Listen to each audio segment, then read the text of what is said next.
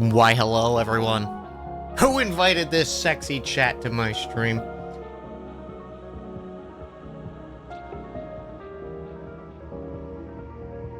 Also, hey, alerts are muted. Sorry about that. I turned alerts off usually for the stream, and I preemptively did it. My bad. We didn't get to hear the cool overconfidence is a slow and insidious killer. Thank you everyone for the subs and the hype train. I really appreciate it. It's very sweet of you. I'm gonna get unmuted here because I kind of just want to get into it because I'm excited to play D&D. I don't know about you. I hope you guys have a good one. It's gonna be an interesting episode. I don't know. I'm being a little loosey goose. Well, I'll explain it as we go. But it's a little downtime, a little bit of downtime for our band of heroes. So yeah, let's unmute. Like, the Galaxar is cool because you can make yourself echo. That's it. So, dude. Hi. Hello. So, dudes. How you doing? How you doing? How are you doing? I'm great. I'm excited for D&D. Having a good day. Too. Hey Chad, did you know we're joined by world record hunter of Haven, Nicole Goodnight? That's me. Woo. That's so me. I Wow. fucking grinded the shit out of that. I'm clapping, but my microphone's not transmitting into Discord, so I just have to talk as I'm clapping. I hear that clapping. Who's that? That's Gam. Yeah, my Thank mic's you. been doing weird things, so I can pick up the clapping. Oh hell yeah! Let's fucking go. All right, we gotta set the stage here. So yeah, just to chat with you guys for a little here. This episode is gonna be a little looser than normal. I told the players that we're gonna have a little bit of downtime, while here in the city of Northcliff. So we're kind of just gonna bop around, and if anyone's like, hey, I'd like to do this, and if anyone wants to join them, you're totally allowed to do that. We can just kind of like ad lib where you guys are throughout the week. Or if you want to do nothing, that's also totally fine too. Because I think some of you could use the rest. Not pointing any fingers or anything like that. But to fit the kind of the vibe of like a daily schedule and stuff, I thought we could have, like a little, thematic music going on for this. I knew it. God damn it. This kills the Gam. So, are we ready to go? Is everyone got their drinks ready? Any last minute bathroom breaks? No. No. Ready? All right. Ready. All right. Well then, previously on Dungeons and Dragons, after recovering a lost artifact deep below, let's try it over. Previously on Dungeons and Dragons, after recovering a lost artifact deep below the city of Philgrove, our party gained the attention of the High Council of Alithia and was offered a job to track down and recover several other artifacts that were lost in an attack on the vaults of Eversteel. Using the skyship, the Viridescent Javelin, the party ventured to the small lumber mill town of Lafford, nestled in the Red Clover Thicket. Faye guided the Flower Crowns to the lair of her previous workplace, the lair of the Midnight Lotus, a sect of necromancers that lulled people in with false promises. They recovered the second artifact, the Flower of Rebirth, that seemingly was used on the shard of the fallen god, the First of the Dead. They swiftly dispatched the abomination that was created by the second and brought down the lair to end this lifelong threat that Phaley had been constantly plagued by. Returning to Northcliff, the council was impressed with the speed of their work and promised to gather more intel for their next hunt. But first, they should take some much-needed time to recover. So, what do you guys want to do? You got like a week off. You got a week of exploring the city, doing anything at your will. Would anyone like to take the reins here and maybe say something that's on your mind? Actually, you know what? I take it back. No reins. I'm yanking them back from you. Oh my gosh. Taking the reins back. Because one thing that was pretty much universal from all of you was going shopping. Just for Shopping. maybe some essential gear, maybe some upgrades, maybe just seeing what's there. So, who all would like to go to the trade district, check out the marketplace, and do some shopping? Gelnick would. Yeah, sure. I will. All right. Just get my player's handbook ready real quick. Go to the price section. In traditional Ustenki tradition, oftentimes when defeating foe, we render its flesh and wear it as armor. But seeing as wearing flesh of sapient creatures is frowned upon in most society, perhaps ones that are made of animals instead this time. Wait, does going shopping mean we're going to see Charmillionaire? I don't know what you mean. I don't know what you're talking about. So you guys go to the trade district.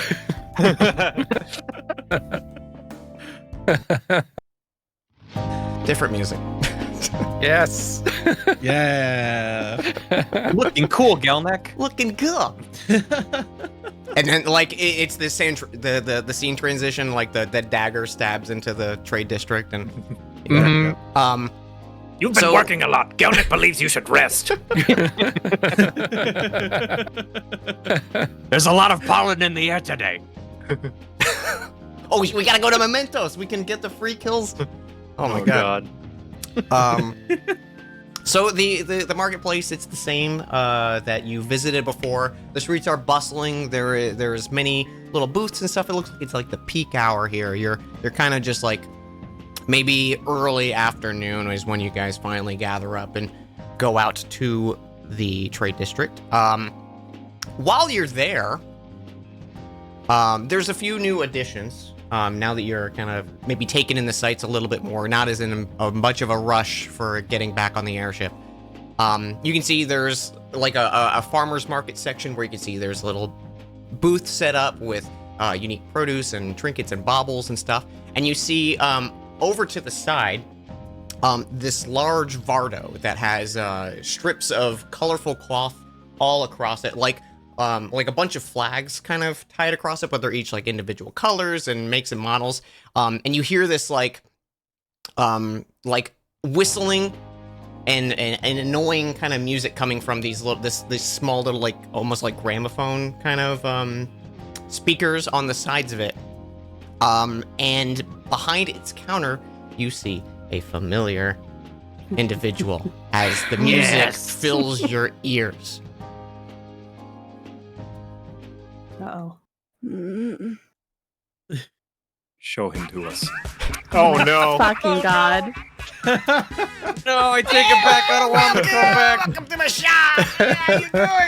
It's good to see you. And you see there before you the Chameleonaire in all his glory. It looks like this is more of a home base for him. You can see he's got like one side of the cart. He's kind of leaning out of it like a food truck.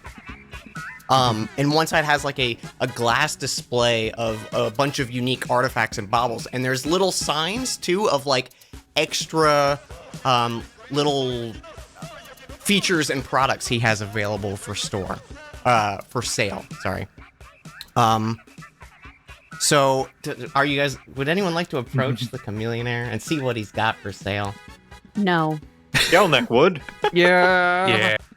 Hell yeah! Ah, true warrior of commerce. It is good to see you again. Little one, how is my trade treating you? Is it good? Yes. Fairly well. Entire tribe is here, actually. What a coincidence to see you in this town. I've got new products in store. Let me show you what we got. As Trilby walks up, he's frantically. He didn't even have the bee out, but he's frantically trying to make sure the healing bee is not visible, and in doing so, like drops his pouch and like a bunch of knickknacks fall out, including a bee that starts hovering off the ground. He's just like scrambling to put it all back in his pockets. Give me a dexterity saving throw to see if you can get it away fast. Jesus Christ. 17. Okay. Hey. Okay. You think maybe just with the him and his peak, selling persona that he's got going on, he does not seem to notice the bee. At least he doesn't react to it. And he gestures over to a list of goods, and just for the sake of me, I'm gonna go down some of the things he's got for sale here. And if you want to ask him about it, you can. He's got the turtle lung still up for sale. Down that, he's got a nice pair of boots. They have like these iron kind of base to them, like a steel kind of covering, and then it goes up to like leather that you would tie and mount to your foot. And it says, he points out this. You know what? I just want to say the voice because it's fun. These are called the boots of Rudros. When you wear these, it's really hard to knock you down. In fact, some people can't even do it. When you wear these, it requires attunement. You have advantage on strength saving throws, and you can use your reaction to avoid being knocked prone. He's got it's a classic among the adventuring parties. It's a small little cylindrical rod about a foot in length, and there's a button at the tip of it. And it goes, you push this button, and boom! And he demonstrates it for the class where he pushes the button and he lets go of it, and it just kind of hovers in place. The immovable rod! And then people clap, and woo, yeah! Trilby sticks his hand up. Can I try to move it? Go ahead, little man! I try to move it. It's firmly in place. Huh. I didn't expect that. He suspects, he's like, it would take several thousand pounds of pressure to move this bad boy. And if you just click the button there, little guy, and he just, he points to the button at the top of it while you're still holding it, Trilby. Push the button. And then it just falls in your hand as like maybe weighs like a pound. I drop it and rub my hands together. I'm like, ha! You bought it! You broke it! You buy it! Yeah, I'm kidding, but seriously, don't be careful. He picks it up, puts it back in the case. You see this small little ring that when you look at it, it's like it's like there's a rendering issue on the ring. You kind of look at it and like it looks like it's only like coming through 50% at times. It's the Ring of Obscuring. You can basically expend a charge of it to cast Fog Cloud at will, and there's a limited number of charges. Next to it, you see this boomerang, and it has these like feathers on the edge of the tips of the boomerang. And basically, once per day, you can expend a charge to release some of the elemental energy in it. To deal extra thunder damage to a target. And this is the Storm Boomerang, one of my all-time favorites. I've never made anything better like this in my life. That's a joke, but it's pretty good. You see this, the Staff of the Magpie is still there. The Blizzard Sphere is still there. A small little bag that I think, Trilby, you've probably tinkered with something like this. You would know this as a bag of holding he has for sale. Oh. Yeah, I got one of those. You see this suit of leather armor called, it says wingwear. And he takes it out of the case and he lifts up one of the arms of the armor. It's like a full suit. And there's like attached fiber between, like the gauntlet, the shoulder pad, and the chest plate. And there's like it's like a wingsuit basically.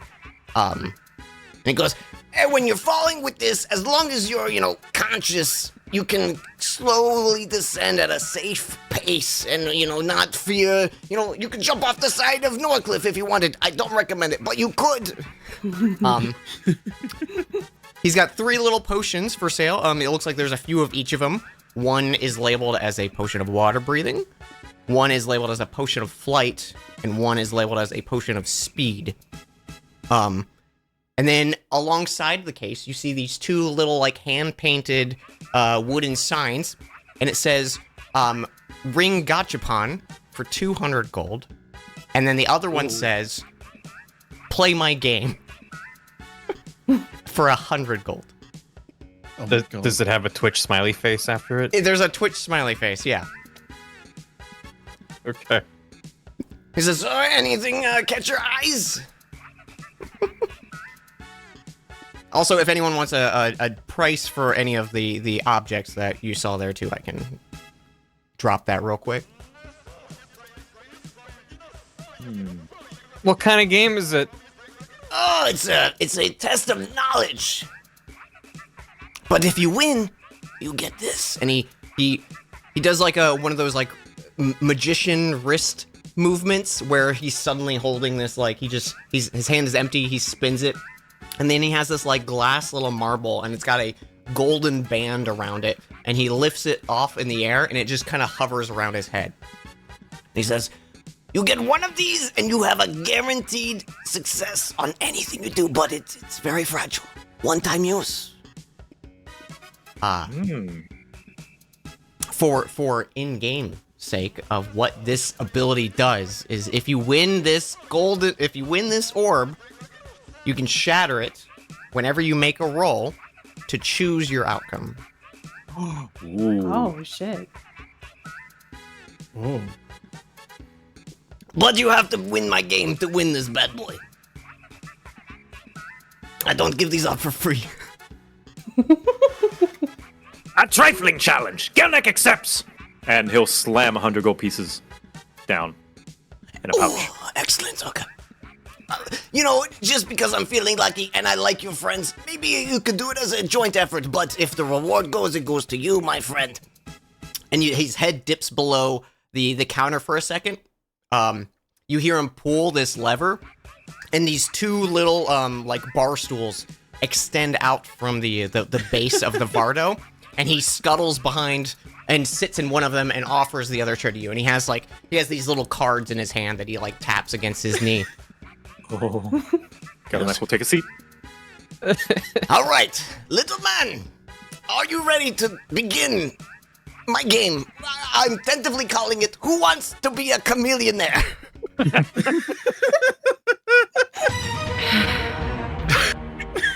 Gelnek is ready. First question. What is the name of the planet we live on? Fuck. Wait. And just because I think it's fun, I'm totally free if you want to collaboratively do this. Or if you think Gelnek wants to do this himself, we could do that too. Do you want help, Geldek? I would like some help, please. Thank you. Alithia! Yeah. Is that I your think- final answer? Oh god, I don't know.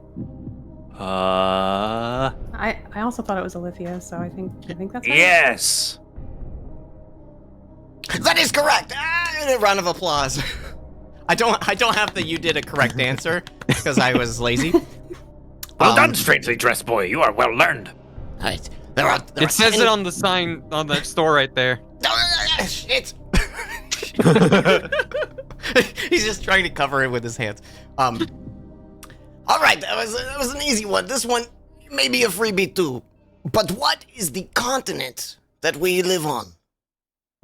Oh. Orlin? Is that your final answer? Sounds right to France. me. Wait, This I think it's landmass is Orlin, yes? I'm Yeah. scared to say, but I don't think so. Think so. Then yes, We look at this Orlin. map all the time. I swear I should remember it. I know. That is correct. Give it up for them. Hey, very good. You can see people in the whispering like, I got no fucking clue. What's a continent? I don't travel often, I see. Question 3. We have this beautiful crystal circle here in the city, the Temple of the Nine. Highly recommend. Can you name for me 3 of the Divine Nine? Oh, yes. Aether the Breaker. Oh, very good, very good. And the rest. Gelnek is not very well informed in various religious means. Friends? I remember one of them is Iris. Okay, Iris. That is Idiot, correct. checkmate. You have 2. One more. I like to imagine real quick, every time Gelnek is asking the rest of us, he's not like verbally asking, but like looking at us and sort of just reading our minds, kind of. Just heavily sweating. Yeah. Heavily sweating at us, just sort of like giving gestures and like looks at him. Yeah, like a baseball coach with all the hand signs. Yeah. yeah. Pointing to your eye, then pointing to your wrist. Iris. Hey, Oh just my imagine God. Coil doing that now. Holy shit. Oh my god, Joe, that was amazing. Oh. And I maybe have one, but I don't know if it's one of the 9. But there's a goddess whose name is Zamara. I don't know if it's one of the 9 though. It's better guess than I have because I'm drawing a blank. Zamara. That is correct. Hey, let's give it up for them. Yeah. Yay. Someone in the audience was, that one wasn't that hard.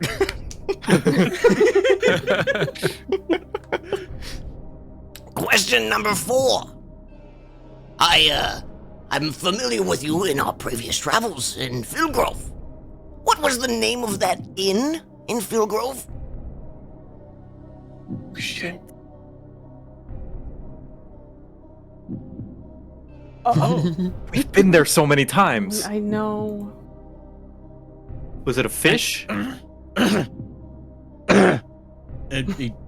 Morothal's just sort of pointing to like the like a bit of metal around him, and then just like kind of mimes a squid. Pointing at Morenthal's butt. Just look at Trilby confused. But just repeatedly pointing at the butt. What? I'm trying to do brass squid. What are you on about? Ass. Ah. Us? Ass squid. That is correct. And anyone in the audience, feel free next time you're at the Brass Squid to mention my name, get a free drink. Everyone goes, ah! He shuffles one of the cards over and he goes, okay, we're getting into it. Question number 5. We're starting to pick up the heat a little bit. What is the full name of one member of the High Council of Alithia? Ooh.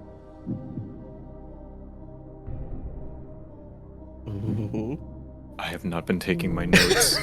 Oh my gosh. Unless I did. Notes. Notes. Notes. Mental notes. I only write down first names. Yeah. Same. He knew that we did that. You knew it. No idea what you're talking about. Wait. I did write down last names. Casma Lundor, Neven Everott, Horace Devonshire. Now don't mime know. those. Yeah, just I'm like winding my hand up like I'm gonna do a like a cartoon punch and then slapping my knee a few times. And what's Casma Lundor, I'm like 99% sure was the lady we're talking to the most. Okay, Gelnick just kind of like trying his best to not look. Well, actually, he said we can get help from friends, right? Yeah, oh yeah. Yeah. So wait, so there's no reason we need to be miming, No. but okay, but you guys are miming That's anyway. just I what like we're that. doing Yes. Yeah. Was it Casma Lundor? Is that what you said? now. Yeah. Casma lunch? No, Lan door. Is that your final answer? You can see as he says this, he's shaking his head no. Oh. He's got a terrible poker face. No. Gelnick feels as though Would he you has like to made him. use a lifeline? He has Yes. Is this a battle to the death? No, I don't have names of lifelines, but if you want a hint, I can provide the hint. Very well. That is incredibly generous of you. The 3 names that your friends have been saying, they are not council members. Shit. You're at the Whoa. fucking spire. What do you want from me, Dan? I mean, they're important people. That is true. But I've seen you converse with the member of the council many times. Is Adokus Thandar? I was gonna say, is Adokus part of the council? I can't remember that. Is that your final Probably. answer? Is he I nodding? didn't say anything. Yeah, he's nodding. Oh, I thought he was just like a pal that was I'm associated. pretty sure he's a pal with power. Oh, wow. A pal word. Power pal. Power. That is correct. Yeah, we're all just like, is he on the? I can't remember. Like, You've only actually met 2 council members. Oh. For bonus points, actually for inspiration, does anyone know just the first name of the other person? Oh, it was. I remember the person, but I don't remember their name. Wait, hang on. Did I write it down? This is fun for me. You get to shame us on our bad I memories. remember the moment. Siona? Oh god, I can't read. Wait, what my was it? fucking Notes. Siona? Enjoy your inspiration, Barry. Wow! Good job, Barry. She was the Oh, yeah, I see it now. the Autumn Eladrin that told you about the 9 artifacts Yep. that was in the room with Adokus and Kazma. How do I write down that I have? There should be like a little toggle towards like the top left-ish area where it's like a little dragon circle appears when you click Oh, it. it's a very fancy animation when you click it. Oh, is it? Oh, yeah. Because It's you like it like deserve it. spins in. Oh, fancy. I wrote down in my notes Siona parentheses Siona different spelling leading the meeting when we're talking about the 9 artifacts. Yeah. I didn't remember who or what that was a part of. All right. I was a little lax with that one. I'm just having so much fun. No one ever plays my game. Dan, I'm so proud of you for putting a quiz show in your D&D game. I want you to know before I had the brilliant decision to do Who Wants to Chameleonaire, I did have Furnace Fun playing for this moment. But I was like, I mean, it writes itself. Question number 6. Other than Northcliffe and Philgrove, what are 5 other cities in Elithia? Oh, I know. Ooh. this On one. just the whole The goddamn whole planet? world, 5 other cities. I know. There is Blackfane, which is probably White Mountains. Correct? And the rest. West, Isn't- West isn't Mount, there, which like- is to the south. Yeah, there you go. Very good. That's all I wrote Is in the my Shard notes. Coast, like, There's a place Is called Shard Coast Maple. is a city, yes. Yep. There's a place called Maple. Maple, lovely wine. And another one called Silverfell. I feel like, actually, like, it almost feels like cheating bringing Hobson's knowledge in here. I feel like Hobson would actually know all this shit. Yeah, Hobson would probably know everything because As an like he's probably like wandered over to another stall and is missing the quiz. it's great too because like I feel like Trilby has read like about every city, but just it didn't pique his interest. Like maybe it was just like there's He didn't nothing- there's retain no any of picture it. books in here. Like Mm-hmm. that is correct, Silverhill. Hey, let's give it up for them. Yeah. Okay. No one's clapping. Just kidding. There's this one guy in the background confused. No, clapping, 'cause, it's like, just Fairly was that a sarcastically challenge? clapping in the back of the group. Okay, the final 4. We're getting real. He leans in close. In Philgrove, there were 2 family farms. What were the family names? Oh, so long ago. I wrote this down. Hold on. I'm pretty Greyhorn sure. must wing. There you go. That is correct. Incredible. Oh, now people are applauding. They're impressed. Everyone's like, is that right? That is Sorry, correct. no, Yeah, that's wait. right. It's like, how do we know? I didn't even know there were farms over there. What's Philgrove? What's a farm? Question number 8. Who owned the burned down mansion in Okros? I saw you guys passing there and I took note of it. How did you see that? Are you following us? But who owned that ugly mansion? Shit.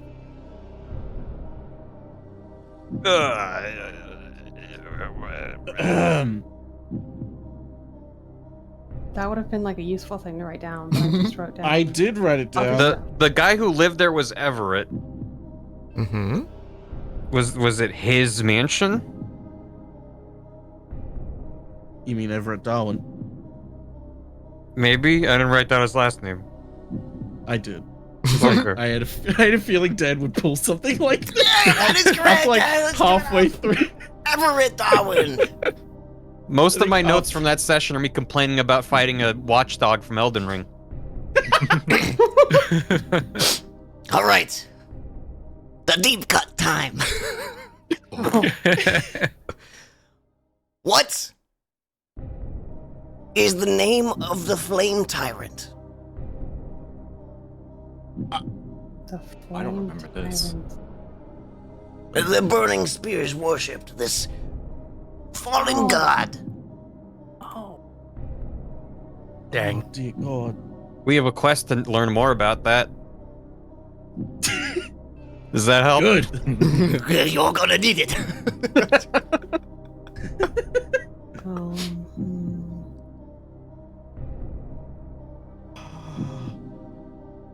Yeah, it's the Ring of Flame is crafted from a shard of the Flame Tyrant, possibly in the Ashen Highlands.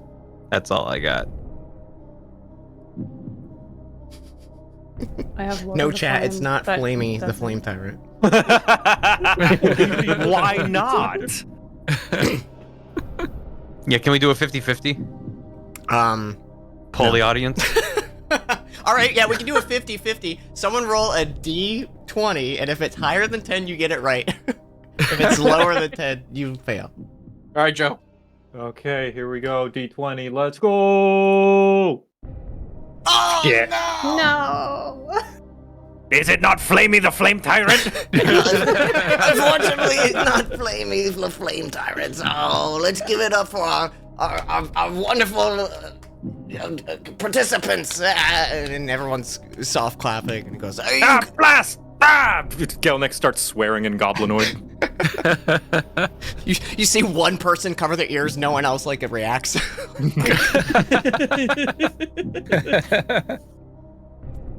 It was a good What is his attempt. name, It was a though? good attempt. Here, you know what? You were so close to the end. I'll give you the final question. If you get this one right, I'll give you the orb. I'll give you the orb.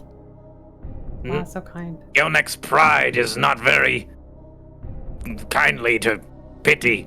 But All right, how about this? I'll give you a pat on the back instead of the orb if you get this right.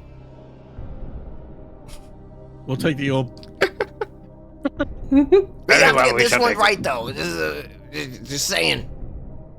What is the name of the Duke of Philgrove? Oh, jeez. Bill. Trilby will Yes, know this. Mr. Hey, I'm Philgrove. Phil. This is my grove.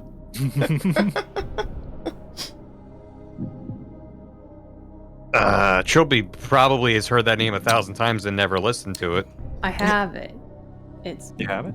Berkeley Teldonto. I'm very impressed. Wow. While I wrote while it down. Coyle is saying this, can I'm going to make a move to try and steal the orb, assuming that no one remembers. Damn it! Give me a sleight of hand with disadvantage because you're in the middle of a crowd and everyone's looking at you. He has Yeah, chameleon eyes that can see in 2 different directions. What are you doing? That's a crit fail.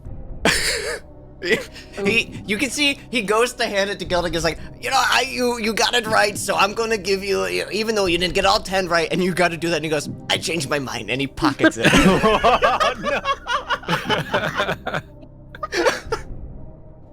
Stinky Drow! Damn it! Dishonor on you! Dishonor on your cow! Boy, if only you'd had that orb. If you'd only had that orb, that would have worked.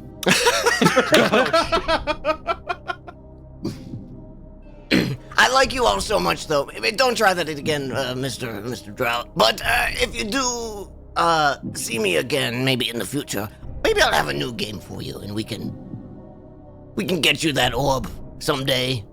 Gelnek preemptively accepts. He will not accept this defeat. One day, Chameleonaire Gelnek will beat you at your game. I look forward to it. If you don't mind, I'm gonna go have a lozenge and and go back to my shop. But feel free if you want to buy anything, or we just got this bad boy new installed. And he taps the ring gachapon thing again. Yeah, Coil wants to get a green gachapon. Absolutely, yes. So it's Hobson also. it's 200 gold for a pool, All right. and he says, and you are going to roll a 1d100, and you'll get a magical ring. Some are good, some not so much. But you know what? It's the gamble that I love. All right. Here goes. Ooh. 46. Subtracting 200 gold from my bag. Okay, so Wise money choices. when you turn this this big obnoxious kind of lever. Oh, hang on. We gotta go back to the proper music here. When you turn this, there's like a light show that kind of encases the outside of this Vardo, and it it's like a slot machine lighting up, like it's about to do a payout or something. And the small little hatch opens, and a small little plastic ball comes out, and there in it you see this small little ring. And on the top of it there was like a thin cylinder, like a thin steel cylinder that's just like perpendicular to the rest of the ring, and a little piece of parchment is rolled up inside it, and it says the Ring of Point. This does not require attunement, and as a bonus action, when you point at something, you can have like a laser pointer light that object up. Oh, I have a laser pointer. You have a laser pointer. Oh, probably I was a cat. It's the Ring of Point. Amazing. Ring of Incredible. Point. Heck yeah. Shit. That's priceless. That's worth so much more than That's 200 gold. priceless. I want you to know I've been working on this list of rings, finally getting 100 for years. I forced myself to get Actually 100. have 100? I have 100 my different God. magic Oh rings. my I made. gosh. I am also gonna spin the gachapon after All you right. do the next one. Who is second? Okay, I'll get on this one. 1d100. 38.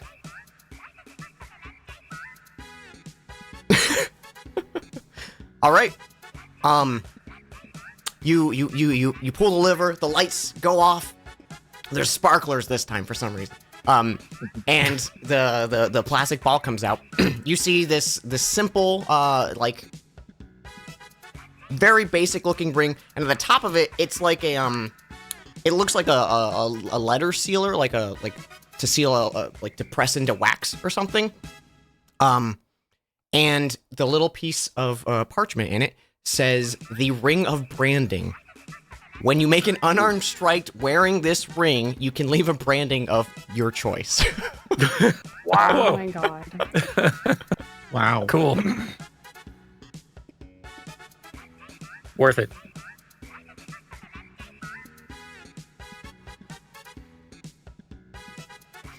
It also does not require attunement. Some of them do require attunement, but just so you know all the information. Add that to the inventory. So we got 1250 gold each last time, right? I believe so, yes. I think I forgot to add that to my previous amount. So yeah, I'm slapping down 200. Me next. All right, give that bad boy a pull. I pull it Make with it all of my killing strength, today. which is hopefully enough to turn it. No, it doesn't turn. I'm just kidding. 20. Nat 20 on a 1d100. You got a really good ring, Barry. I You don't trust get this you. simple wooden ring, and there's like just a face of like a human man on it, like a tiny little face carved into it. And this is called the Ring of Steve. You have advantage on any roll against a creature named Steve. Oh my god. Oh my god. Wow, any roll. Any roll. Wow. And thus begins Trilby's arc of asking everyone their name. I cannot wait for the fucking final battle. Ring of Steel. In We find 80 out, sessions from now. Halfway through the battle, that Dan's just like, by the way, Trilby, you have advantage because you never asked what his nickname is. I am the art demon of destruction, Steve. My friends call me Steve. Thank you for this gift, Dave. You're welcome. Thank you for getting a nice low number. See, I would think something like Ring of Steve would be like 94, like way up there, where you're like, I'm done. I don't have any more ideas. There's some pretty fucking good rings in this list, but there's also a lot of. Yeah, I know. silly I ones. just got one. Yeah, you got the best one. Remind me of the effect of the boomerang thing. It like increases thunder damage dealt. Yeah. Here, let me. I can read you off the full stats. A wood and bone boomerang covered in the plains of the, covered in the ruins of the plane of wind. The range of it is 60/120. Requires simple weapon proficiency. On a hit, it deals 1d4 bludgeoning, and once per day, on a successful hit, you can release the elemental energy inside it to deal an additional 3d4 thunder damage, and the target has to succeed on a DC 10 save, or be stunned until the end of its next turn. Constitution. Stunned. Whoa. Yeah. That's pretty strong. It's a low save, but it's a possible stun. And a returning ranged weapon. Mm-hmm. And that one is 500. Okay. Me typing in Ring of Steve into my inventory. Yeah, I'll go for a gachapon. That's draw. right, you will. Yeah. Yeah. I love D100 lists. Surprising no one. I remember pulling from this gachapon in another campaign in Yeah, this world. I I'm only- glad to hear it's just been growing. I only had, I think, 40 when we did it that time. Jeez. And slowly Lucky adding 33, to it. Dan. Lucky 33. Repeating. Repeating for Yes. it. Repeating. Okay. You get this little ring. It's got a similar like metal banding and this kind of circular device and a little like triangular notch cut out on it. And it says the Ring of Watch, and it tells the time.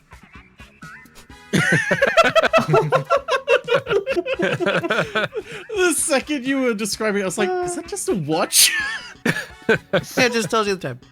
You notice when you move your, like, when it's on your finger, the shadow, like, actually stays in place, so it actually is, like, correctly showing the time, and it doesn't... It's just a fucking sundial that's perpetually working. Yep. No matter where it is. I love it. That's arguably pretty good for It's a pretty fantasy nice. world. Pretty nice. That's pretty good. That's true. I'm Gelneck. not mad at that at all. Galnek will try his hand on the gachapon. All right. Give me that roll. Hiya! 32. Wow, okay, a lot of 30s there.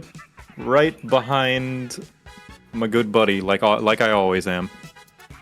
Oh. Okay. You get this ring, and it is just a plain like silver band. There's no marking on it, but if you like catch it in the sunlight, you can see there's little glyphs carved into it, and the piece of parchment reads, Ring of Quick Cantrips. Non-damaging cantrips can be cast as a bonus action. Oh, that's really good. That's For really you, fucking that's nice. amazing. Wow. Perfect. Non-damaging cantrips can be bonus action. Yeah, that's great for like a caster too. So, Hell yeah. and yeah, and of course you can always trade collectible rings if you want. But yeah, it's pretty fucking good. We have to I'm clean glad this you're getting machine out good before the rolls, campaign's 'cause there's over, yo. some stupid fucking rings in this list.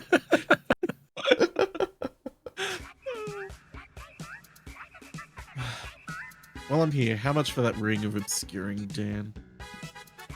The Ring of Obscuring is 150. Just so you know, it requires attunement, It has 3 charges that 1d3 charge after a long rest. You expend 1 to cast Fog Cloud for 1 minute, centered on the ring. Okay, I'll go for it. If it's 150 pieces. Yep, 150. Sweet. Question. Yes. Answer. Can Feli do the gacha without interacting with Chameleonaire at all?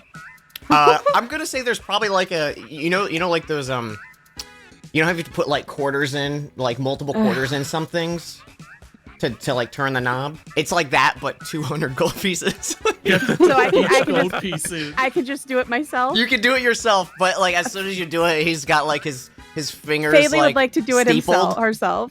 and his like chin resting on it, watching you. She's gonna do it and completely ignore him. Mm-hmm. Just putting in a single penny at a time. It takes a long time.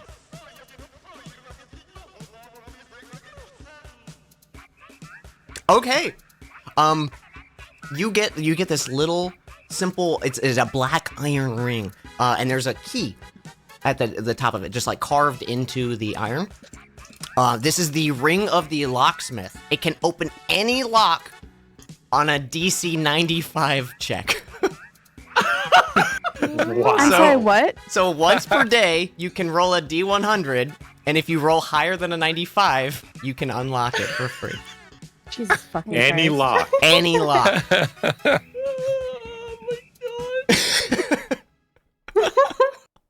What should roll it to? I'm sure it'll happen. Amazing. Also, just this whole time, this is just for me. Imagine there's like other people in town doing the Malamart dance alongside this entire time.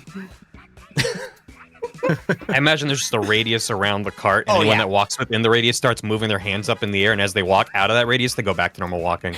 No, I think they're stuck permanently and they can never leave. Once they As start we're the standing here, dance, more they're and more stuck. people are getting stuck in Yeah. this radius. While all this is going on, I think Trilby finds himself near the Chameleonaire, and he's gonna ask, "Hey, what happened to the to that clockwork bee that you were selling before?" The design, it turned out to be a little more deadly than helpful. It turns out the healing juice in it would slowly poison it over time and lead to sudden death. Oh, I'm kidding, someone bought it. oh. Is he though? You roll Is an he- insight check. Is it good? Where's insight? Where is it? There it is. 16. He's hard to read. Damn it. He's got a good poker face, except when doing quiz shows, apparently. Well, he's got a good poker face unless he's shaking his head. Yeah. It's hard to tell because his eyes are just looking in different directions, so you don't know. Trilby's just doing the fry stare from Futurama, and then Chameleonaire's just got his lizard face with his chameleon eyes going different directions. He's like, He's just a lizard, I don't know. Is there anything else I can do for you fine customers these days? Price on the bag of holding. The bag of holding. That is 1K. Wow. Oof. All I have is this L. We could all chip in for it. Yeah, Hobson has.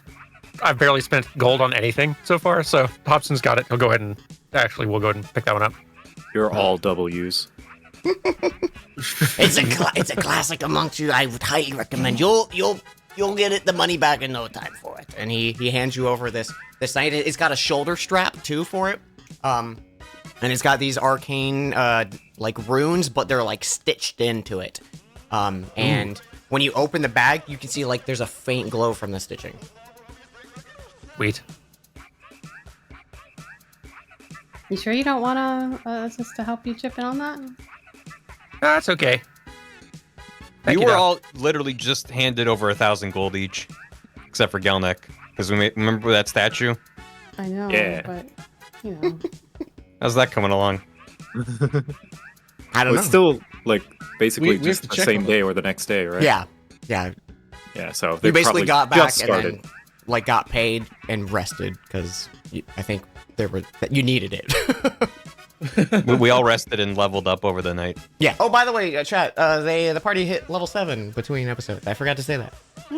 Hey. Is Chameleon a specific D&D race? He is a lizard folk. Yeah. He just happens to look like a Nope. chameleon. You know what? Fuck it. I'll have another go on the gotcha. Oh yeah, you will. Yeah. Yeah, you will. I've been debating it. 13! Not the Lucky same. 13! yeah, I There love we those go. low rolls. Let's go. Oh. I know I really want a high roll. This might be themed for someone in the group. You get this ring. The banding on it is clear, almost like a crystal or glass, and on the top of it is this little clay sculpture of a bee. And my it is the God. ring of bees. It requires attunement, and once per day you can summon a bee from the ring. This bee is not friendly to you. It is just a bee. This bee is not friendly. It just says in parentheses, this bee is not friendly. Yeah, this bee will not No. listen to you. It is just a bee. not necessarily hostile, but not friendly. Exactly. Oh, that's very good. You know what? That might be one of the most powerful artifacts of all time. You've just created life. Yeah.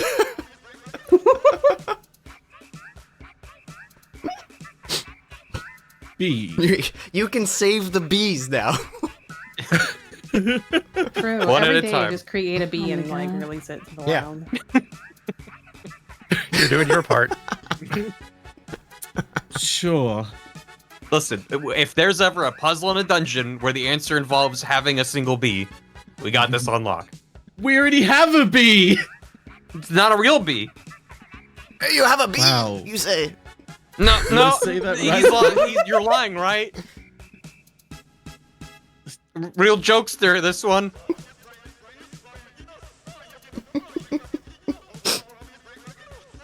He's not gonna say anything. He doesn't seem to care. Joby's so nervous, he's visibly vibrating. Oh shit. Haley just very silently put in more gold. Wow. 98. See, if you use that on your lockpick ring. I Could have told you. unlocked the gachapon machine and just got all the rings. All right, so now you guys. Exactly. I'm glad someone rolled a high roll because you can at least see the level of rings that are in this thing. You get this golden band, and there's a small little like clear crystal, like just a piece of quartz kind of embedded in it. And the piece of paper says "Ring of Good Luck," and it is once per day. You can re-roll any attribute check, saving throw, or attack roll. Wow. It requires attunement. What? though. Wow. That's Pretty that's good. what 98 will get you. Oh hell yeah! Now I need to see what a one is. You do notice every time you guys like turn this the ring of knob, rings. the you can see like all the rings in there, and it like goes down a little bit. So you think like there's one of each in here. On the flip No side, you are doubles. now engaged to the chameleonaire. No. Yeah. Finally, my wife. Ugh. One Yeah, of it's a these once-a-day rings is a lucky. wedding ring. Yeah. One of these rings is definitely an engagement ring from the chameleonaire. Also, you know I what heard- Barry I heard- just said? You can have 3 attunement slots at a time. You know, you can be attuned to 3 different pieces of gear. Yeah, it's not dependent on class or anything. Correct. Just 3. Although I think Barry, you gain more as you level up, like because of Okay. Artificer. It says I like only have you- 2 attunements right now. well, no, like as you level up, I think it's like Artificer can attune to 4 or 5. I think is one of their Damn. class features. Damn. No, yeah, my point was just like I only have 2. I'm not even using all 3 yet. Right. That seems pretty OP if that's. Let me see. But other than that, if you guys want to keep shopping with him, or hit up the other shops, because I know some folks wanted armor and stuff like that. Oh, dang. You are so right. At 10th level, you can attune up to 4 items at once, and then it goes all the way up to 6 at 18th. Jesus. Yeah. Yeah, because you're all about magic items. A lot of bling. Trilby loves bling. If there's anything I know about Trilby. Oh, I really want one more, but I don't really want to spend It's the too gold. late. I'm rolling one more. Oh, wait, I gotta go back now. Hang on. This is like as everyone's walking away, he just walks up and slowly does it again. All right, 59, 59. man. Oh, okay. He's okay, kind okay. of enjoying this. You get this ring, and the ring looks like a, it's like a tiny sword that's the band. Like, it looks like it's a tiny sword, you know, made of silver that forms the entire band of the sword. And this is the Ring of the Blade. As an action, you can shift the sword between a ring and a non-magical longsword. Oh. So it can shift back and forth as an action. Huh. It is That's non-magical cool. as It's got the- a as hidden longsword. concealed weapon on you at all times. Yeah. That's awesome. Yeah. That's actually very useful to have in places where we're going to be told no weapons Secret allowed. sword. Yeah. Now I have to plan my theater attack, you know. Like, oh, you want to go into the show? No weapons allowed. This is the opera, not the battleground. You know it's bad when you stop hearing Malamart and it just sounds normal. Right? this is just the normal music of Northcliffe. Oh, God. There you go. We're free. Goodbye, Chameleonaire. If the sword is non-magical, can it switch back? It can switch back. It's non-magical for purposes of weapon properties. Yeah, yeah. It's just the process between the two is magical, but the Yeah. sword itself that it turns into isn't magical. It's just a normal, everyday sword, I assume. Yeah. But yeah, other folks, I know some folks wanted to buy some armor and do some shield upgrades, which we can say you do that in this time, unless Yeah. anyone didn't or has something extra they wanted to buy. You can do that at this time. If not, do we want to move on to some stuff that we wanted to start doing through the week? Sure. Yeah. All right. Does anyone want to go first? If not, I can. Do it. Okay. So for most of these events, just imagine they happen at some point through this week of downtime. It can be out of order too if we are like, oh, you know, I suddenly decided I want to be doing this. Feel free to yell at me. At some point, when you guys return to the Shattered Shield Inn after, maybe after your shopping or on one of the other days, Arjun waves you down, Hobson. The bartender with the dual set of crab arms. He just gives you a little wave as you come in and gestures for you to come close. Hobson heads over. Hey, what's up? Hobson's the name, right? Yeah, that's me. Here we go. This came for you. And he just hands over a sealed letter. Huh. Oh, thank you. Yep. Yeah, Hobson heads kind of over a little discreet distance away and opens it to try to get a peek at who it's from. Does it have anything like on it? You see there is like a wax seal of it, and it just says Hobson Bunce on it. Huh. Cool. You can see the seal is that of the council. And as you open it up, you can see it is from Adocus. And basically, it is giving you a location and the name of a sculptor to speak with in terms of creating the statue that was requested as of last episode. Oh. Oh, yeah. Let me. I've been scrolling my notes, not paying attention to where anything is, so I'm like just scrolling over. It's within the trade district, and the sculptor's name is Hubert Hubbardtubbs. Hubert Hubbardtubbs. What a Good name. I name. love that. He's a dwarf, and he will take down like a quick sample to reference, so you don't actually have to stand in place for the entire thing. But for posing and stuff like that, speak to him, and they'll get it started. Perfect. This, like, Hobson thinks on this for a little while, and then rather than heading direct to the trade district and Hubert, actually heads toward the. You can probably tell me what the best choice here is. Is it the Champions Hall? Or would that be kind of the best one? If Hobson wants to basically go and get as much information on Valse as he possibly can. So I will say you probably maybe stop at the Champions because that's where your like instinct takes you. Yeah. There you see outside the woman Kyra gathering up people for another tour. She kind of gives you a wave, and after talking with her a bit, you think the majority of information she knows, which is very much just like a rough bullet points of things to talk about on the tour, is all the information you're going to get out of there, because it's just kind of like an exhibit now for people to go. So your best bet would probably be going to the Grand Library. Okay.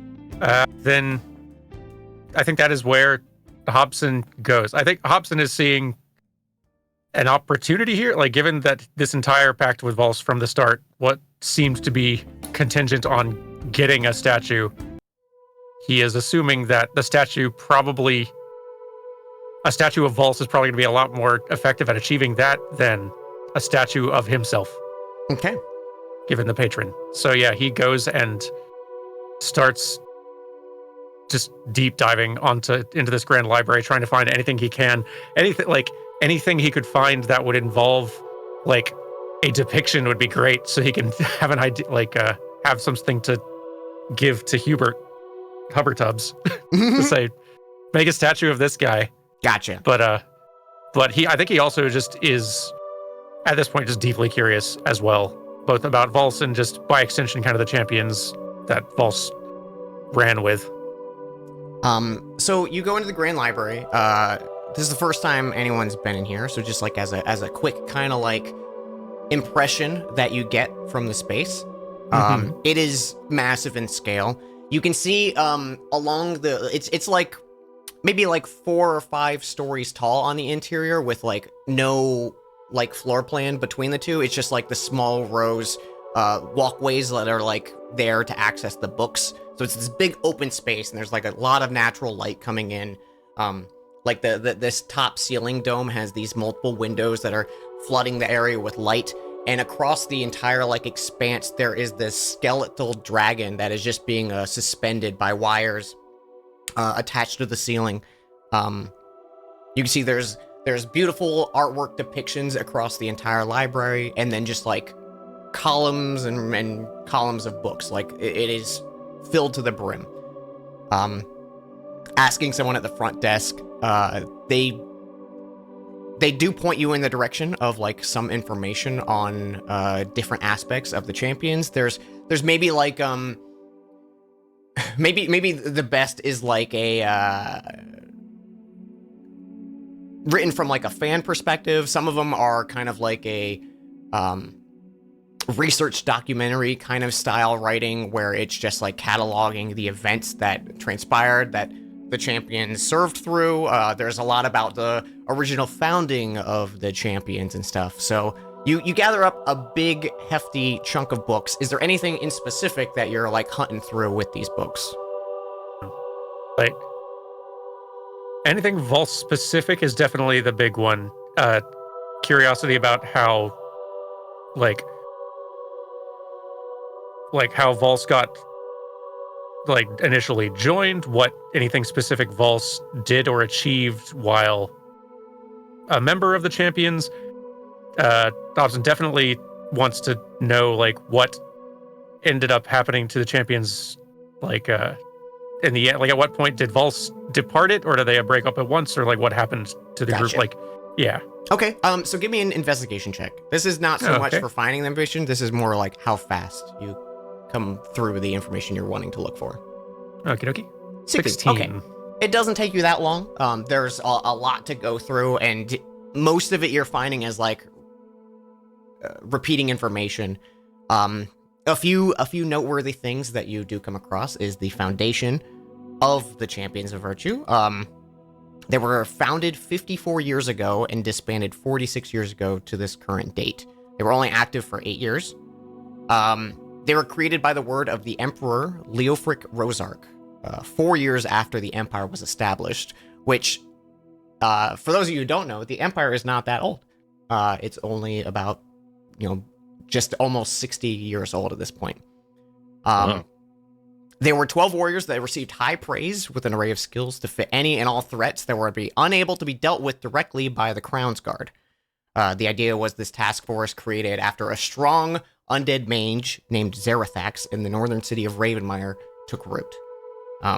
While the Crown's Guard was managing to hold back the horde of undead flowing from the city, they couldn't make an approach as a mass, and these 12 warriors were sent in to deal with it, and they successfully dispatched this Lich and his allies, and over the next 8 years, the champions would serve as the right hand of the Emperor, dealing with threats that the military forces couldn't handle. You see, a few quick, jotted down things that they dealt with.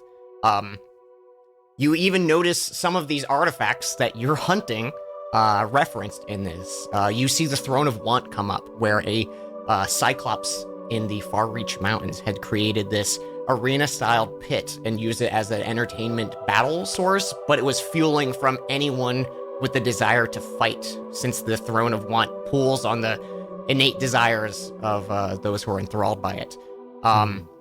There was a fused elemental construct created by the planar mirrors.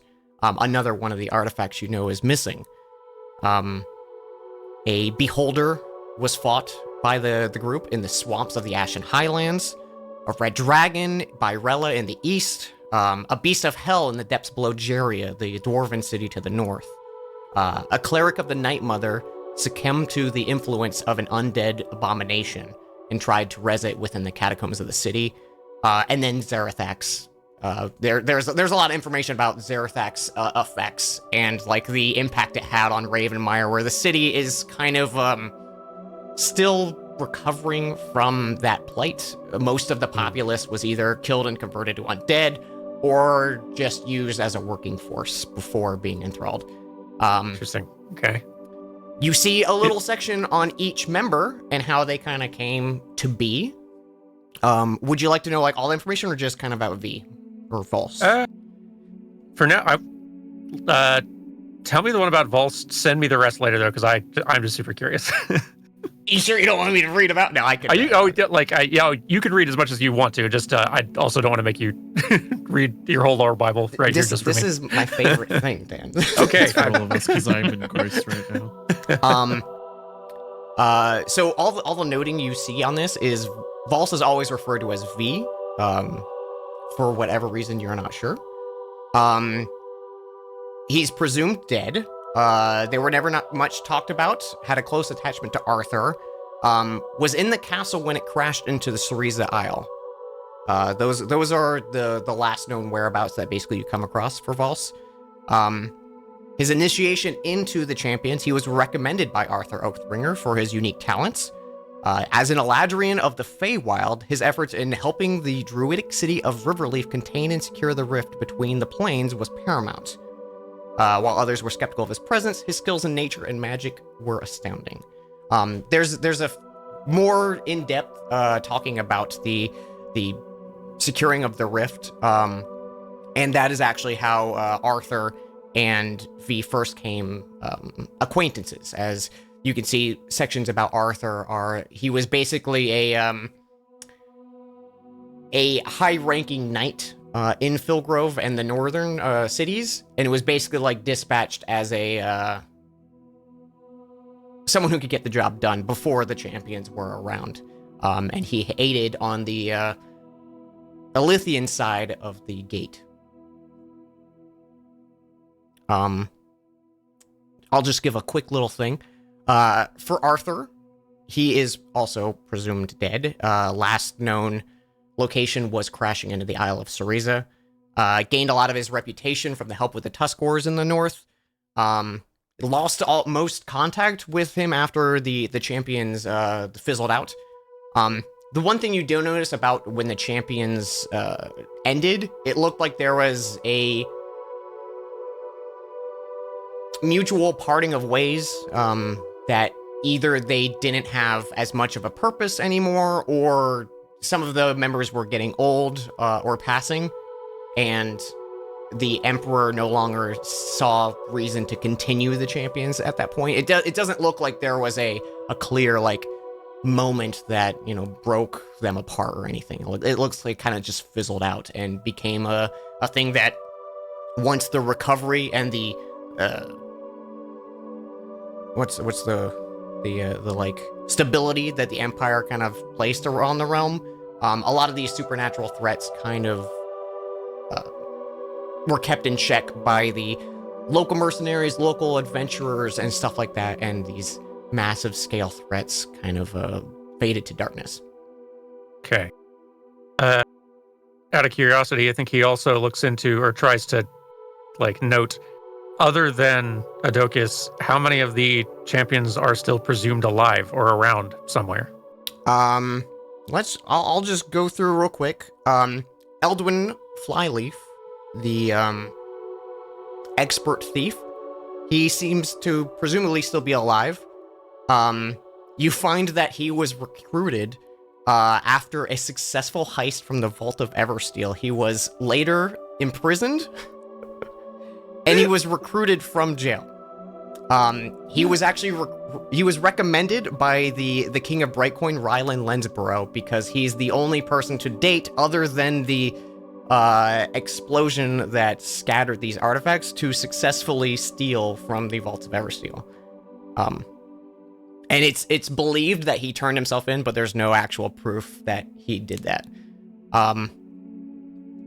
You can see Beery, which you know Beery is still alive. She was dispatched to the Isle of Shariza before you guys came to Northcliff. But there hasn't been contact since she left. Leociano, the Elven Ranger, she is still very much alive. You notice she's one of the few dragon riders remaining in the world. Very reclusive, didn't really keep in touch, but came for like a few of the funerals of the ones that passed. Volan Ashblade, the Goliath, passed away like before most of these books were written. It looks like towards the tail end of the Champions, she passed due to age. Luth Helder, the cleric, he passed 30 years back. He served under Ophina, the Guiding Light. He served for the Rosark family before the foundation of the Empire and before the Champions. So he was pretty old by the time the Champions had actually established, and he passed through natural causes. Reed Brushgather, the gnome, still seems to be alive, but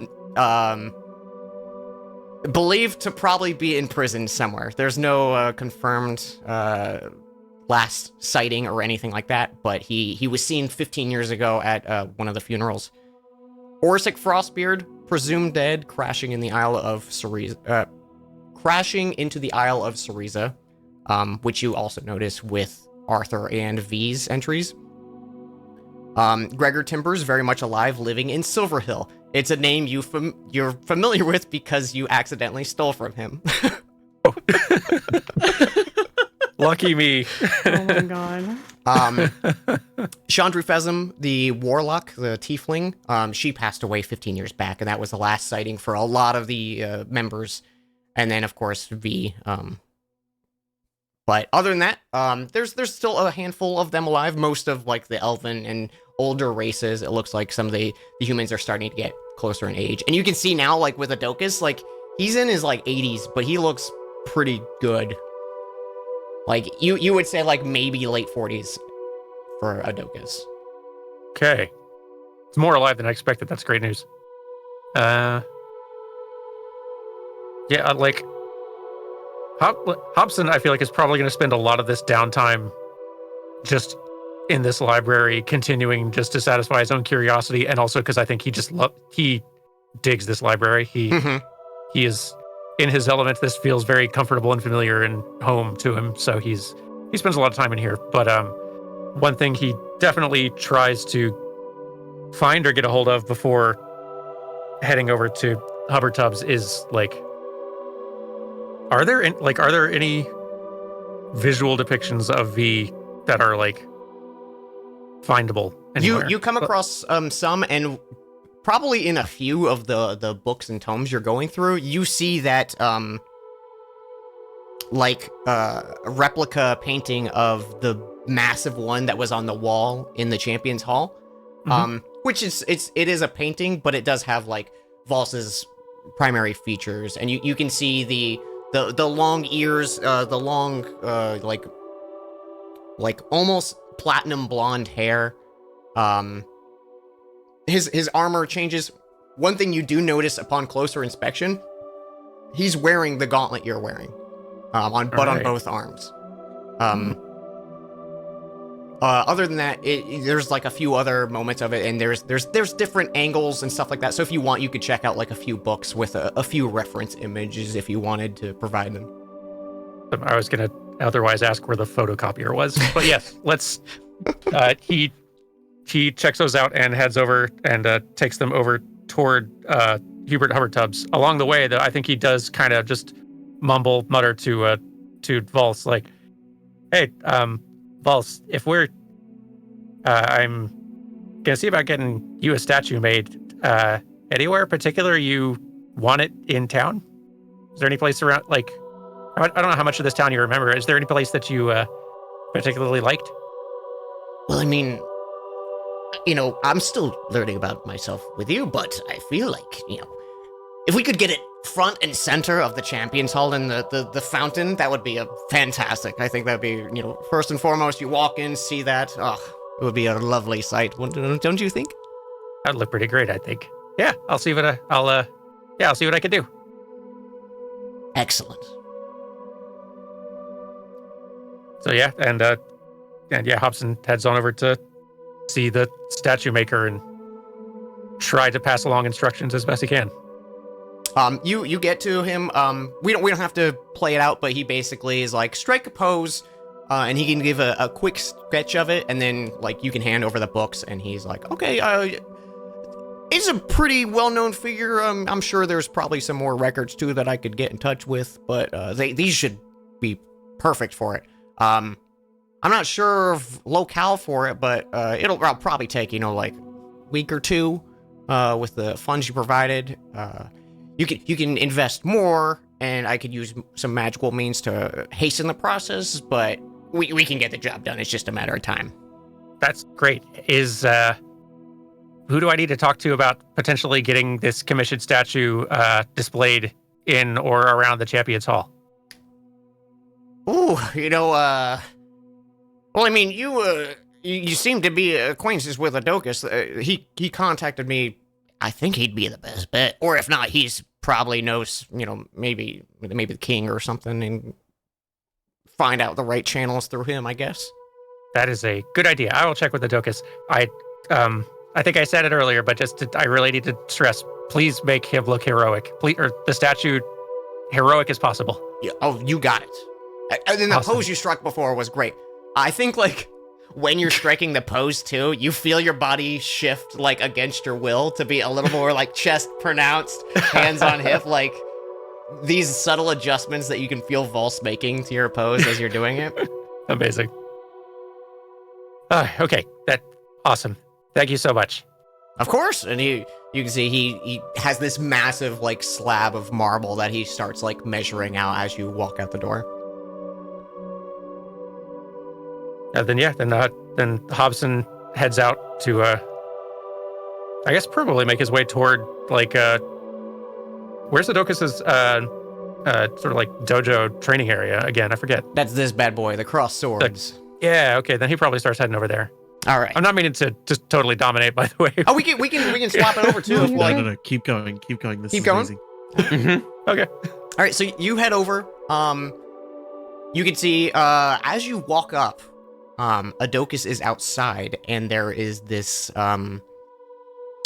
Tabaxi woman standing, kind of like you can tell they're having an argument as you walk up. She has these like tiger striped fur pattern, and she's got like it's like a leather jacket. Like she looks kind of like a hoodlum, but you can tell she has like adventuring gear. She has like a small short sword at her side.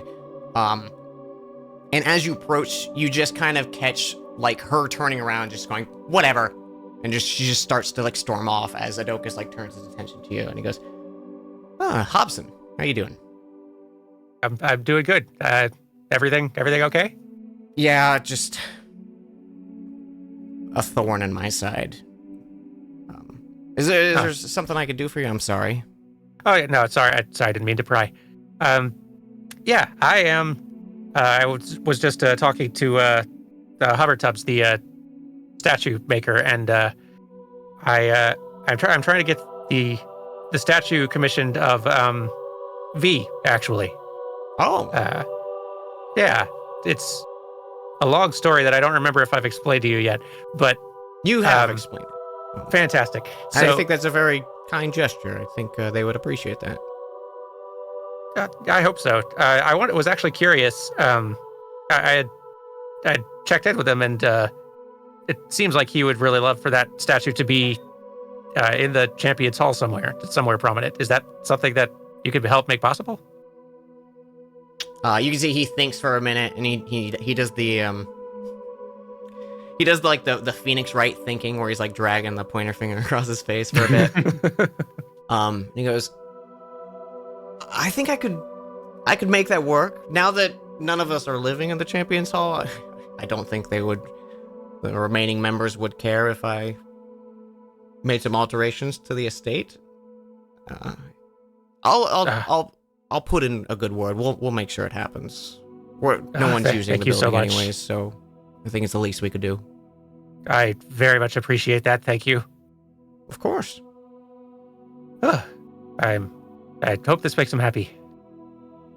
He glances back at the direction the Tabaxi woman walked away, and he goes, "You haven't encountered her or anything before, no?"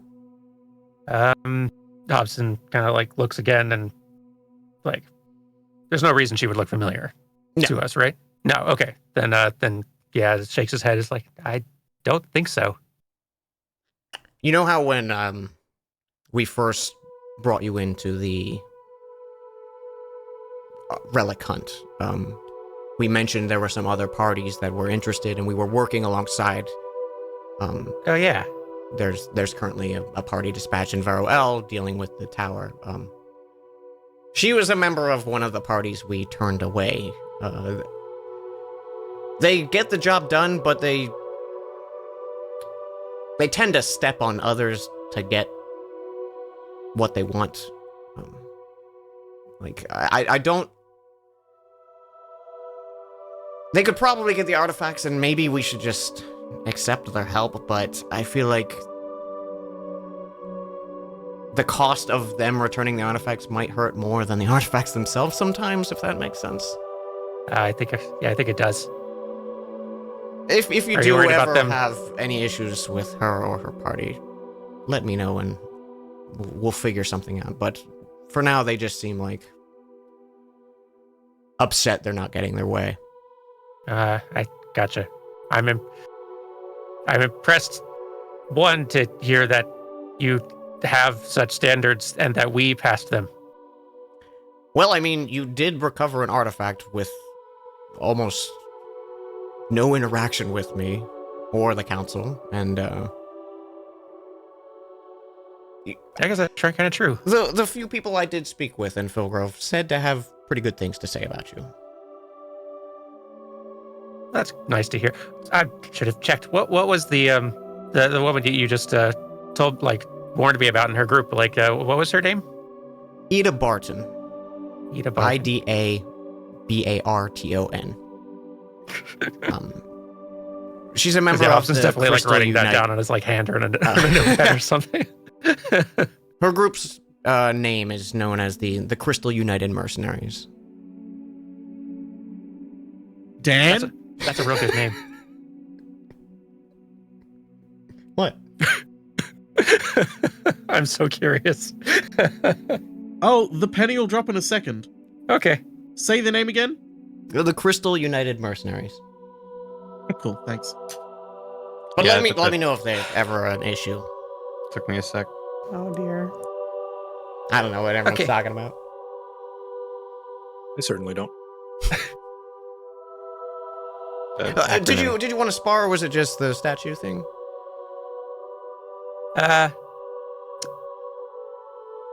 You know, it's not often you get to spar a champion. I would destroy you. I don't know, man. I'm like half. I'm like half champion. He holds up his bracer. In a fight, right? Left half specifically. right. He chuckles at it. He goes, "If you want, I can give you the ringer, but there are quite a few people that would love the go, and I'm sure you could use the exercise if you'd wanted it, but no pressure." Yeah, no, that's fair. I'll work my way up. Good. And I think you probably chat with him for a bit. Do you think you go in and spar or anything like that?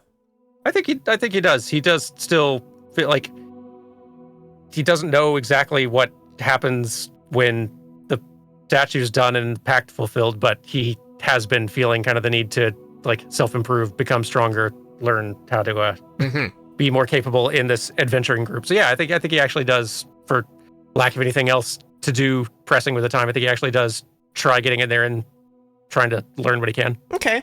So we'll say you probably go maybe a few times through the week, but we don't have to act it out or anything. You just kind of say, like, you get a little more familiar with the space. You meet a few of the people in there. One of the names that you come to learn, and you probably spar with her a few times, an elven woman by the name Asha Sparrow.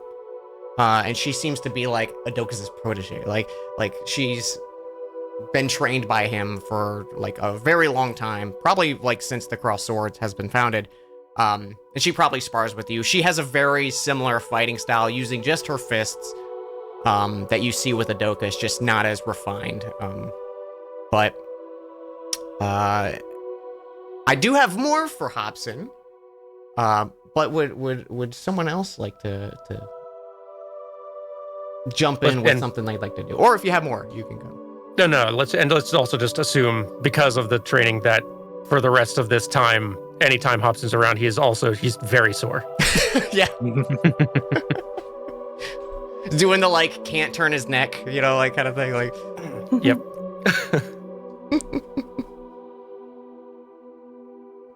All right. Who would someone else like to go? And if not, I have things I can do. Don't all raise your hand at once. Yeah. I mean, I can knock out my stuff. Knock out your stuff. All right.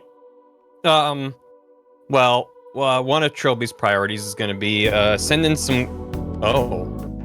Just mix it there up. you go. Yeah. There we go.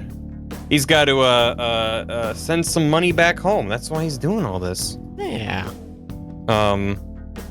You know, he has those magical papers that can go back home. Can he like attach gold to that and it'll still happen? You probably maybe experiment with one piece and it immediately like cannot handle the weight of like one coin. Rad. But it's easy enough for you to find like a courier or like the mail service to yeah, is there like a deliver magical post office? There's a in town? magical post office, and it's okay. Trilby's gonna get in line.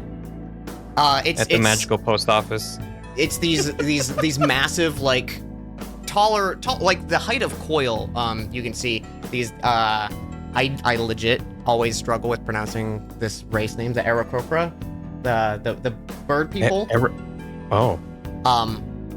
And they have like these shoulder bags on and like little flight caps on, and you can see like once they get a delivery they just fly away like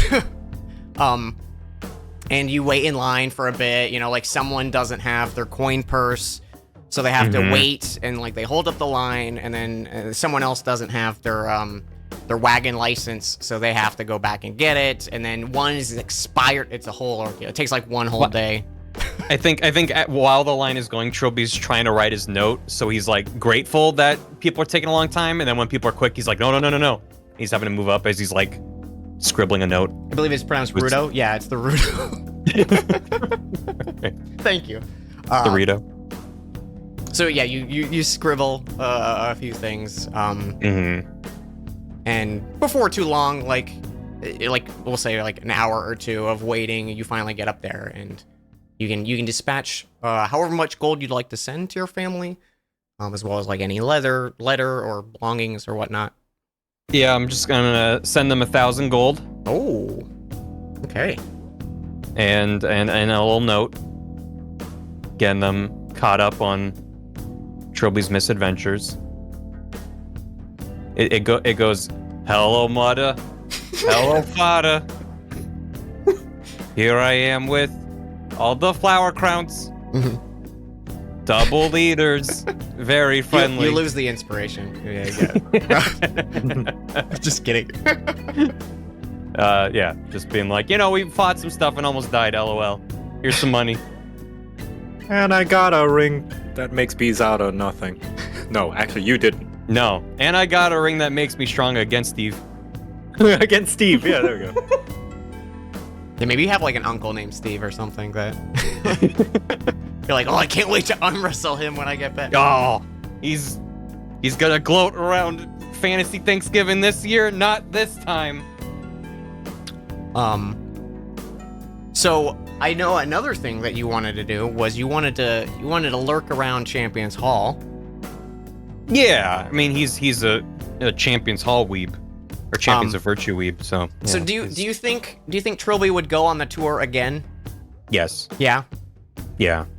And he'd act smug about the things that he knows now because he's already been on the tour. I love it. Just like, did you know? Actually, like, just a random person on the tour, just like, oh yeah, I've been 10 times. Just arms crossed, leans over. He's like, I already knew that. Yeah, and the tour every guide's time like, they oh, say good to see you something. again. Yeah, did you know? Did you know? Just like whispering to the person next to you, like, not even right. Like, so you go on the tour maybe like one or two more times. Kyra is like takes notice of you, like she remembers your face. And after one of the runs, and it's probably like sunset at this point. And the younger kids kind of like disperse with their parents and stuff, and a few people are like lingering outside the gate. It's like she's closing up, basically like locking the gates and stuff. And she walks over to you and says, Trilby, right? Yep. That's me. I can't help but notice you've been on the tour a few times. Mm-hmm. Well, there's a once a month event, and you seem to be a big fan of the champions. Am I ever? There's some like-minded individuals. If you'd like to go, it's not too far away. It's just over in the trade district. It's a once a month thing where we a few of us gather. I go because it's good for the keeping up with the people who want the tour. There's several others that come on the tour maybe a few too many times. Not that that's bad. There's more like me? Yeah, but I wanted to extend the invite to you. I'm heading over there now if you'd like to join. It's now. I'm there. Where? Trade district? Can I go with you? Yeah. Just let me make sure I've closed up and everything. It'll He be starts like 5 walking out the minutes. door ahead of her, not knowing where he's going. So you walk out, immediately get lost, and like a few minutes later, Kyra walks back up to you and goes, "Okay, I'm ready now. Are you good?" Yeah. Sorry. Yeah, I got excited. Yeah. Okay. Well, just follow me. And she leads you through. You kind of cut through the crystal circle, and you come to this this northern building up here. And it is a small little tavern, nowhere near the scale of the Shattered Shield.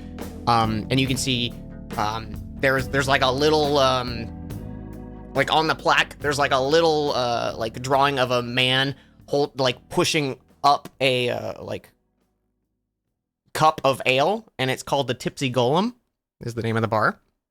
And hang on, we gotta have like bar music. It's a nice tavern. There's people playing cards on one of the table. That's probably true, actually. Yeah. There's like 15 or so people in there. All of them are kind of different ages, make and models, Some of them are using it as just an excuse to leave the house and drink. Some are just friends.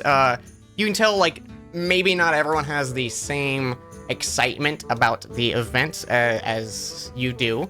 But as you walk in, Kyra is greeted by a few folks, and one of the youngest members in the room, he's probably late teens, like, you're not sure exactly how old he is, but he's got these big spectacles. He's wearing a similar kind of style hat to you, and his hair is kind of like messy and uncombed. He's got like this big scarf on, and like the equivalent of fantasy schoolboy clothes. And he walks up to you and goes, "Oh, hey, what's your name? We haven't gotten a new guest in quite a while. Hi, my name's Byfar. How are you?" Hi, Byfar. My name's Trilby. "Oh, how you doing, Trilby? Do you like the champions?" Do I like the champions? Name all the champions. He crosses his arms. Trilby does. Okay. He goes, he fixes his glass and he goes, "You're pretty good." And Kyra just kind of like gives you a pat on the shoulder, like, "I'm going to get a drink. Feel free to do whatever you'd like." And she goes over, and you can see she has like a few people that she's just there to kind of have a night out. And Byfar like kind of just like leads you over to a table where a few people are sitting. Maybe some of them are playing cards and some of them are just kind of conversing. No one's like actively paying attention to Byfar. Like, they've probably all been hounded by him and his questions to some point. But he's sitting there and he's like, "So what's your favorite thing about the champions?" How cool they are. Right? The coolest. Yeah.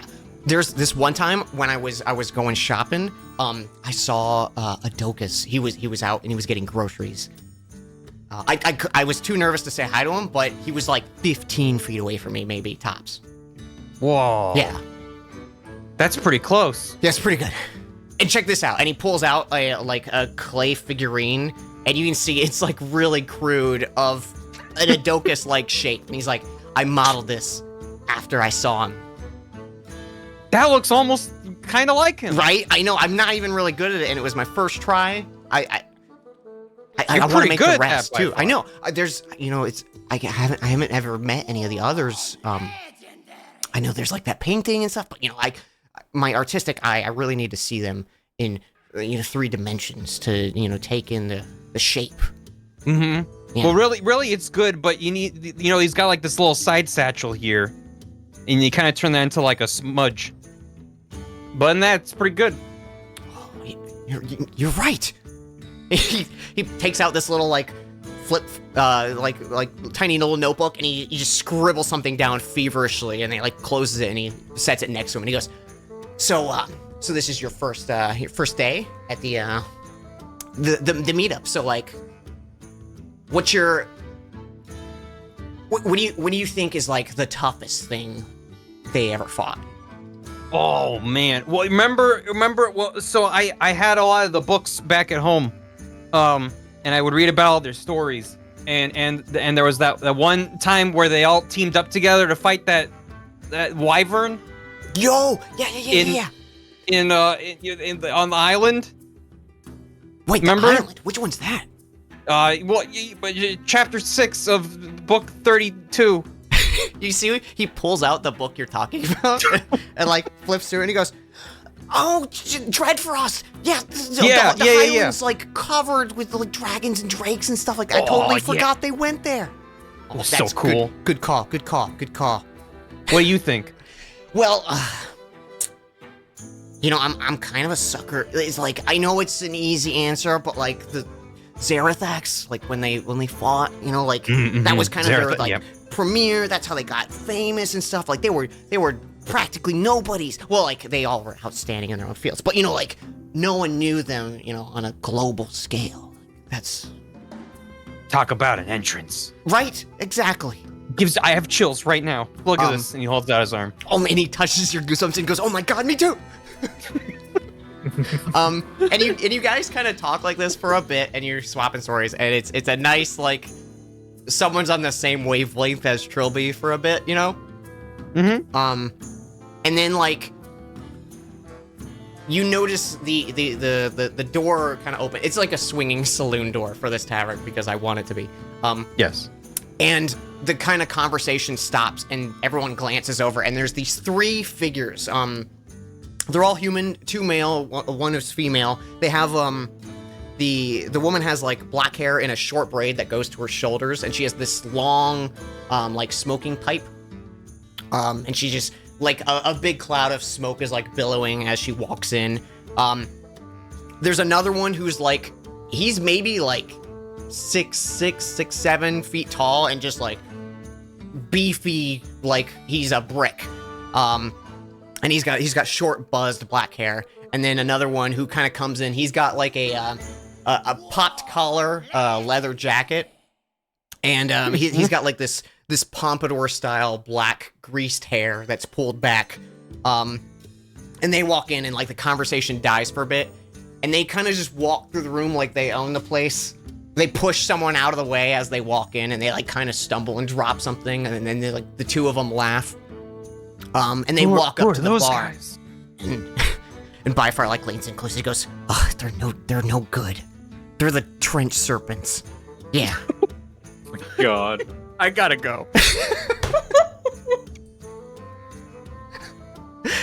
French serpents. Do Yeah. they rule? They rule. They're really cool, but they kind of bully us sometimes. So everyone kind of just like keeps to the side and like don't. If they bother you, just like do whatever they say. Yeah, sure. Yeah, thanks. Thanks, Byfar.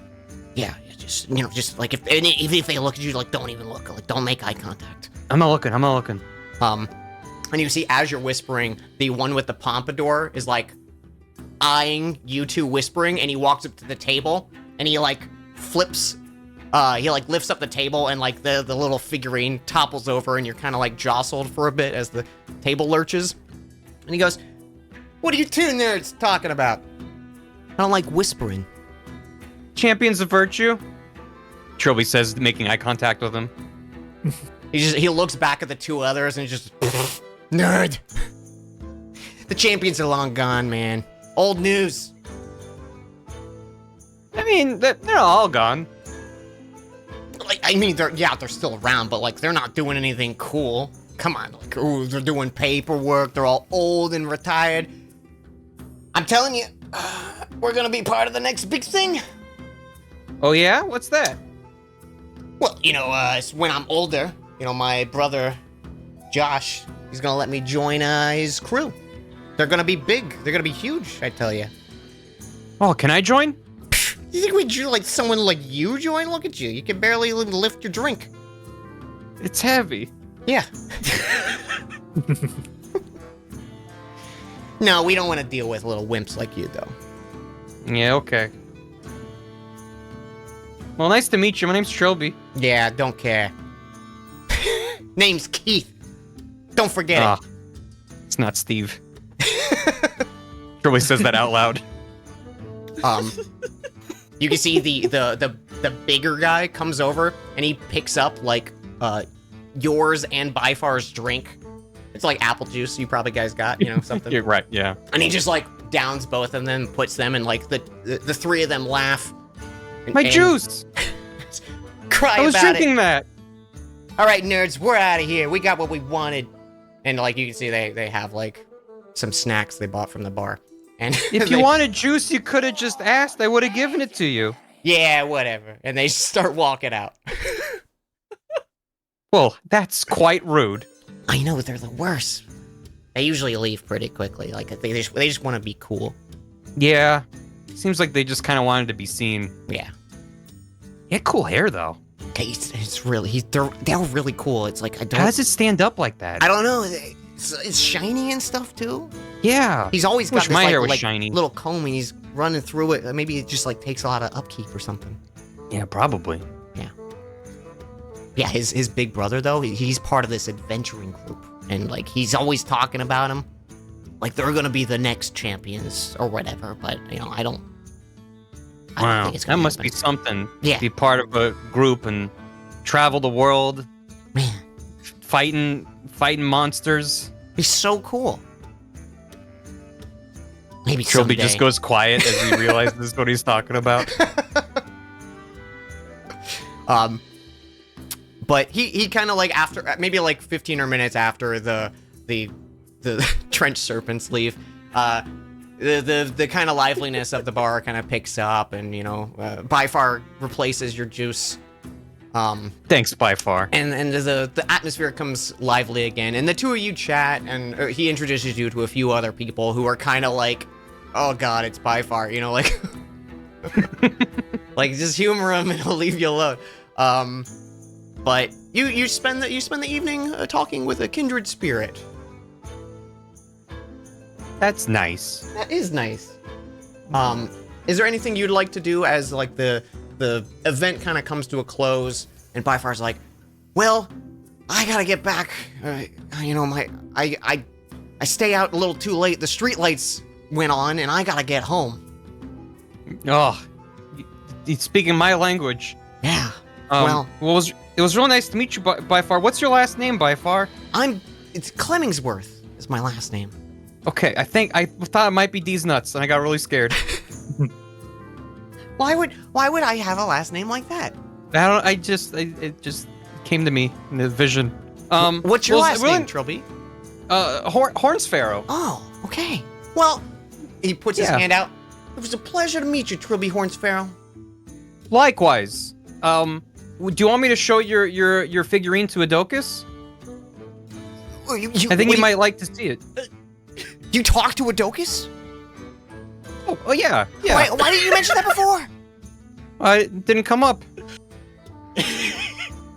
You can see he's just kind of slack-jawed, like processing. Yeah. Could you? Yeah. Could you write everything he says down whenever you show it to him? Yeah. Yeah, he doesn't say that much.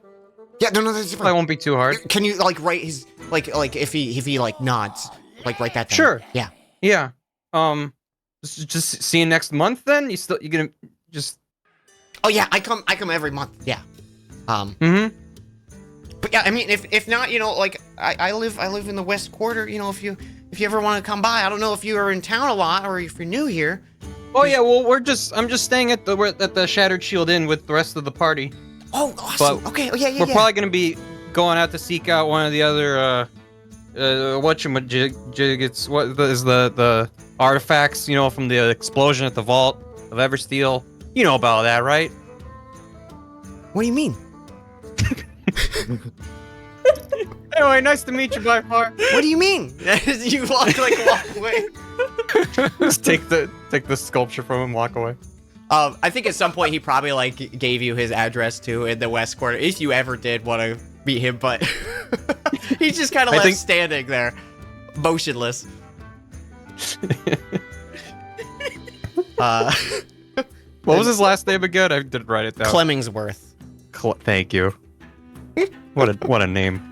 And all right, we'll get to the next person, but first we're gonna take a quick sponsor break for the bathroom. Sponsor. Oh. This episode is brought to you by bathrooms. Your bowels. Your bowels. Dan Jones and Dragons is brought to you by Dan needing to take a shit. I drank too much water. So we'll be back in is 5 minutes good? Does anyone need any longer? 5's good. Sounds good. That's good. That's good. All I right. like 5. See you soon, chat.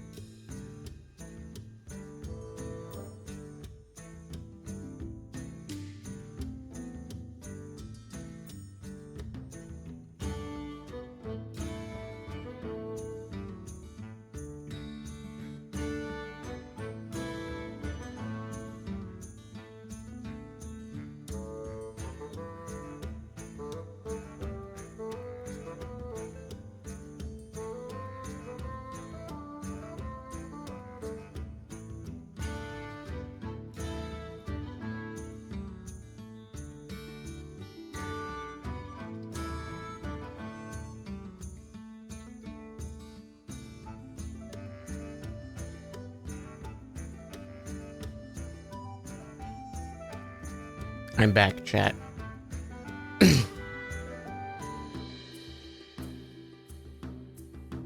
I had to pee so bad. I was like, this is the perfect time for a break. I hope everyone's enjoying. I know I am. I'm leaning into the silly today.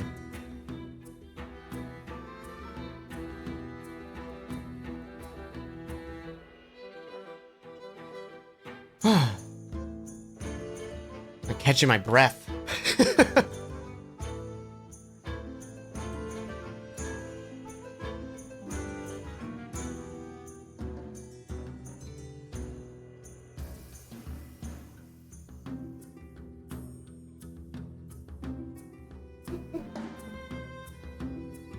A lot of talking.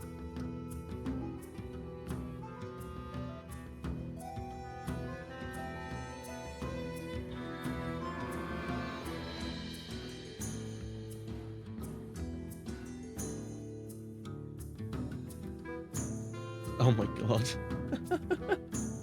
I return. Welcome. Hello. Whew. Had to pee so bad. Hello. Job's done. Job's done. Go piss, girl. Go piss. Go piss. That's what I say I when I did. press the flush. Job's done. More work. Actually, hang on. I want this. I want this Legendary. track. There we go. That's a good, That's a good one. good comfy. That fucking Gossip Girl meme is so good. Go piss, girl. It gets me every time. It's so good. I was gonna say before we move on from Trilby, we should probably mention that in between sessions, we did 5 rolls, Oh yeah, yeah. You got some That's it for the cool bag. stuff. so I can rattle those off real quick for chat. I wrote them down. So we did 5 because we figured it'd be a 5-day break where we're just hanging out in Northcliffe. It was I rolled an 80 for a ceramic mask, a 36 for a clockwork statue of a wolf, a 79 for a simple leather helmet, a 55 for a holy symbol of Zemera, which is why I knew Hey, look that. at that. Got you that question. Yeah, which Dan said is the goddess of knowledge, arcane arts, and stars. Mhm. And a 13, which was a matchbook. So Trilby can start fires now. Yeah. Other than having Yay? spells to Is that start a good fires. thing? Should he have that power? It's like an You don't artificer. I'm pretty sure he already had that power. Oh Yeah. yeah, true. He has a little robot. Maybe he didn't that can realize fire it. up, blast the fire, but he's like, "Oh boy, matches!" and runs off with. It. What's in your hand? A match. No. Entire city of Northcliffe is on fire. And I complained to Dan that I didn't get a matchbox for rolling a 20, and then Dan was upset about it. Yeah. I felt I should have. I missed opportunity. I'm sorry. Yep. Maybe next campaign. Oh, we have to start again now. Yeah, yep, start over. Okay, would anyone else like to go? Yes. Yes. Gelnek wishes to get to know some of the folk on the airship. Okay. Whoever is available at the current time. I think throughout the span of the week, especially being at the Shattered Shield Inn, you can see a variety of the crew members kind of come in and out. I think like the only one in your normal like rotation, the one you'd probably have to hunt to find is Carva, the Green Dragonborn. But you can see at some points you see Priscilla, Grayton, and Geo all sitting at a table together. Ardwell and Azru sitting together, and Marm and Vespi having drinks at some point. So if any of those like groups you'd like to chat with, it's easy enough for you to find the time to do that. I'd like to Yeah. also subtly be following Gelnek occasionally as he goes to the ship and talks to them all. Oh. Just being there. Mm-hmm. Okay. Like, Yeah. you maybe if you do go to the ship, you do find like a few members of them there working, but like they retire to the inn or like if they happen to have homes at some point, but they usually go out for drinks. Because there aren't too many repairs that still need to be done to the ship and just like maintenance and stuff like that. But Okay. Yeah, Gelnek will go share a drink with a few, maybe just exchange some where are you from? Well, what do you do? Yeah. Maybe delve into some differences with Vespi. Vespi? Is that the Yeah. goblin? Vespi's difference in goblin tribe, or if she even has a tribe. Just the general crew's experience with airships and the small talk, stuff like that, getting to know them. Okay. Would you like to RP it out, or just kind of Sure, see yeah, some let's stuff RP it out. Okay. Let's see. So Marm and Vespi are at a table together? Yeah, Marm and Vespi, easy enough. They're pretty much always together, and she kind of follows him like a shadow. Mhm. And since Morenthal, you said you'll be following Gelnek, would you like to join them at the table? Yeah, he'll join them at the table. Or are you gonna do the thing where you sit at the table over and just newspaper kind of or Newspaper. No, he'll join the table. Okay. Just, Oh, yeah. hello, Morenthal. Gelnek? Gelnek was going to get to know crew members. Vespi and Marm, yes? Hey Gelnek, how you doing? And Morenthal, yeah? Yep. Well, yeah, Yes. take a seat if you guys are wanting a drink. We're just chat about some of the days we've gone by. Yes, Gelnek was interested. How does one become airship crew? Airship is such strange magic. Gelnek does not understand it. Well, speaking for myself, I the big hunk of metal on the back of the ship, that engine, that was all me, baby. It's one of the first few airships to have that kind of incorporated technology. I was born and raised in Northcliffe, and I studied at NCU, engineering and arcane design. I was actually taught by Chasma, who built the spire for the city. They're one of the greatest minds in the city. Once we figured out a way to infuse the blue void crystal into material, I worked and developed this the propulsion engine, and we've been using it on the ship as a kind of test run because we weren't sure if it would fit or explode or anything like that. It seems like even when it's damaged, it doesn't have the risk of anything like that happening. It just takes a lot of maintenance and care because it has an arcane core, and that needs to be maintained and checked on, because if that's damaged, the whole system shut down. But yeah, I was the one who designed that bad boy, and when I think it was I knew Azra's been flying the ship for the longest time. I think it might be just his ship. But I think it was commissioned by the council, and my name got passed along some way, and they were like, hey, you want this for stable income and career? And I've always wanted to leave Northcliffe a little too, so thought it was a good matchup for me, and that's pretty much it.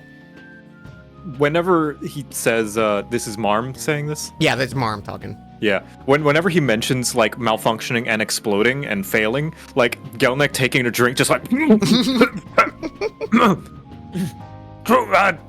Truly, yes, that would be a very grave thing. Tell Gelnek, why traverse through the skies when malfunction could result in such dangerous matters? Why not make engines on the ground where it is safe and not high up in the sky where you may be splattered on the pavement? Well, okay, just to be clear, explosion's not, that big of a risk. If we get attacked by something, the worst they're gonna do is the engine's gonna shut down. Unless, someone sneaks on board and, overloads the arcane core, then we'll have that'll be a big explosion. It'll be really bad for all of us. But they would have to know about that. They'd have to sneak on without any of us knowing. That's not gonna happen. But airships have always been a thing we've been looking for an answer to.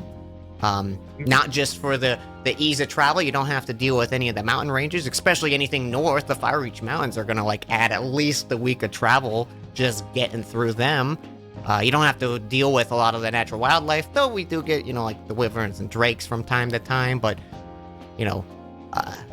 the chances are much lower. And even now with these propulsion system and the help of the green void crystals, weather's not as much of a factor, and it's pretty smooth traveling, and like you can make some good distance across all of Orlon, or go to Tidavera, like maybe like a week or two of travel. That's incredible. That is very impressive technology. Hopefully the trade-off of being suspended thousands of miles up in the air will be worth it. I mean, I've been on that ship the better part of 15 years, and Oh, I mean, how the worst reliable. we've done is like the engine was shut down and one of the void crystals had to get replaced, so we just had to rely on wind, which we still made pretty good time. Oh, that does put more confidence in Gelnick. Oh yeah, you got nothing to worry about. You can see as he says it, he looks over to Vespi and he shakes his head no.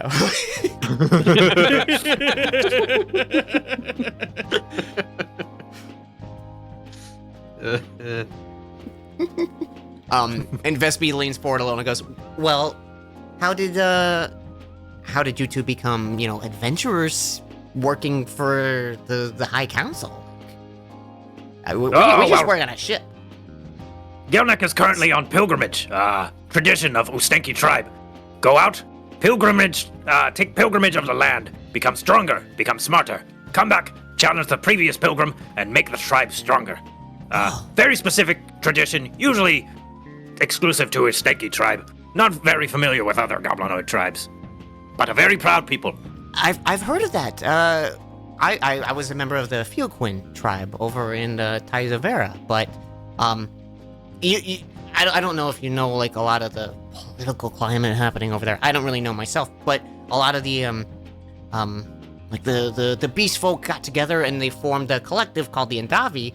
And when our tribe kind of got incorporated, that we lost a lot of the like normal traditions we did, but we also gained access to like a lot of outside knowledge. And at least for me, once we did merge with them, I wanted to explore the world because there was this new place, all these new people I had never met before and stuff like that. Like it was usually such a tight knit circle, and then it was like, here's the whole world, and I wanted to explore it. And then Marm leans over and goes, she actually snuck on our ship when we were doing a treaty out with the Endavi people, and while we were gonna kick her out, she was pretty smart and actually knew some of the inner workings of the arcane scrying on the engine, so I took her under my wing. And Vespi just like kind of sheepishly like looks back, but like smiling like, yeah, I'm really thankful that they did. I really didn't want to go back, but I saw an opportunity. Well, have you ever felt like visiting? She kind of gives a hard think and go, I'd like to see some like, old friends and stuff like that, but once the tribe merged, we kind of all like started doing our own stuff. It felt less like a collective and more like you could choose who was in your life, Yes, that does sound like a good thing for the collective. Like Yes. Don't get me wrong, I love my family. Maybe some of them I don't really want to see again. But they have their own beliefs, and I have mine. Gelnick just kind of like burying his mouth into his drink. Well, considering we will be part of the same tribe for quite a little while, Gelnick believes a good practice is in order. One done with the flower crowns, Gelnick also extends this practice to airship crew, starting with you two. Gelnick believes secrets are strong weapons, but they are also a sign of strong bond. And in exchange for secrets of yours, Gelnick will give secrets of his, but only if you are ready, for it is a large responsibility to keep a secret, a large burden. Yeah.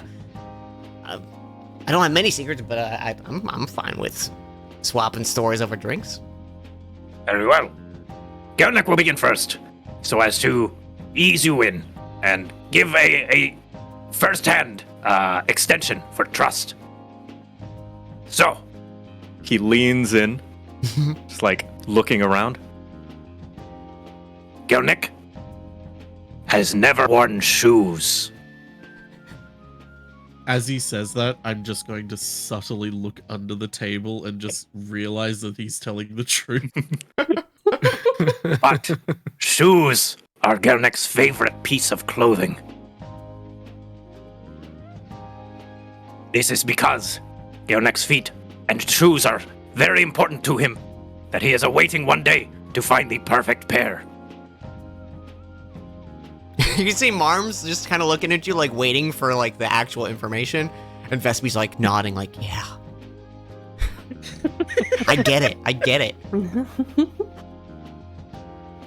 Okay, is it my turn? And she like sits up. Yes, go. I told Marm that my sleeve got caught in the engine and that's why it's ripped off. But I ripped it off because I just don't like sleeves. And Marv turns his head slowly. You could have just told me, like, I would have had it made without sleeves. I didn't want to hurt your feelings. An important revelation. Thank you for sharing. And you, Marm. Well, okay. I mean, it's ancient history now, but, he leans in close and goes, I lied on my resume. Oh, Yeah. are you not qualified? Oh, no, I'm qualified now, but, like, when I was getting into NCU, they had a whole, like, requirements, and I just kind of said, yeah, I do that stuff. And they believed you. They sure did. How dastardly! How sinister! Gelnick holds up a hand to high five. He high fives. And how about Your skills you? are unmatched. What? You can see, like, all their eyes are on you now, Morenthal. Secrets.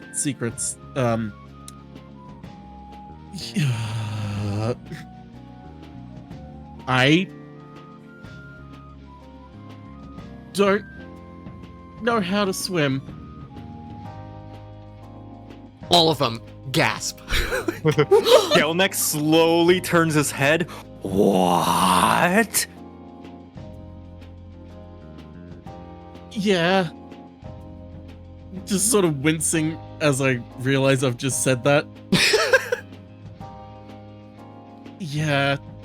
So, remember that time when we, were going down into the Underdark and, I jumped off into some water. I didn't know how deep it would be, and I realized in that moment I don't know how to swim. Oh, Yeah. This is a travesty. Morenthal, one day we will take you to a pond and we will begin your swimming training. We don't need to do that. Nonsense! Gelnick, as double leader, must make sure his entire tribe is ready for anything, including the deepest pits of the depths of water. No fish shall be able to swim without being able to fear Morenthal, danger of the sea. It's... okay. Next body of water we encounter, we must fit into our schedule. We really don't have to do that. And I just down the rest of my drink. Vespi leans over to you, like, at when Morenthal's drinking, and she goes, you know, the Croyfair River and Lake, like, you're allowed to swim in that. There's no, like, ban or anything on that. And there's no time to lose! And Gelnick is gonna grab Morenthal and start running that direction. Help! Yeah. All right. I actually that's perfect. So like, you go out to a spot, probably just like the closest section of the Croyfair River. And you can see it is a nice, pristine, like well-maintained source of water. It does flow off the side of Northcliff that you notice, and like when you remember when you're approaching in the ship, you can see it just kind of like evaporates before it hits the emerald lake below you, like sitting at the crater that used to be Northcliff. You can see kind of through most of the water, like it's not totally crystal clear. You can see the bottom at some point, and there's you know underwater plant life and stuff, and fresh like river stone pebbles like that, like the smooth little pebbles and stuff forming the base of it. And you can see across the way there is a old rickety gnome, like he's pushing 400 or 500. And he's sitting there with he's got a bucket and a fishing line out, and he looks pissed. He's just sitting with his arms crossed, his face is all scrunched up, and he's just sitting waiting. Like he doesn't even look up as you guys like approach, and there's not like any other figure around, so he definitely notices you, he just doesn't react. Okay. Well, we're gonna be sure to stray away from that so that he doesn't fish us up, I guess. And Gelnek is going to undress into his skivvies. He's wearing some traditional underwear. And he is simply going to jump into the lake. You jump in, and it is a nice, like late autumn, cold, chilly source of water that you kind of, reflexively are like, it's cold. But it's not dangerously cold. Right. Ooh, risk! Now, Moranthal! You! Like, as he's like shaking his head and getting the water out, he like sees me starting to slowly walk away. Can, we begin for, your for training. comedic effect, can Coil like walk in on this and just like Moranthal like backs up into him? Absolutely. It's like while he's wandering the city. Yeah, just walks by. I feel like that's a rule of this universe that if it's for comedic effect, it's allowed. Yeah, comedic effect it gets a pass. Hi, Coil. What are you doing here? Hi, Moranthal. What are you guys doing? He looks over at Gelnek. I get it. What are you doing? Funny. I was just leaving. We are beginning his swimming training! Gelnek yells out from the lake. We will be fighting many opponents, some of them in unexpected terrains. We must be prepared no matter what. I think he's drunk a bit too much, to be honest. He's ranting and raving about all sorts of things. Gelnek can never get drunk. He has too high a metabolism. Are we sure about that?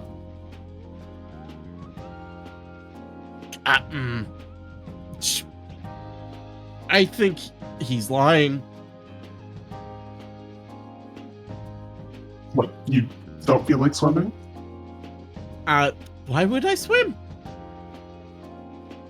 I've heard it's nice. What? Biome, go ahead. Come with me? No. Come on. Gelnek is gonna climb out of, just get out of the lake and walk up, while he's just soaking wet. Gelnek sees what the problem is now. Not fit to jump out of the nest early. That is okay. We shall take child baby steps. And he'll just look for like a shallow part of the lake. Here! And kind of step in, making sure that it's only like knee height. We can begin easy enough. Small.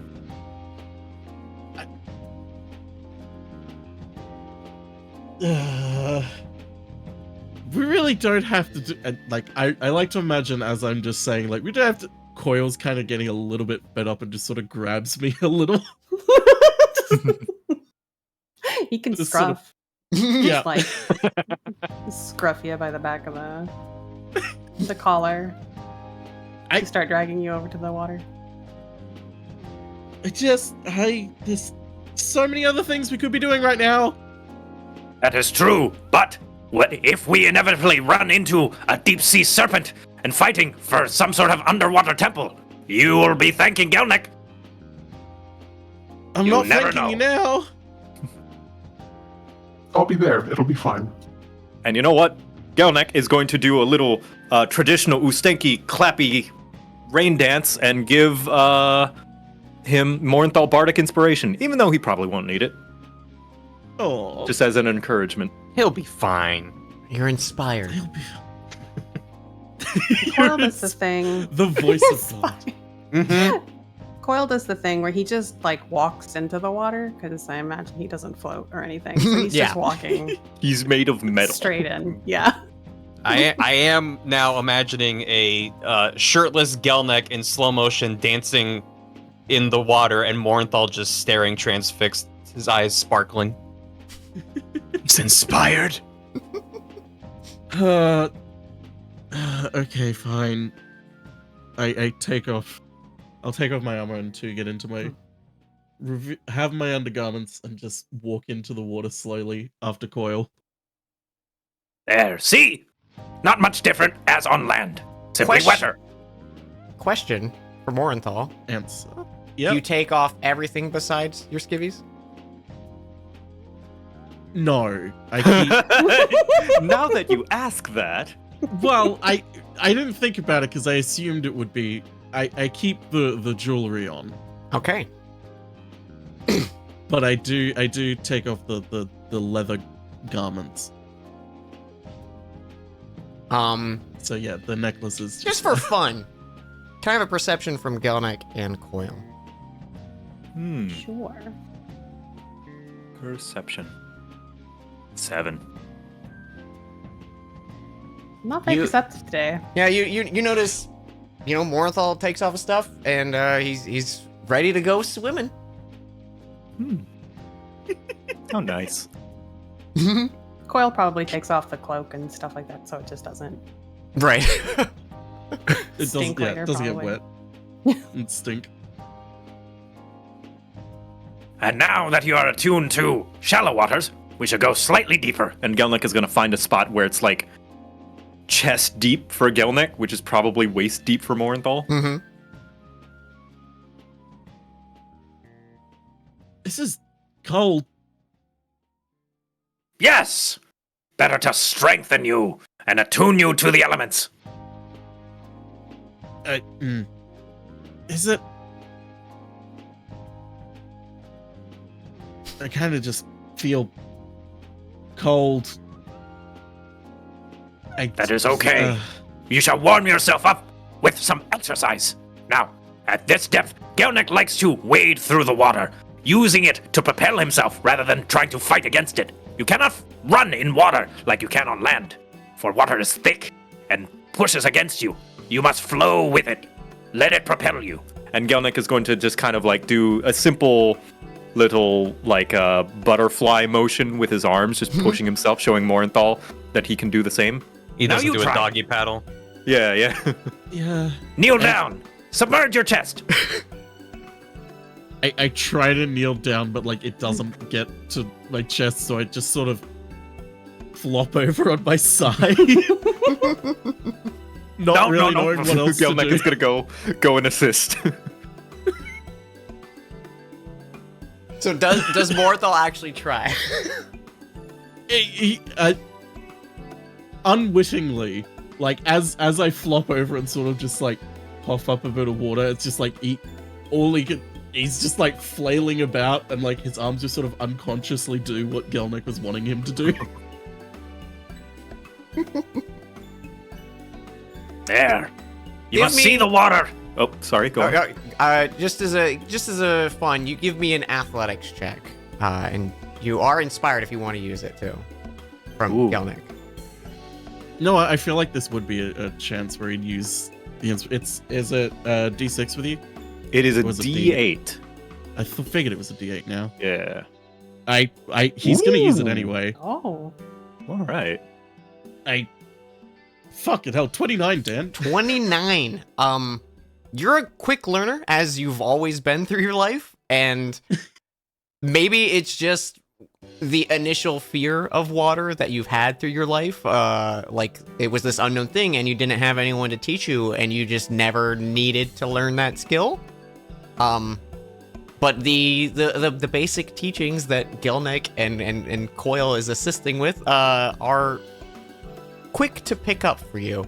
Though the uncomfort of water is still there, you're at least like it takes you a little bit of time, but maybe you're able to, tread water. Ooh.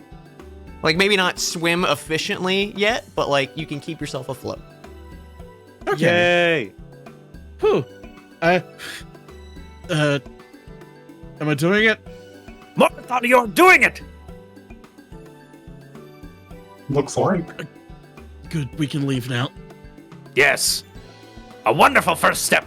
Now you will be a blade in the water.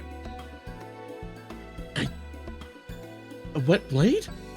Yes. You see, just as you can use a tree as vantage point, so too you can with water. I suppose. Yeah, I mean, I suppose you're right. You've already I'm kind taken of the just first step. confounded at like how much that actually makes sense to him. Like, yeah, okay. You have already taken the first step, and that is realizing that water is not your enemy. It is merely a part of the environment, and as part of the environment, you can use it to your advantage. True. Thank you,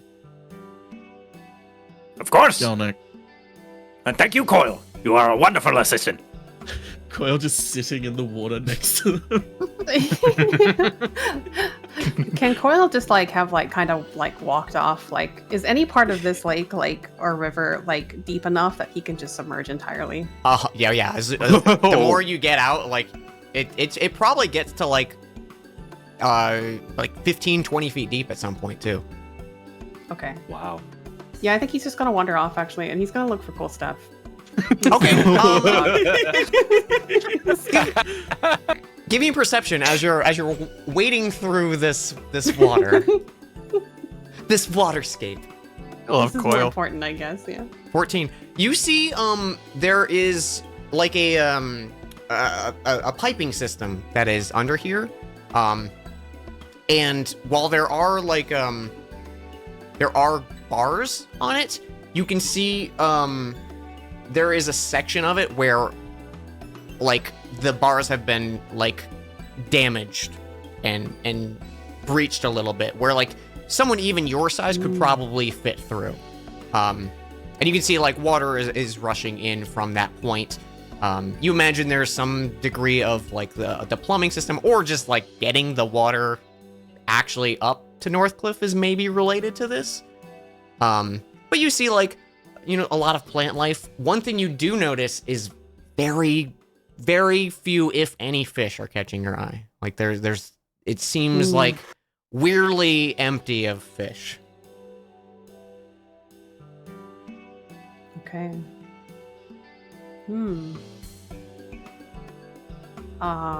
He's gonna think about going in there, but he's gonna surface first. So he's just gonna walk back up on the shore, I guess.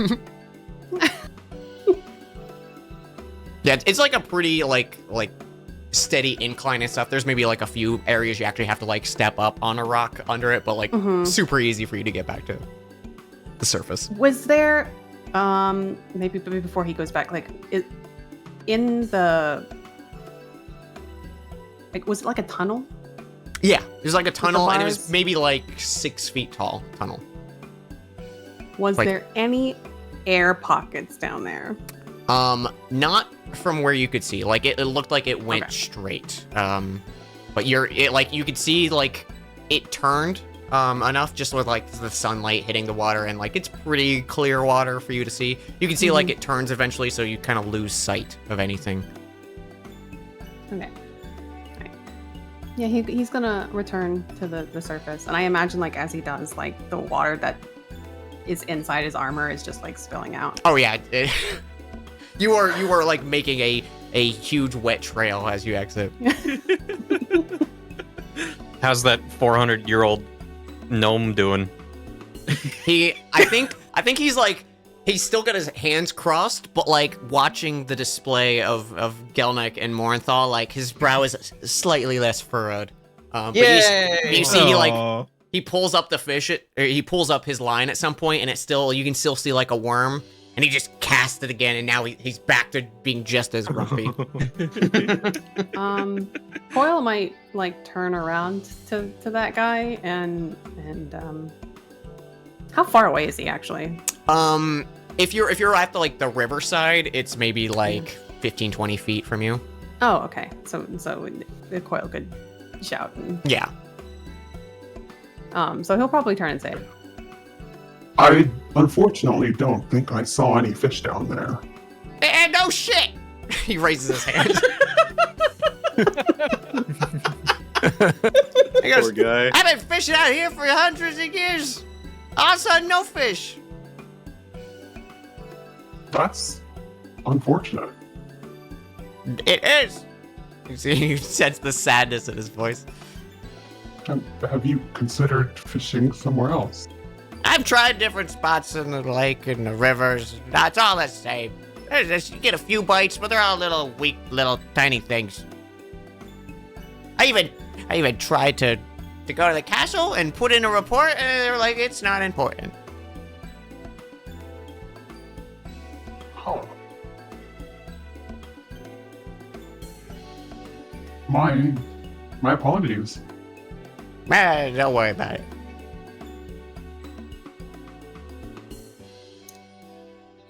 he looks back to the other two. There's a man-sized tunnel down there that looks like it's been broken into a little bit. Oh. Someone's keep been note of using it to go someplace, I think. Mm. It's very curious. There doesn't seem to be air, though. And I was thinking about checking it out. Very well. Gelnick trusts your judgment, Strong Dog. If you think it's worth investigating. Sure. He mostly just wants to. He's just curious. He likes swimming, stomping. He's just walking through the, Yeah. on the ground. Well. Morinthal and Gelnick will dry off back at the inn. Thank you for your assistance. All right. And yeah, he'll walk back into the water. All right. And I think that's mostly going to be it for Gelnick. Okay. Aside from, we don't have to roleplay this out, he is going to go to like a blacksmith or a store to buy some assorted things, a chain shirt, and pay him to basically modify his Maraca mace into a Maraca warhammer, Very nice. Ooh. as he feels as though he needs something heftier for the mighty beasts of the future. And someone who is good with instruments or just like fine handling of very precious items to adjust his drum into a wieldable shield that he can drum. Easy so enough to cool. find in the city. Like you probably go around and ask maybe like a few people at like the Forge and Forestry, and they point you. They like have a recommendation for musical instruments and repairs and stuff like that. And you kind of get a combination with like that repair person and like the nearby blacksmith, and make this contraption of this drum shield. Hell yeah. And with the warhammer, like they incorporate old parts of the mace into like the backside of the hammer, so it still like shakes like a maraca as you swing it, but it's got like this blunt face now. Heck yeah. So they repurpose but keep the core intact of your original belongings. And mechanically, all I'm doing is just swapping out the mace for a warhammer and buying a shield. But flavor-wise, they have been transformed. I love flavor. I love it. Love it. Yeah. And now I'm nearly out of money. But yes, that'll be me Okay. as far as the things Gelnick do. All right, so Coil, you're digging into this mystery tunnel. Yeah. Let's give like mystery tunnel music. You know, let me just pull that up. Underwater Say it's mystery a tunnel secret music. Tunnel?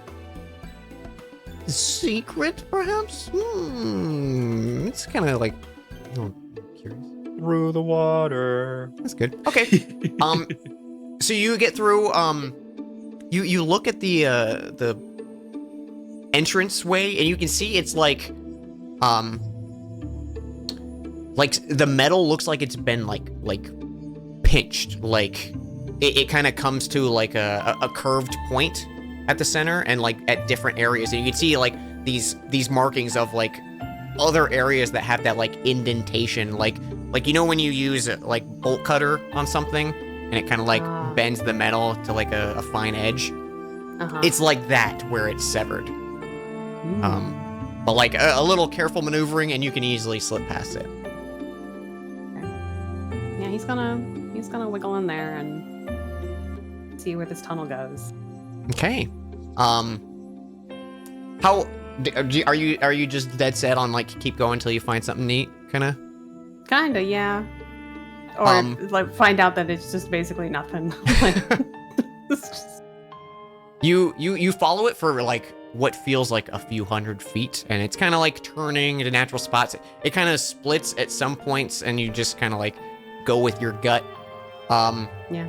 And eventually, you do see the like ceiling, like it opens up into a like long like rectangular hall that's maybe like 20-30 feet wide, and it has kind of like arch ceilings. And when you poke your head out of the water, you can see it's basically like an underground sewer system, but it's all this like fresh water, and you can see like there's a few smaller pipes that kind of like branch off and go up into just the ceiling at different spots. And you can see there's these large latched doors every so often, and little like lit lanterns, and you can see these little like glowing like fireflies kind of floating in them that give a soft like tealish light to the entire area. And it's when you poke your head out, you hear the sound of the flowing water, but other than that, it looks like you're alone. Are there like signs of people having been here, or it's not like it doesn't look lived in or anything like that, but it's also not like gathering dust. Like you can see like signs of the door handle like kind of like rubbing up against the part of the wood that's being used. Right. You know, there's not so much like layers of dust or anything on anything. So you think maybe like maintenance or some kind of like janitorial staff maybe comes through here at some point. right? But nothing looks like left behind belongings or living quarters. Nothing sus. Yeah. Yeah. Okay.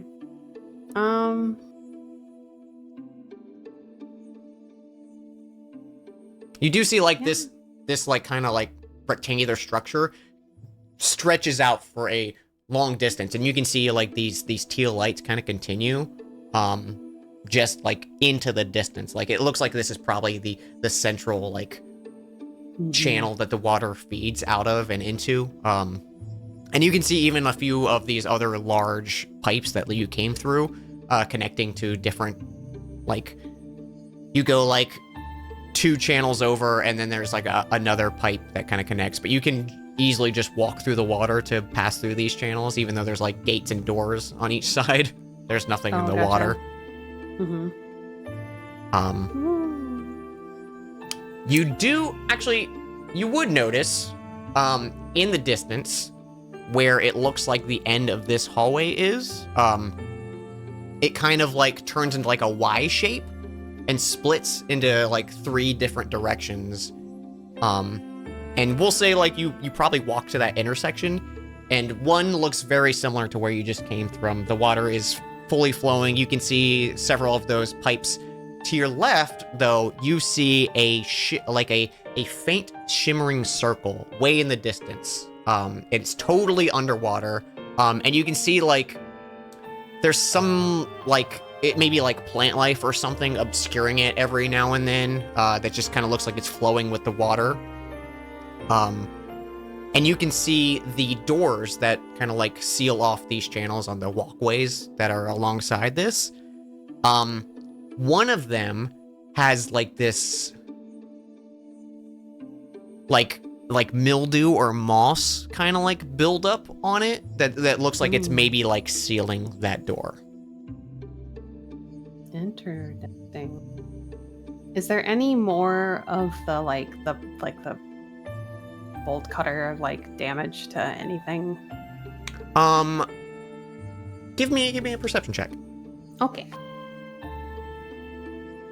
Nope. You look around and it looks like if there was like any resistance that maybe you would have noticed it, but within like the water channel itself, there's no like gating or iron bracket. It looks like those iron bars were maybe there just to like keep people from going in. Right. But there's nothing like once you're inside here. Okay. Well, I think he might, just because he's come this far, he's going to check out the glowy thing. But Okay. That's it. How close to the glowy thing do you want to get? Because you see, it's maybe like 500 feet out. You're just kind of noticing it because it's a different. It's like a purple glow versus a teal glow of the light. I don't know. Maybe like get like 100 feet from it and see if you can see it any better. Okay. Figure out what it is. As you get closer and you're passing by these like the sealed off doorways on the walking platforms on each side, you're seeing more of that like weird plant kind of buildup. Like it's not like dark like mold or mildew, but it's kind of got like a tan pinkish color to it. And you're noticing splotches of it more and more, and you can even see that like once you get close enough and there's like these two doors away and you think it's maybe like the last segment, you can see this like watermelon sized orb, and it's tangled in that weird plant, like weird pinkish plant kind of matter, and it ever so often like does like a pulse. Weird. And it's this weird like you can see like almost like veins kind of on it that like separate the pulses into like different channels. And it's this like white soft pink color orb. He's gonna remember this, but he's not gonna touch it. So I think Okay. he knows better that he's gonna ask somebody, probably Faylee, who is a druid, who might have a concept of what this might be before touching it. Okay. And then I think, yeah. You notice as you're taking mental note of this, something slinks into the water in the channel in front of you. Oh. Like uh-oh. you just catch Uh-oh. the edge of the splash with your passive. He will try to perceive that more. Okay. Give me a perception check. Let's try again. There we go. Okay. You see this figure, and it's stuck to the side of the wall, and like you're both fully underwater basically at this point as you're like poking your head down to see what that was. And it's maybe like 5 feet deep when you're in the water at this point.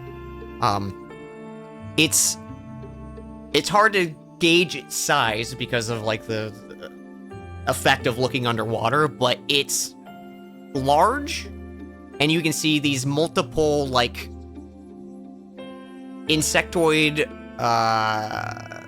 like crustacean like appendages moving it, but it has like a almost like what looks like a humanoid upper torso, and its face is just this mess of like tendrils and tentacles. And it like keeps them like firmly locked in place. Every now and then one kind of like twitches as it's like sensing vibrations in the water, and it's slowly just creeping forward, and like as soon as it notices you, it like freezes. And then like if you break any like movement, it does the cat thing where it like moves a little bit. He's just gonna wave at it a little bit, and then start backing up. Okay. You start Probably backing keeping up. his eye on it, but just like backing up. When you wave at it, it pulls back the tendrils from its weird like octopus-like beak mouth under them. You hear this like clicking under the water, and you see like 2 quick splashes behind it as like the bubbles clear, and you can see 2 more of these things like enter the water and start scuttling towards you. Oh, boy, great. But they're like, you're like 50 feet, 60 feet away from them at this point. Okay. Yeah, he's gonna go. Okay. You notice once you get back to that like Y shape and you're a few hundred feet away, there's a point where they stop following, and they just kind of like hold their ground, and you can get the like vibe just of like a like a wild animal that they're mad, but they're not following. Right. Ah. They're protecting that thing, probably. That's what I'm guessing. Anyways, yeah, he's just gonna walk all the way back. Okay. It takes you, maybe like 15-20 minutes of tracking through the water to get back to that initial pipe, and then a few more minutes, and easy enough to return. All right.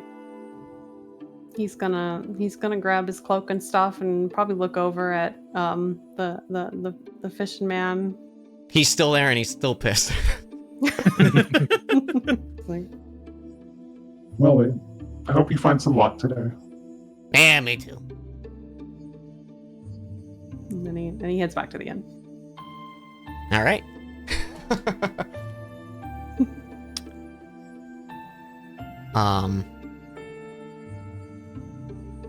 Mr. Hobson, Yes. on one of the days when you're maybe out and about, maybe heading to the Cross Sword for some training, you suddenly hear a voice in your head that's not Voss. Okay. And you hear a short little message that I lost my place. Hang on. Okay, you hear a short message. We need like attention. Oh. This is Gregor Timbers, colleague of Adokus Thandar. I'm arriving in Northcliff momentarily. Meet me at the Temple of the Dawn Maiden in the Crystal Circle.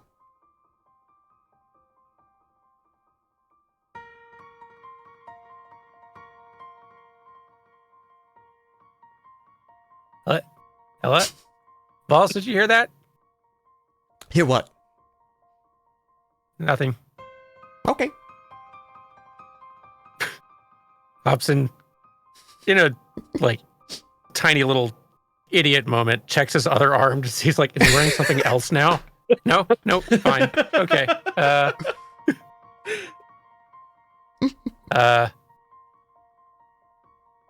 And then like, yeah, just tries to like starts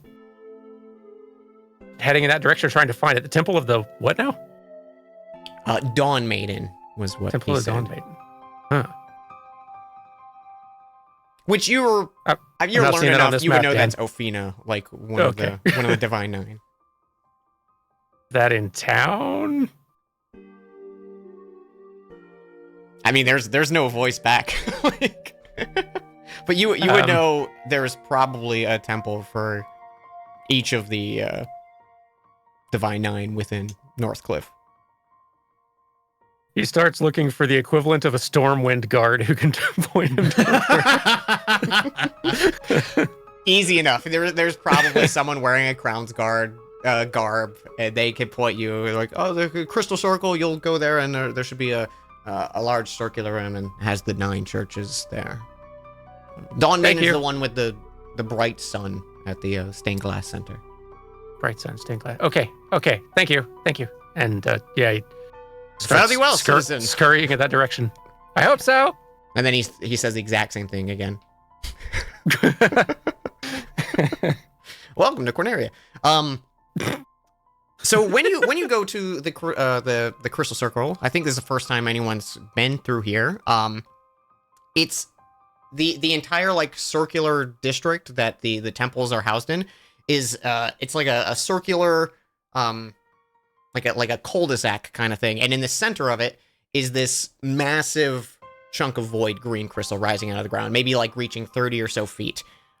There's small chunks of crystal shards, stones, and even like an occasional piece of gold that's kind of slowly float in its like close proximity. And there's an array of trees gathered around here. It's like a nice like gardenscape, and you can see these 9 distinct churches. All of them have the same kind of overall design. They have this green piece of void crystal floating above the central tower of it, and you can see the stained glass and markings of it are different for each one. And it's easy enough to point out the Dawn Maiden, Ophina, as this. There is a bright shining light of this like woman kneeling with her hands outstretched in the stained glass window, and you think that's probably your best bet. Then yeah, Hobson starts walking toward that one. Just looking around at anybody who seems to be present and seeing if anybody resembles a 50 to 60-year-older version of people he's been looking at in art in books for a while. Mm-hmm.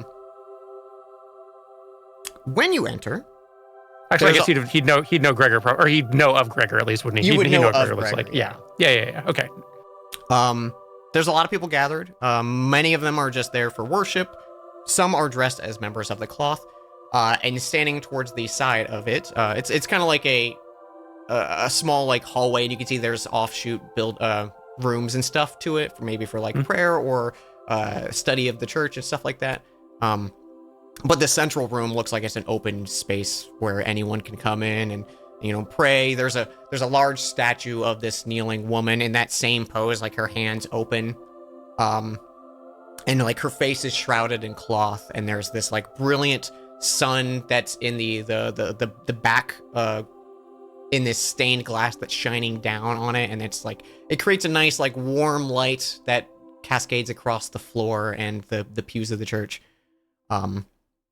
And you see 2 figures. One of them is immediately recognizable. One is in his late 70s.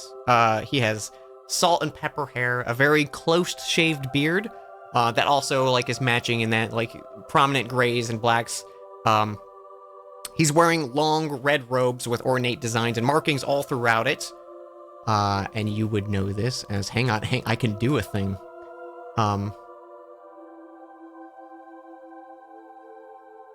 Wait, can I do a thing? Oh, no, can I don't know how to do a thing.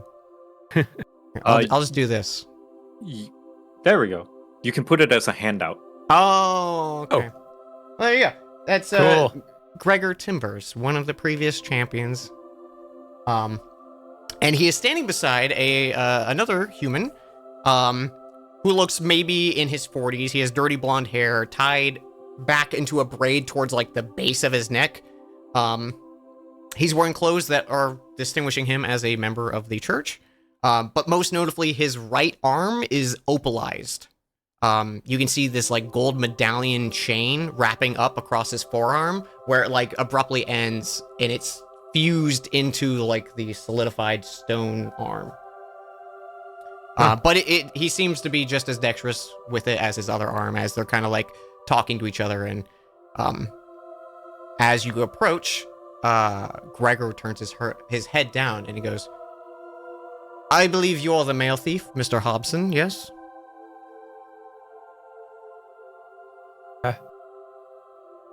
I am Mr. Hobson. Male thief it's reductive, but yes, I am Hobson. Well, Mr. Timbers, hello. It's a pleasure to meet you. Yes. This is my colleague, Beckett Maxwell. He's going to aid us here in the next few steps we have ahead of us. He looks down and notices the gauntlet. I must say, you had a terrible first impression, but I've received nothing but high remarks from Adokus. And I've been told you are haunted by another previous colleague of mine and are being spoken to by Voss. Yes. Yes. Yeah, no, that seems accurate. Right. Well, if you'll join me, and Beckett leads the two of you into this private back room. The entire church has like these massively carved stone tiles and bricks that form the entire space. A massive vaulted ceiling holds this unique chandelier that it's like one of those like it's got a bunch of rings of metal that all rotate in different orientations. They're all slowly spinning that create like a nice, pleasant, moving shadowscape through the entire room. And in the center of it is this glowing ball of divine light that's not overly bright, but just fills the room with warm light. There are stained glass in this room all across. You can see... it doesn't seem to be like a place of rest, like there's no like living quarters in this room or anything like that, but there's several tables with open tomes and bookshelves in there, and you can see a few like implements that have like divine nature maybe to them scattered across the room. And then in the center is like almost looks like a bird bath, but ornate and built into the floor, and there is like a 4-foot wide circular pool of water that is very like when you look in it, it looks like you're looking into a mirror. Like you can almost not see the water itself, like it's like you're looking into chrome or something like that. And as he walks over and looks down at the pool, he when he speaks at you, he never like looks at you. Like he's just kind of talking and hoping you're listening, kind of thing. Mm-hmm. You can see Beckett immediately walks over and starts gathering different like spell components, and he has some like candles that he starts lighting and lighting incense around this like this pool. And Gregor begins to speak. He goes, "You see, artifacts of certain power or importance have a strong tether to the weave of magic within the world. They leave a arcane footprint, if you will, behind. With my associate, Mr. Maxwell here, we can use this strong tie to the arcane to our advantage and see through its, essentially its memory, to recall some moments of its previous existence.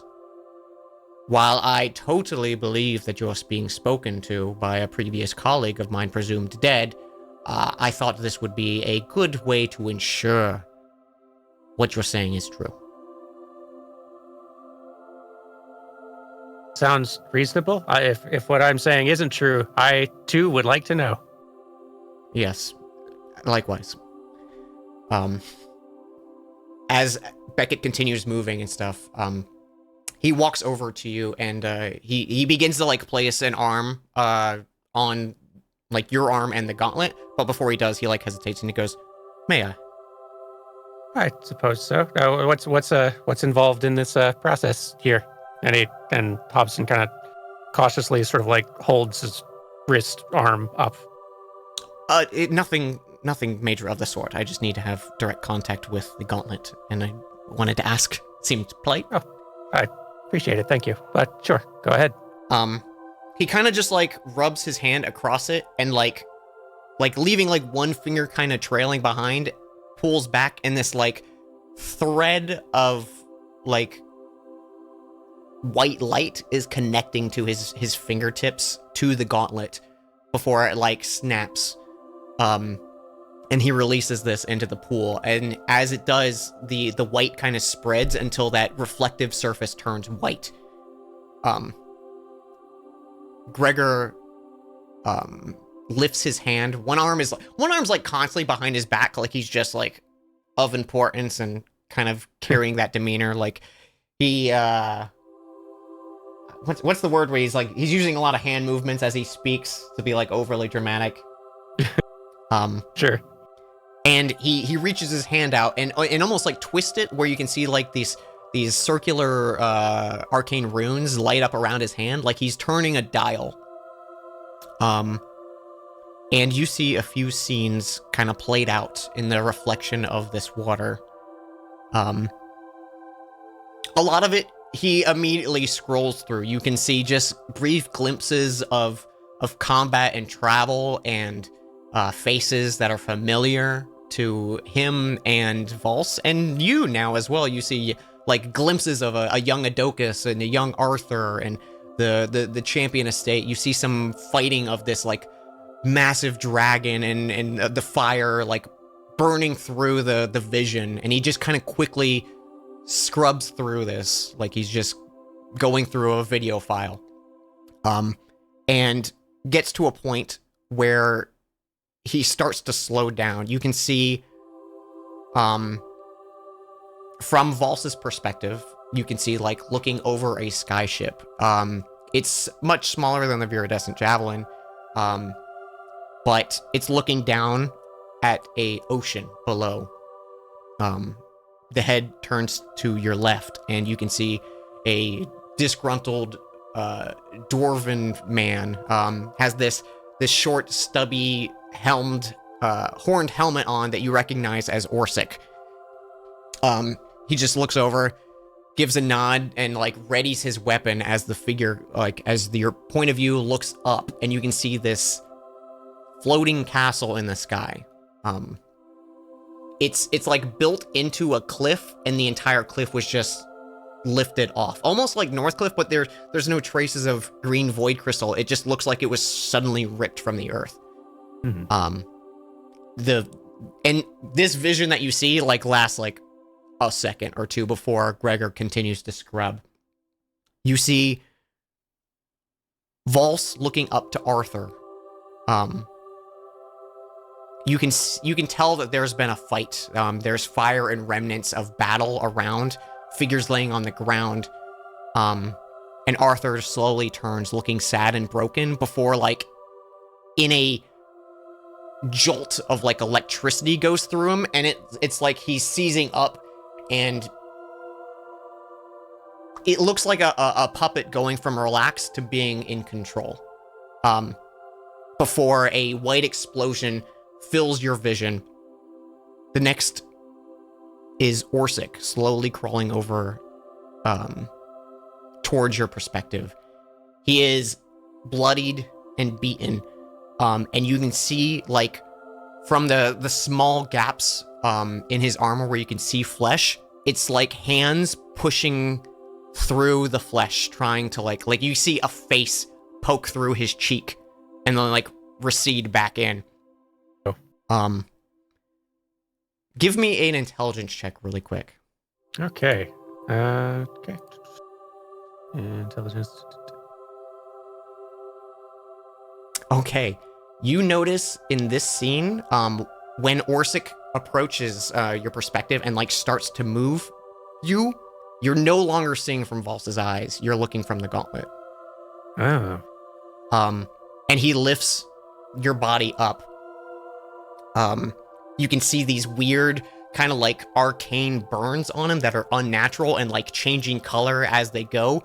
The entire landscape around you is this like you're in a cave filled with ruined bits of what looked like the castle you were just in, just like sundered. And you can just faintly hear like there's kind of like a buzz, like a static as you're viewing some of these. And just faintly, you can hear Orsic say, "I think this is it for me, but maybe your dumbass can still make it." And he pulls out a scroll before there's another quick flash of light, and it's just darkness. And Gregor scrolls and scrolls and keeps scrolling for a bit before it looks like something is unburying you, like they put a camera and like someone's wiping dirt off the lens, you know? Mm-hmm. And you can see this tanned elven man. He's got like his hair in a long braid going across his front, and he looks like he's prepared for this. He has like a bag with a pickaxe and archaeological tools. And he kind of pulls you from it, and he carefully inspects it from all different angles, and you can see like he's ecstatic. Like you see the light come to his eyes. There's more quick scrolling, time passing. You can see he's brought you back to his estate, and there's tomes open and relics all in the background. You can see like skeletons of figures and unique gemstones and old pieces of armor put on like display in this kind of ramshack little house that this man has. And as he sets some tomes down on you, he's flipping through them and writing some stuff down. And you catch in like the writing as one of the pages closes, it's information on the champions. And the last scenes you see are the gauntlet being lowered into a crate and sealed. Some time passes, and the next thing you see is Hobson's face. And then the vision cuts. And Gregor just turns and he goes, well, at least what you're saying is accurate, it seems. I don't really know what we just witnessed, but... I don't entirely either. Wow, that's a lot of new info. And you can see he's like lost. Like he's kept his composure and like has not shown any emotion to anything, but he kind of looks like stunned for the moment. Like he's just not sure what to do. Before he like shakes it off and he kind of pinches like at his eyebrows, the like bridge of his nose. Regardless, can you prepare it? And he turns to Beckett and he goes, yes, if that's still the plan. Beckett was also like watching this with you. Mm-hmm. And he pulls out some expensive looking jewels, like a large diamond amongst them. And he prepares this ritual circle as Gregor turns to you and he goes, there's no doubt that this relic was sent to me for whatever reason. I'm not sure, but clearly Volse is in some way tied to this gauntlet. I'm not sure. And as much as I would like to acquire my property, I'm told you're of use to Adokis in this moment with the hunt for these scattered relics. I'll ask you this one time. For now. Do you want to be free of this gauntlet?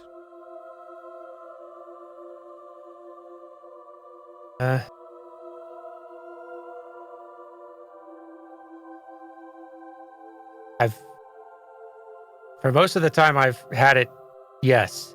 And maybe still, I guess it depends on what happens to Volse if this comes off.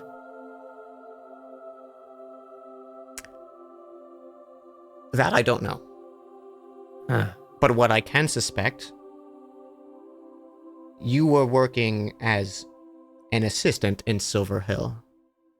I can't imagine you had the capabilities you have now with saving the realm that you did in the mailroom. I mean maybe it was latent, but no, I'm guessing this is at least 80% the gauntlet. I'll be honest, I don't care if I lose like the magic abilities or what have you, but I don't know, like I maybe it's just having him in my head for this long, but I do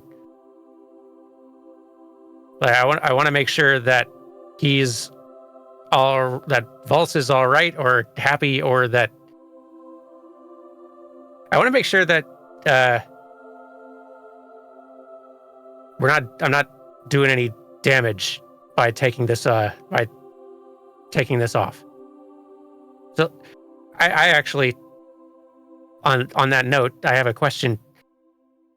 Ever since I've put this on, Volse has been just extremely insistent about getting a statue. And I don't know entirely why. It seems vain. I don't know if that's what he was like pre-Gauntlet, but seems like a bit of a vain sort. And the statue's like in the works now. Why would, do you know why he would want a statue? I think when you first mention it, there's like a little scoff from him. And he goes, maybe lingering regrets. He always liked to keep out of the public eye. Maybe he was jealous. I don't know. I was told Volse doesn't, or at least the Volse you're speaking to doesn't have his full memories. No, he doesn't seem to.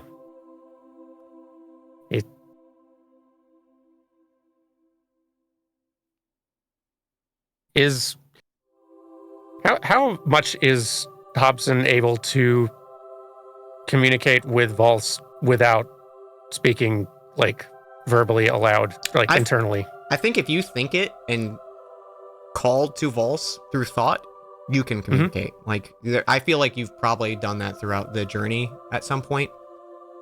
Okay. I think maybe there's part of you that like wants to say it out loud just because then it feels like a real conversation. And I think like for people who aren't like supernaturally gifted, that would feel like the right thing to do. Right. Yeah. No, I think Hobson is definitely wanting to at least check in and make sure, like, hey, you're awake? You seeing this? What do you think? I can say I don't remember him, but he kind of sounds like a prick.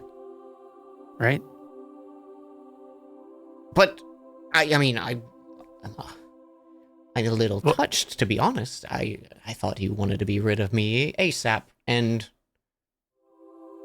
you know, I'm happy about the statue, but I guess I don't feel like it feels like an itch that was scratched, but not, you know, like I'm not through. Okay. Well. And besides, it was a little statue. Yeah, of course.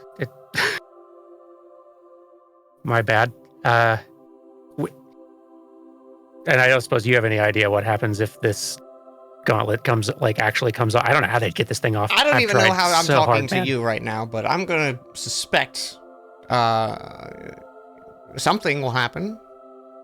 Yeah. But I'm not like I'm a fan of you, but I'm just, it's been interesting.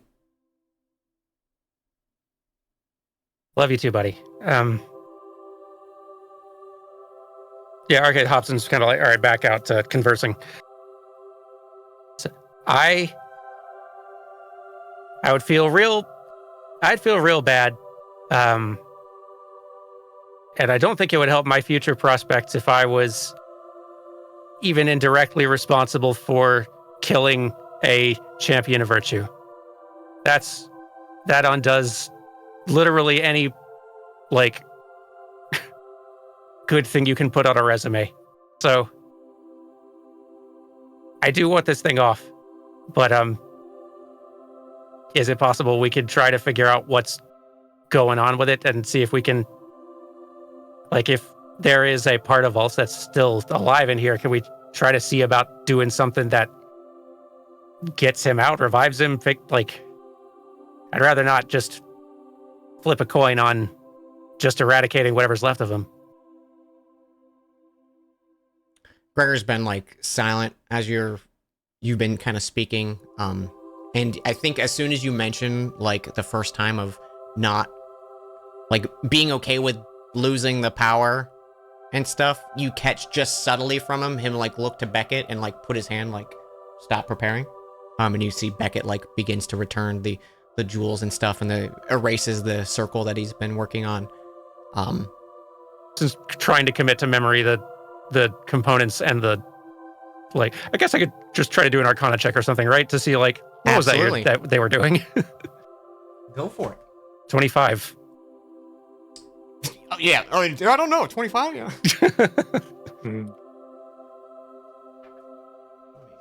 Let me get exactly the information here for you. Ooh.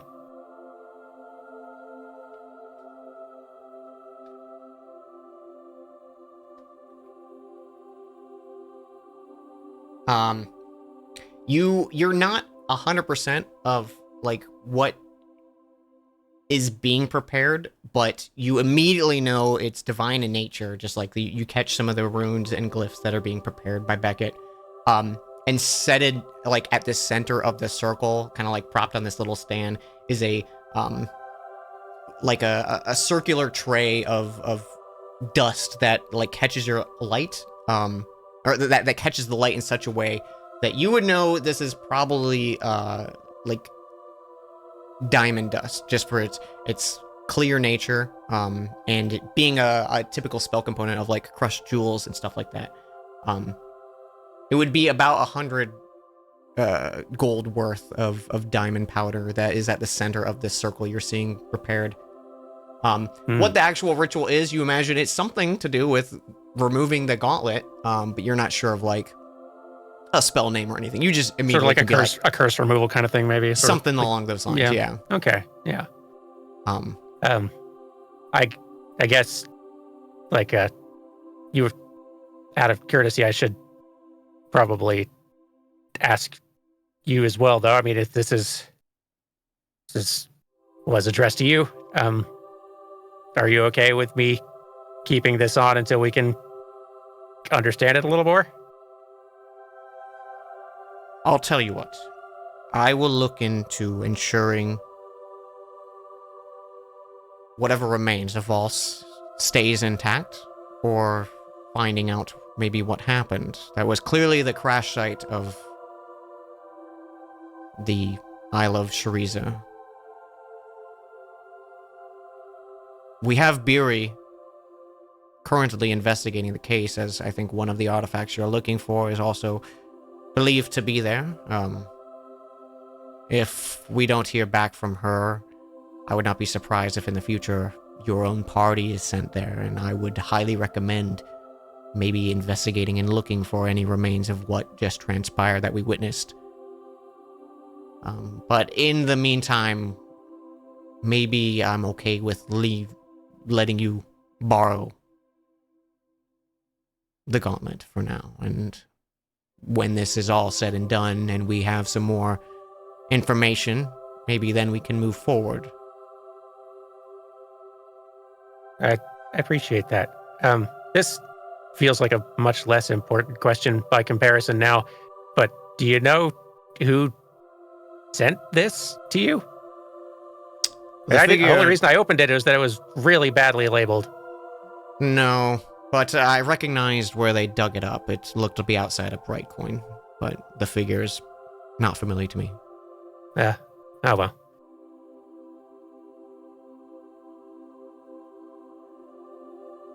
He kind of like does a deep sigh, and like you can tell like he's relieved but also like upset he didn't get his way. And Beckett's like finished cleaning up at this point, and he goes, I should probably get back to my duties with the church. Do you need me anymore, Gregor? And he goes, I think that'll be all for today. Thank you. Beckett gives you both a little bow before exiting the room, and Gregor turns to you and goes, well, I don't think I have an immediate business with you anymore. My impression's a little better of you, but it's still not great. Thank you. You almost Better think than he like before. smiles, but maybe he's incapable. Don't remember how. Never tried. So hey, you knew the more complete version of Voss. Is there anything about him I should know that might help figuring this out? He was an idiot prankster. Next question. Okay, no, that seems the same. He was capable, but I never got close. Well, thanks for understanding. Sorry about the mail thing. Yes. By the way, I believe you're fired. Yeah, Not it's kind of coming from assumed. me. But there was a bit of a stink when you disappeared. Yeah, I imagine even ignoring the mail thing, not showing up for work for like 2 months or whatever it's been. Yeah, it wasn't great. Yeah. I tried to send a letter, but then, I don't know. That also may not really cover it up. I don't think I had this much leave stored up. So, tough breaks. Well, maybe Got I a new can- gig, though. Hey. Hey, that's, it's a good gig. Yeah, no, it's so far. I mean, I've died or come close to dying way more in this job, but I don't know, pays better. Coworkers are pretty good. Good.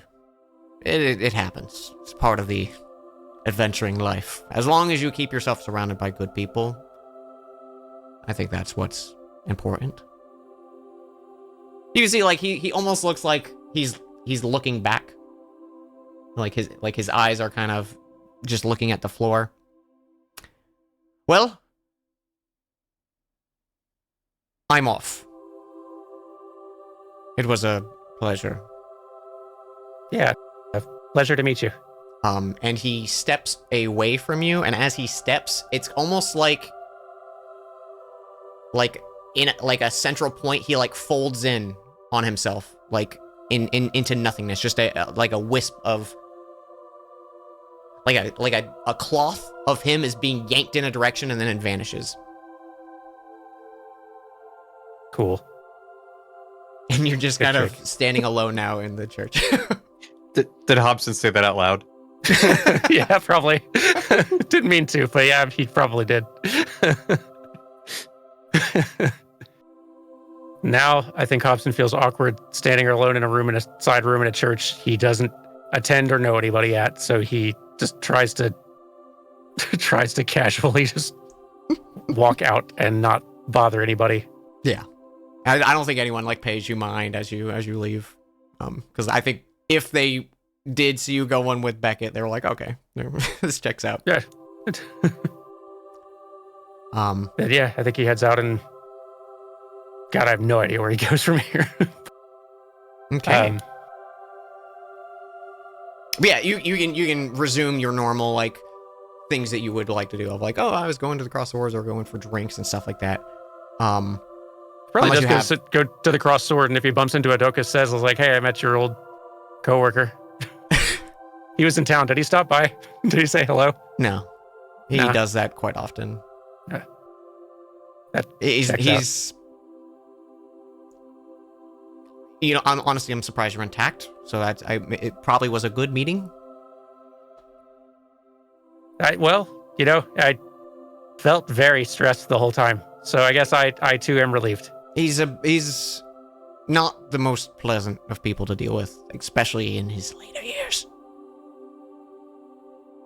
I understand. I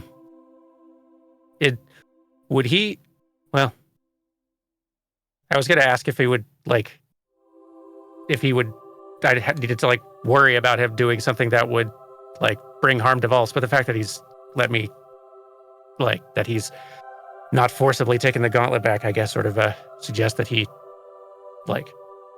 cares enough about it to not, to make that something of a priority. So that's good. He's rough around the edges, but I think whether he'll admit it or not, he cared for us when we were together. So I don't think he would intentionally want harm to come to V. Oh, it's a relief. I didn't think I would get this invested in my gauntlet's safety at any point. It's lost me a lot of sleep.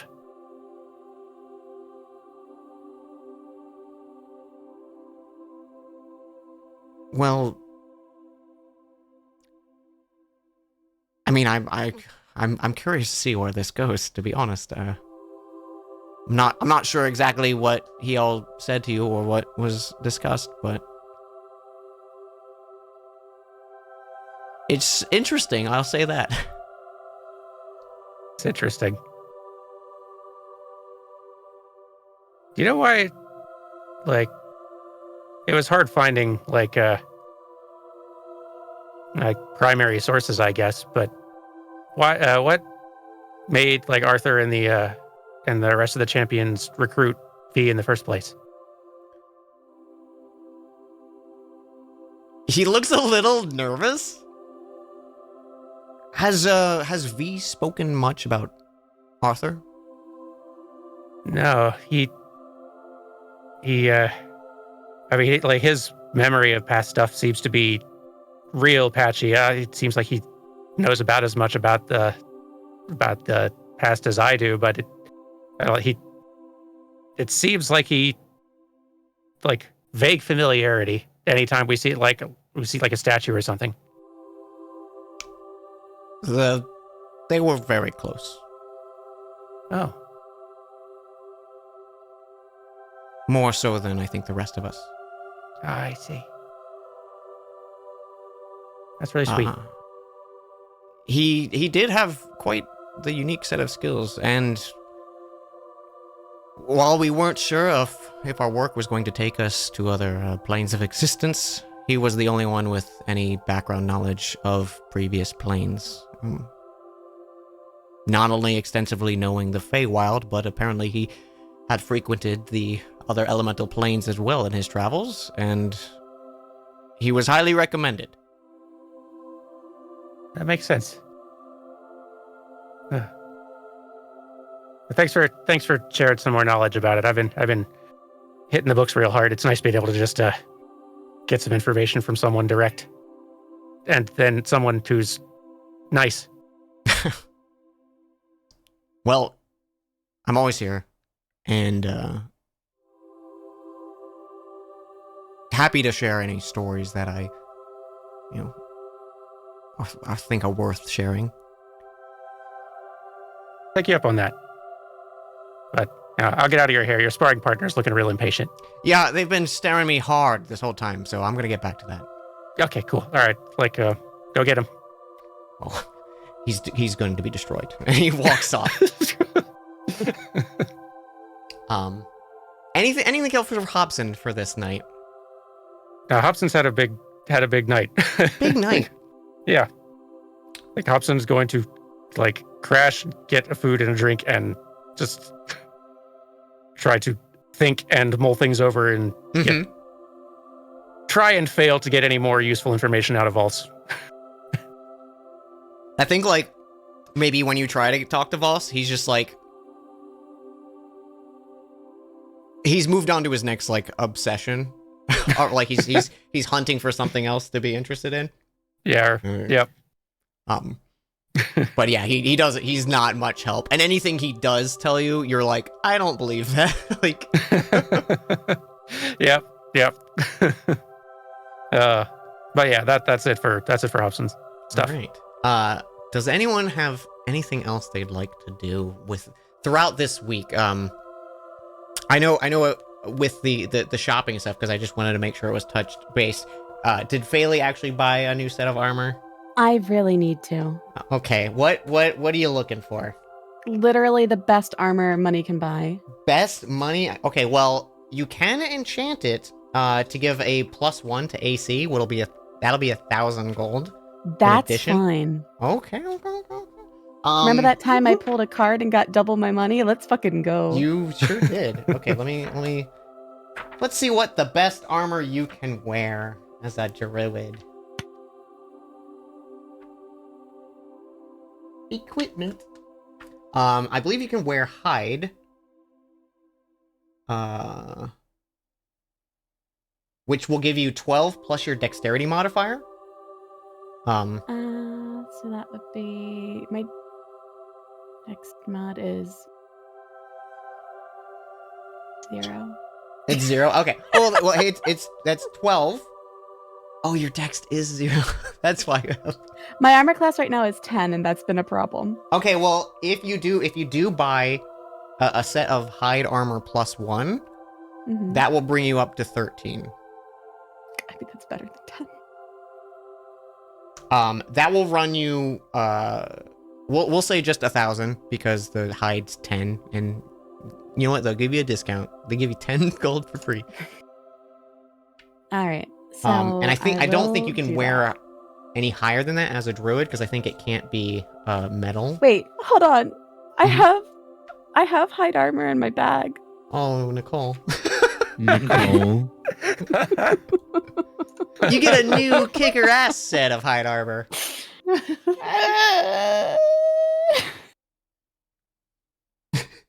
You know what? He only charges you 990 now. Oh, I'm gonna cry.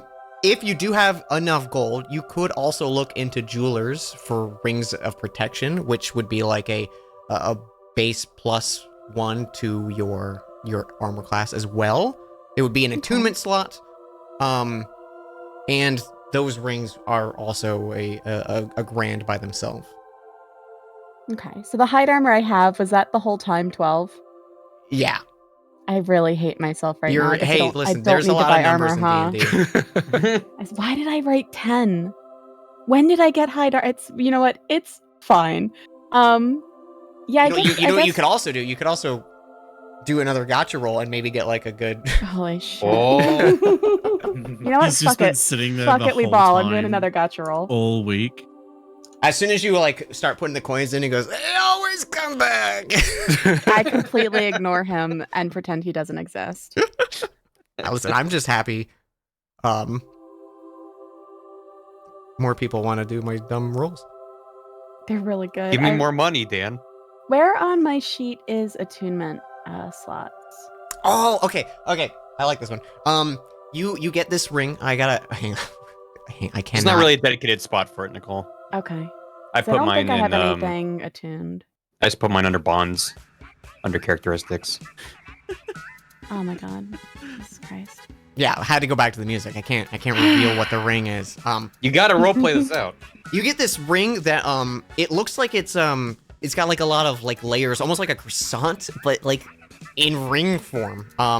And the little piece of parchment, it's called a telescoping ring. And you can extend the ring out to create a little telescope, which will allow you to give advantage on perception checks over 500 feet away. Okay. So you wear it as a ring and then take it off, and it creates a little telescope. That's That's really pretty cute. rad. No attunement. No attunement. Which was the one that did require the attunement? The one That per was day the reroll good luck attribute ring. one? Yeah. Okay. That's basically like Give the- a once per day reroll kind of thing. And you which said is- there's another ring I could buy to you could buy like a cloak of like a cloak of protection. You could buy a ring of protection. so if my hide armor is 12, what would it take to make that 13? You said I'd have to enchant that. So yeah, if you want to enchant the hide armor, that's gonna be 1,000 for the +1 AC. Okay. And it'll take like 2 or 3 days, but you can easily pick it up in this span of time.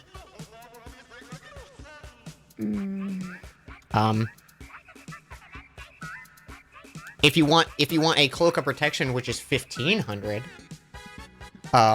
you could get +1 to AC and +1 to your saving throws.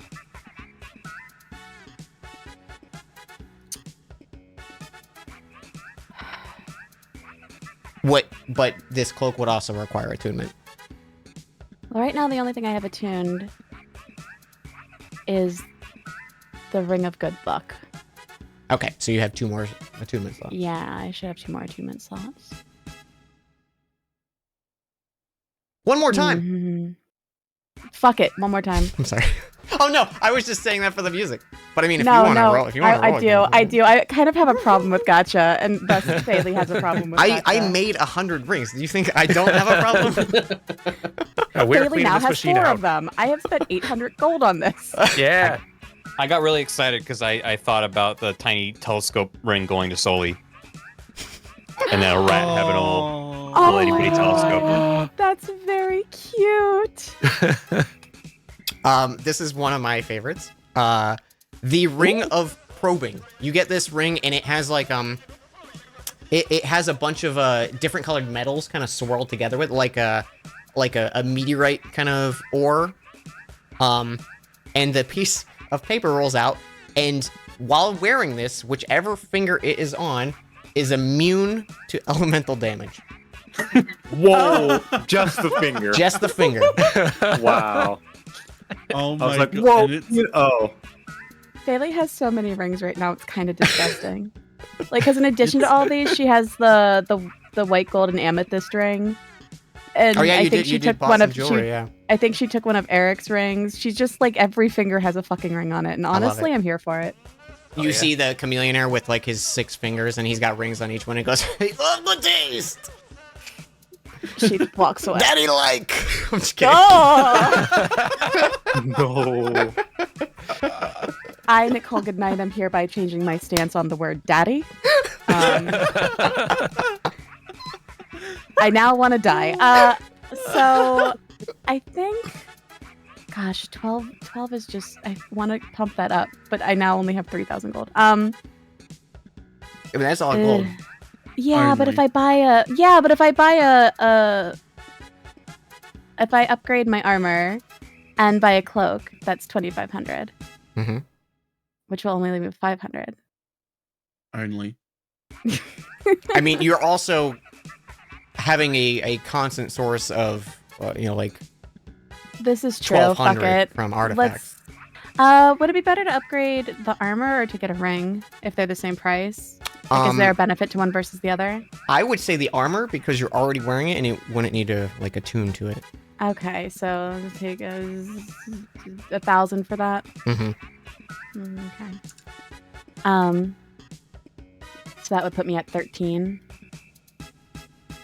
Yeah, that'll bring you up to 13 AC. And don't forget, granted, I know Phaley doesn't do it often, but if you're in a like wild shape form of like a beast, actually it's been a while since I've druid. I believe your AC changes depending on like what you're in, what form you're in. Okay. Yeah, she doesn't do that very often. Okay. And if I do the cloak, it's just +1 to AC and saving throw. Yeah. So, but that you have to attune to. That's fine. We'll do that. Okay. That one takes like a few days as well to repair, because like they don't have any like on hand, so you like either give them a cloak or find a cloak that they want, and you can design it as you wish. I do have the cloak to hide identity. But if I had it, if I Going had really to well. design one, it went so well. If I had to design one, it's probably going to be like embroidered along the edges with like flowers and stuff. Hell yeah, they can easily do that. And for Perfect. that big of like a price sync, like it's included. Perfect. All right, that's all she wants to buy. Hell yeah, 14 Now I've got a AC, 14 baby. AC. The whole time I had Oh, 12. not The whole bad. fucking time I had 12, and I didn't even know. So you didn't die. It's fine. So many Yeah. sessions of just like, ow, this hurts, and man, this bag's heavy. Man, why Oh. why am I carrying this armor around?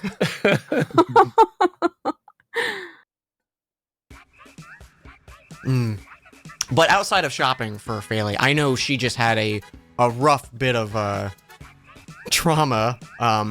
Do you think she probably is just taking it easy most of this week? I think so. She's probably mourning Eric big time. Do you think would she go? Oh God, sorry. Yeah, hang on. I gotta fucking dramatic shit. And, do you think she would go to any of the Temple of Nine, or would she find like her own space? I think she'd probably find her own space. She's more than likely shying away from anything organized, regardless of how good the intent is. Mm-hmm. Yeah, there's easy enough to find quiet spaces here, like any of these like little. I can remove Gregor as well. Any of these like little clusters are, trees. Not this one because you'd have to fly to it, but like over here is like farmland and like a small remnants of forests that are still on Northcliffe's crater. Or Yeah, she's Massive probably Earth. in be hanging out in one of the forests. yeah. So you get some quiet time for a change. That constant like fear of looking over your shoulder, though I think you still reflexively maybe do it. You're met with the like comfort that chapter is maybe closed. So there are still other things you have to, worry about in your mind, but that fear of, the Black Hand and the Midnight Lotus constantly coming after you and spying on you, slowly starts to fade into the distance.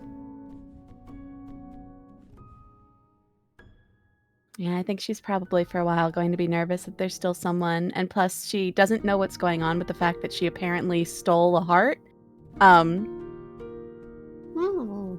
And she... Would you like to look into that? I think player Nicole very much wants to look into it, but I think character Faylee would, during this week, not want anything to do That with is it. 100% fine. Which sucks, because I really want to. But I think in character for Faylee, she probably wouldn't be able to deal with knowing more about that within a week of everything going down. Yeah. Yeah, she gets some finally R&R after literally being on the run for months, if not years at this point. Very good. Very good. Good. Does anyone have anything else they'd like to do in this time before we have the final chunk of our week excursion? I'm wondering if Hobson should get any like equipment improved. I don't know if I can realistically get my armor class significantly higher than it is, but it's not a thing I've really looked into much. Oh shit! I remembered thing. Huh. It's not for Hobson, unfortunately. But for Mr. Trilby, there was another thing that you mentioned about improving upon Scrubbins. Yeah, I figured he'd have some downtime. We would try to tinker around, see if he has any ideas. So I think with the knowledge that Trilby has gained in his time, maybe overshadowing Marm and maybe looking at some of the tech within Northcliffe itself, and seeing that the residue that was left behind by Scrubbins, The byproduct, is very familiar to what you've been described as the source that they infuse with the blue void crystal circuitry.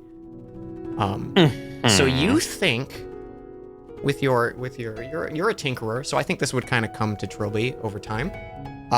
If you were to re-establish this byproduct as a part of Scrubbins, that maybe you could infuse green void crystal onto items if you acquired enough of this powder. With that said, I have a proposition for you. Go on. You can tinker with Scrubbins to re-unalign the gears to create this byproduct. And every time we roll for, like, when Scrubbins comes out, we can do a D20 roll. On a natural 20, it'll give 2, basically, servings. 2 helpings. For lack of a better word. No, servings is what I'm going with. 2 scoops. And anything above 10 will be 1. If it's below 10, it's a fail. It just doesn't create any byproduct. And if it's a 1, Scrubbins does not function for that round. Like, for that summon. Uh-huh. Yeah, because I've just been keeping him out all the time and not, like, actually creating him like I'm supposed to. Right. As an artificer. So, basically what I'm laying out is you could do this where you could gather materials and maybe infuse items in a expanded way, and maybe do it to other members' gear and stuff and not count towards your own actual infusions. But you have the risk of when you summon Scrubbins for a fight or something, he maybe does not function for that summon. Like a little risk reward. I like the risk reward, but I hate the risk. It's a big risk. Because Scrubbins is real good. He's like more than half of my kit. Yeah, In terms of would my be a utility. substantial blow. Yeah. Oh man. You can Put also me on the sit on it spot. too. Yeah. Like, I think maybe Trilby's like come to this conclusion, and like anytime you want to take, I think probably Trilby would be taking that weighing those options as well. And you said it's a 50-50 for him to succeed. So as long as you don't roll a nat 1. If you roll a nat 1, that's when Scrubbins would Gotcha. peter So out. 2 or higher, he still appears. yeah. I just don't get any 2 to any 10, dollops. he comes, but no poop. Gotcha. Above a 10, I get a little bit. Above a All 10, right. you get a little, and a 20, you get 2 poop. A 1 out of 20 chance for him to fucking not show up when I need him most. Oh man, that's good drama. Right? Ah, fuck you, That's Dan. good drama. Ugh. I mean, how often do I roll nat ones, really? Yeah. Well, now that you said it. Usually Gam gets all of them in a Yeah. session. Yeah. Oh, the gambling. Case in point, earlier this fucking session. I'm gonna roll a d20 right now. And if it's higher than 10, we're doing it. Okay. We're doing it. All right. Whoa! You spend some Brave time man. over one of the nights carefully misaligning the gears to create this rubbing against the crystal you put into the Scrubbins, and you think that maybe on future summons you might gain some of this valuable byproduct.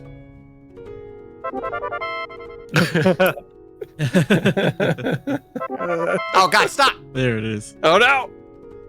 It's Lupin. There you go.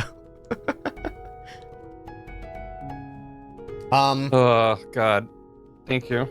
Yeah, Um, that was I forgot. I wrote that down, and I was like, there was No, something yeah. else. I was gonna mention it, and also while it's Trilby time again, he does want to try to seek out Adokus and show him the figure he got from by far. Okay. I think you find him probably at the dojo or in passing, and you do you just like let I want to roleplay this out a little. So so you see him there. How do you approach this? Just walk right up. Hi, Adokus. Hey, Trilby. And he's like wiping some sweat off with a towel and throws it over, waves someone down, and steps aside to chat with you. So I was going on a tour at the Champions Hall, and then I ended up going to a monthly meetup of people who are really into the Champions. And I made a new friend. His name's Byfar, and he saw you and he made this. I hold out the figure. It's you. He carefully picks it up. And there's like a little sparkle in his eyes, you know. Oh. Then your friend Byfar made this. Yep. Oh, wait, I need to write this down. Okay, hold on. Your friend Byfar made this. Uh-huh.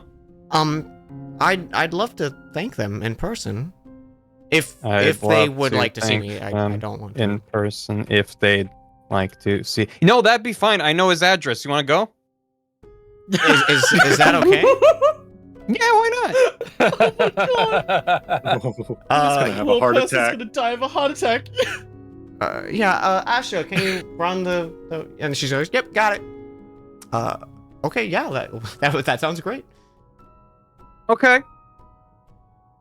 He lives over this way. So you It's not too far from here, I think. you do the short little trip to the western quarter and find a small humble little home. There's a small little like garden planted out front, and it's very quaint and comfy. There's some Humming's nice worth a warm state. light coming through the like warped windows. And you go up and knock on the door. I'm gonna tell Adokus to stand back a little bit. Oh, of course, right. Okay, knock. Is this good? Yeah, that's good. I'm knocking on the door. You knock, and a young woman opens the door. She's maybe like late 20s. And she looks out and goes, "Hi. Can I help you?"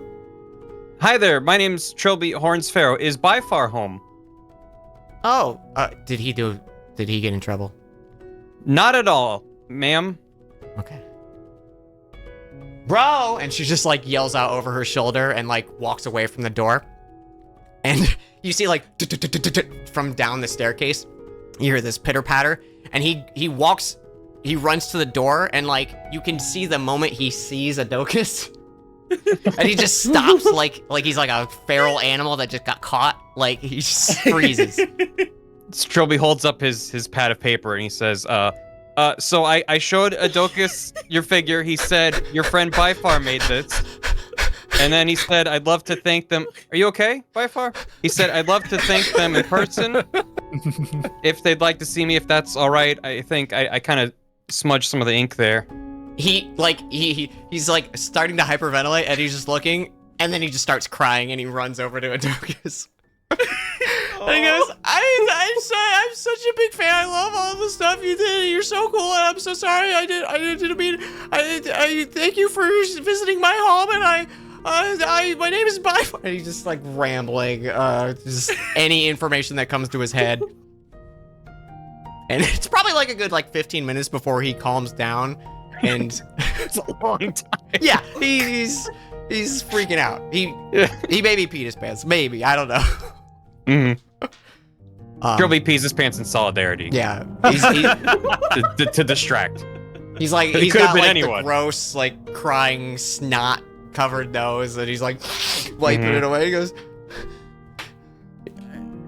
Trilby, you're the best friend I could ever have. Oh. Oh. Thanks, Byfar. I didn't really do much, though. He's just like gesturing to Adokus, and Adokus is just like enjoying the spotlight, like kind of just laughing. I think maybe like he invites you in for dinner, and Adokus like politely accepts.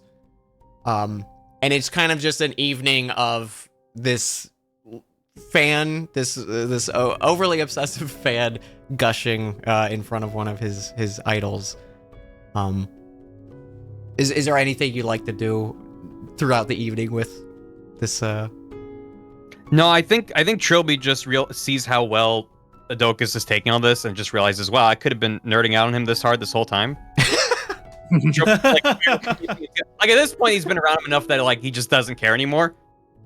But when they first were around him, he was just completely wide-eyed and frozen in fear. And he's like, I could have told him all how big. Now he thinks that Byfar's a bigger fan than I am. Missed opportunity. Yeah. Now you have a rival. Yeah. Um. Gelnek was right to not trust people wearing hats. Oh shit. The hat war begins. I think once you depart, Adokus just thanks you and he goes, I think that was very sweet of you to bring me. I was not expecting that much of a reaction out of him, but it was wonderful. I wasn't either. I hope that was okay, No, Adokus. it's fine. It's been a while since being in the spotlight, so I guess it brought me back a little. I'm glad. I'm your biggest fan, not him, by the way. Me.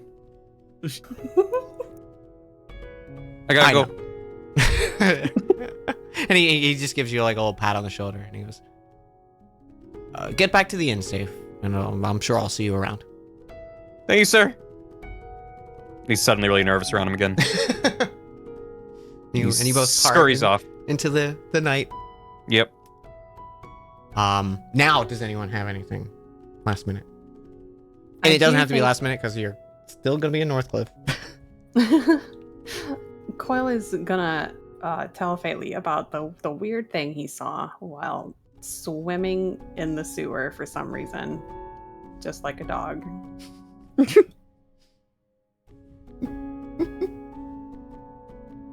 And for the sake of, I was away when you had that all happen. Could you explain it to her again? So he went into the lake. He just walked on the floor and found like a tunnel. And then when he went through the tunnel, it led to a sewer. And he just followed this for a while until he saw a glowing orb that was kind of pulsing Mhm. and like had veins or like arteries or something like that. And like the area was covered in like moss and plants. And there were these weird crab people with like tentacle faces that like stalked him until he left the area. Dan, would Feli know what this is? Is there a canonical thing for this, or am I on my own here? Give me a nature check. Because I'm okay with any of these. Oh boy. Not a clue. There's some weird sea life. Big ocean Bailey- out there. Big ocean. Bailey shrugs but kind of smiles, and you know, I don't think I've really encountered that before, but they sound like friends. Did you interact with them at all?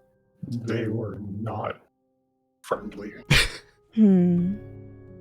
I didn't let them get close because it's their home, but the vibe was not friendly. No, a lot of things in nature. If you respect it, they'll respect you. Maybe they felt threatened. She kind of Possibly. like looks Coil up and down. Not that, you know, you're intimidating to anyone at all. Not at all. I doubt they see somebody walking in very often. The whole I'm place sure. was bolted up a lot. It sounds like maybe it's meant to keep people out. Yeah. It's possible they've had experiences in their little area with people coming in and ruining things, like a lot of people like to do with nature. They might have been scared. Yeah. Where was this? It was under, well, I guess there's like a sewer system beneath everything. But I got in through the nearby lake. Hmm. The bars that were blocking off the tunnel had been cut or bent. So somebody else is going in there. I tried to see if I could follow whatever they were trying Bailey to head almost for, but looks worried, as if someone's maybe intentionally trying to disrupt a piece of nature they're not supposed to.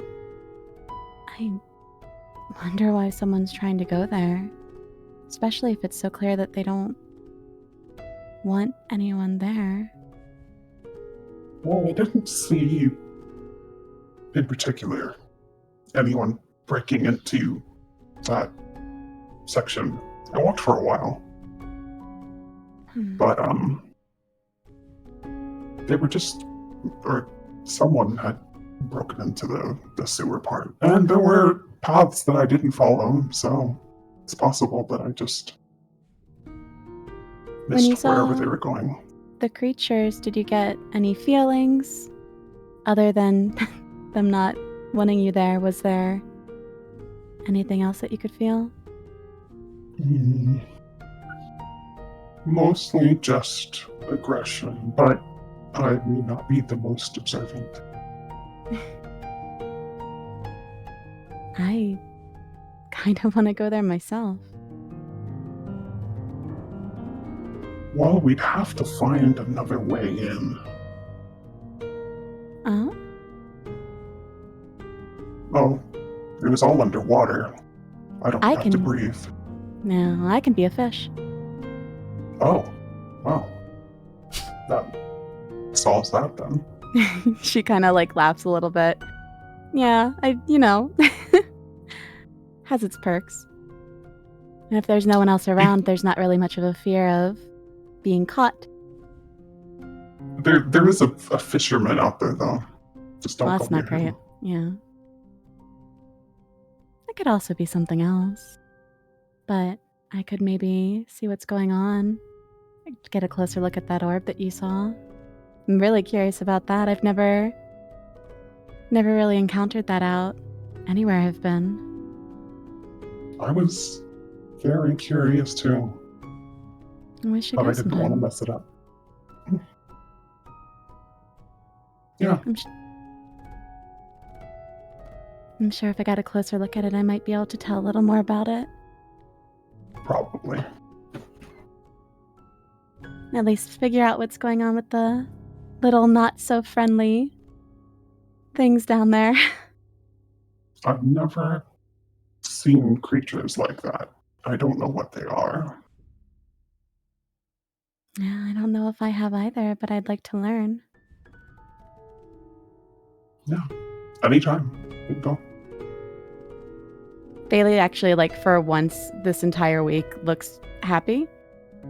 Or at least, you know, a little Aw. less upset than she's been. Boy. You can go check it out now. We should. Yeah. Yeah. All right. Well, You yeah. guys have a week off. You could probably have this conversation like early in one of the days. Mhm. I'm just here. Yeah. I'm just here to narrate. It's your world. All right. Yeah. Yeah. Let's go. Yeah, let's go. Okay. It's He would, just lead her back to the lake, and if the fisherman is there, is he there? what time are you going?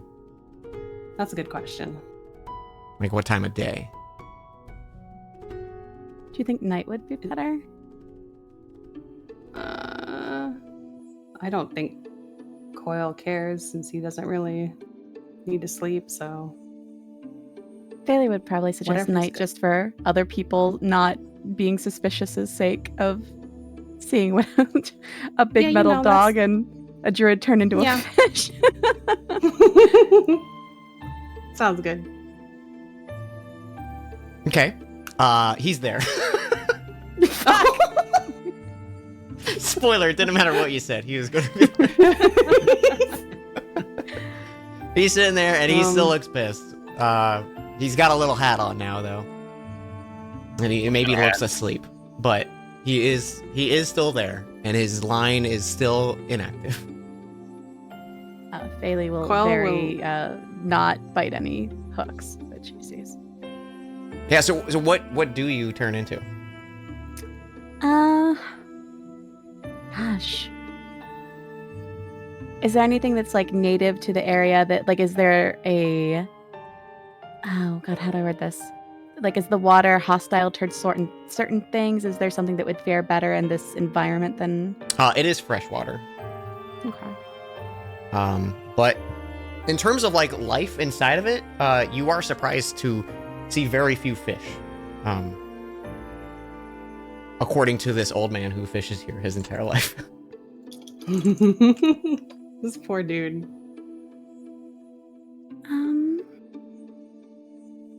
I'm gonna ask the dumbest question. I could just Google this. Just don't listen to me real quick. I want to hear the dumb question. I'm here for Are it. crabs good at swimming? I mean, they can swim. I wouldn't say they're like particularly quick about it. But yeah, I think I want can to pick always something that just- could be a little quick. Or well, unless I mean maybe quail's like there, a lobster, but that's also salt. So. Well, lobsters stick to magnet, so you know. What? Wait, Coil what? can hold her too. Have you never seen that video from like the early 2000s? I digress. I'll be a little crab I'll be and right I'll back. hang on. Please, YouTube lobster sticks to magnet. Yeah, I'll be a little crab and kind of hang on to Coil. Okay. Do I have the ability to communicate with animals? I believe if you're of an animal, you can communicate with said animal. But Yeah, not, that- you can't like I- talk to Coil as a crab. Yeah, Okay. I think that's at DM's discretion because Yeah, I'm there gonna is a say- spell. There is a There is spell speak called with Speak with animals. Animals. Yeah. So if you have that spell, then I'm gonna just say, because I think it's fun, if you turn into a specific animal with wild shape, you can speak with that animal. Because but I don't know what that animal is yet. you don't.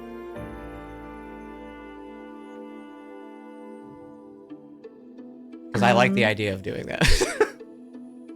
Can I reshape if I see another thing, or is it on cooldown?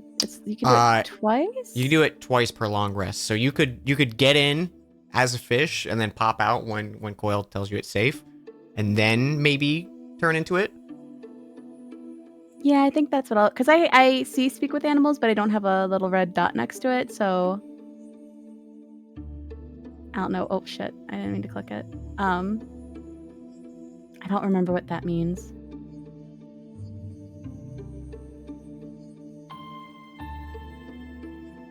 Wait, what means? Sorry? Like, I have speak with animals under my Mm-hmm. level 1, but I don't think I have it... Like, the little red dot next to all the spells? I don't have that. We'll say because this is kind of like a freeform week, that you prepared for it. Like, if you want to have a spell for a thing, just don't change, like, what you have prepared in mid-combat. Yeah, I don't mind swapping it out for it, because I've But yeah, literally never like, used you Charm had the Person, conversation with so- Coil, and you could be like, okay, we do it tomorrow, and I'll have what I want prepared for it. I'm totally fine with that. And that should allow me to do it with anyone regardless of what I am. Mm-hmm. Yeah, perfect. Okay, I'm gonna take off Charm Person because Bailey's never charmed a single person in her life. Okay, yeah, then little crab friend hanging onto Coil. Cute. All right. So are you guys fucking going in there? Fucking going in. Yeah. All right. It's easy enough for you to follow the familiar path, Coil. Hang on, I need a good like what I had something good last time. I don't remember what it was. I I don't know don't if I remember. recognized it. We'll have that's too weird. That doesn't fit at all. That's what we were just listening to, Dan. This is important for me. The long tunnel. All right, fine. We just get some Elder Scrolls music. All right. So yeah, you follow the path and you get to that that Y-shaped intersection, and you can see at this point, Phaley, for the first time, that that under the water you can see that just like a outline stroke of this faintly purple glowing energy. And as you kind of walk a little bit forward, you can see this weird like growth that's covering parts of the walls and some of the doors that are locking the walkways on either side of you. And you come across this like nearby one of the doors on the walkways, you see this melon-sized orb that's slowly pulsating. And you're basically at the same point Coil got. So you're like 50, 60 feet away from like the threshold of maybe being noticed by these beasts, or at least like entering their territory. Oh god. So wait, is the orb is just there? Pulsing. Yeah, the orb is not glowing. It is just Okay. pulsating, and it's like a soft, like pinkish off-white kind of thing. And the little But creatures directly are... in front of you, you can see a like, it's like just a stroke of a circle, just like a thin line, and it's got a faint purple glow to it. And you can notice now that you're close enough, looking at it, there's kind of this like that weird plant matter that's holding like that orb in place, and some of the stuff on the walls kind of looks like it's obscuring the view of this circle every now and then. And it's almost like now you're looking at it, it's like formed into like a netting. Can Can Vayla get closer and kind of investigate it more? Sure. Are you Yeah. just swimming in there, or would you like to stealth? Yeah, I'll stealth. Okay. Oh, Coil can't come. So you scuttle on closer to this ring. Yeah, give me a stealth check if you would. Oh yeah, this is gonna go real well. 11. Okay. As you scuttle on in, and for the sake of narrative, because you're an aquatic creature and your sense of scale is what you're used to seeing, you can see that amongst the sides of this this like netting that's in place, you can see stuck amongst it is these like bones, and you can clearly tell they're fish bones.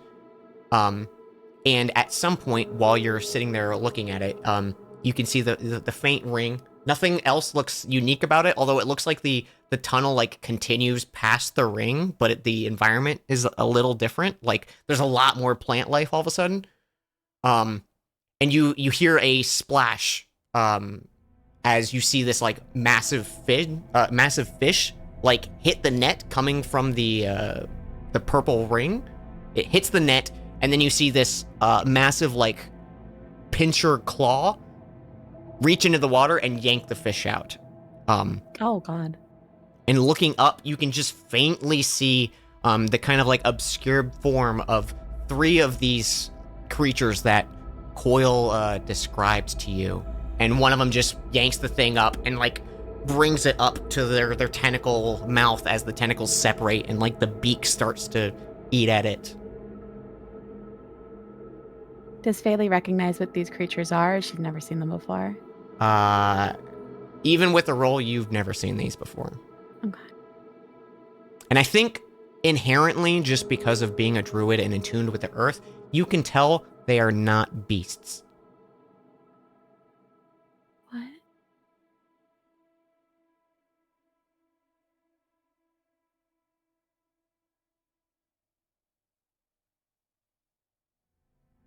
They're not beasts. And not beasts. They look a little too, like alien in their design.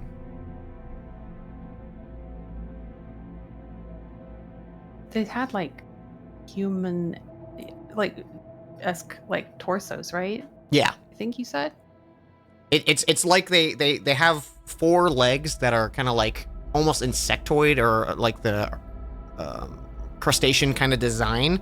And then like their upper half kind of like lifts up slightly where you can see that tentacle mouth, and then these 2 massive like pinchers, which like what they're clearly using to grab whenever anything like hits this net.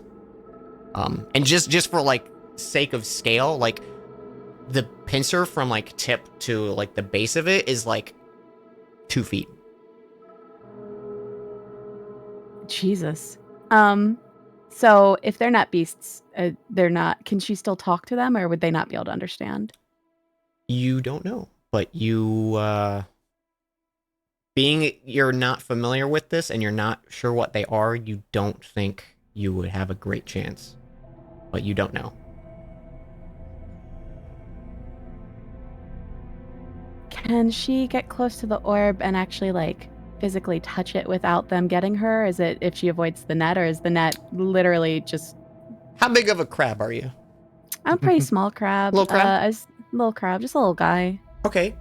You go to like touch the orb, and because, or like this ring, and as you walk close to it, you notice, because your perspective's changing as you're walking closer to it, and like you're towards the base of it, and it's like a massive like 5-6 foot diameter ring. You look up into it, and while the side that you're on like ends with that like brick exterior of this like sewer waterway system that you're in, the side that the ring looks like it continues through continues up to where you can see like shimmering surface and maybe sky. Oh, there is no way I could get through there alive, huh? But you just like looking up through it though, like the scale of the light reflecting, that's like maybe hitting, you know, like with the moonlight or any other outside source, it's like very deep underwater. I know this is metagaming, but I don't think Dan would ever hurt a crab, Nicole, so you should just do it. Yeah. You'll be fine. You have plot armor right now. Plot chitin. And you said beyond the orb was a different kind of area? Yeah. For the sake of describing this clear to you, it's like you are at a wall. And there is a ring cut out of this wall. And you're looking through it, and it's a different landscape. And the fish is dead. The fish got eaten. Oh, the fish got yanked. Looking through this hole, though, you can see lots of life. There's schools of fish. Maybe some large, like, reptilian thing swims by in the distance, like just a small little bit of movement. Would I need to scuttle through the hole, or can I, like, kind of shout through it to try to talk to them? To like another little crab? Yeah. Or to any of the fish over there with Give me just a D20 to see if there happens to be more of these crabs around. Higher than 10, there's some nearby crabs.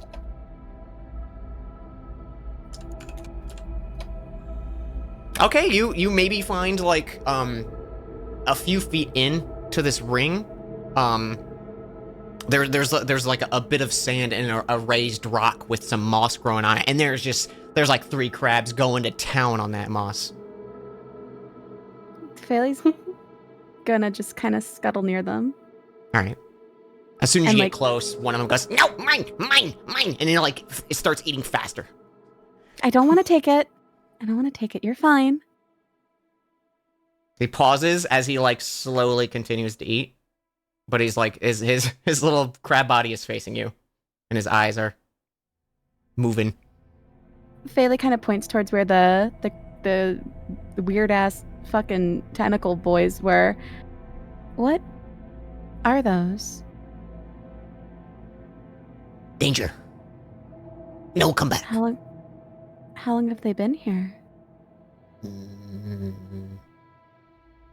Maybe. What's a day? Crab doesn't understand the concept of day. He says maybe like 20 cycles. And they came and just started hunting? I guess. They don't leave whole though.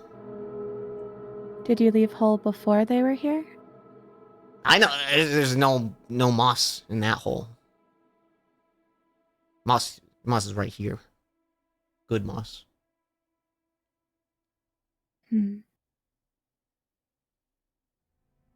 Don't take my moss. Faylee doesn't take the moss. What about, and you said there's like a pinkish orb, right? Is that something that they can see, or are they on the other side of it and they don't know anything about that? The orb that you're seeing is just like a thin line that looks like it's like was drawn on the surface of the rock of the wall of the waterway. Okay. Like a window frame. You can faintly see it, like shimmering from this side as well.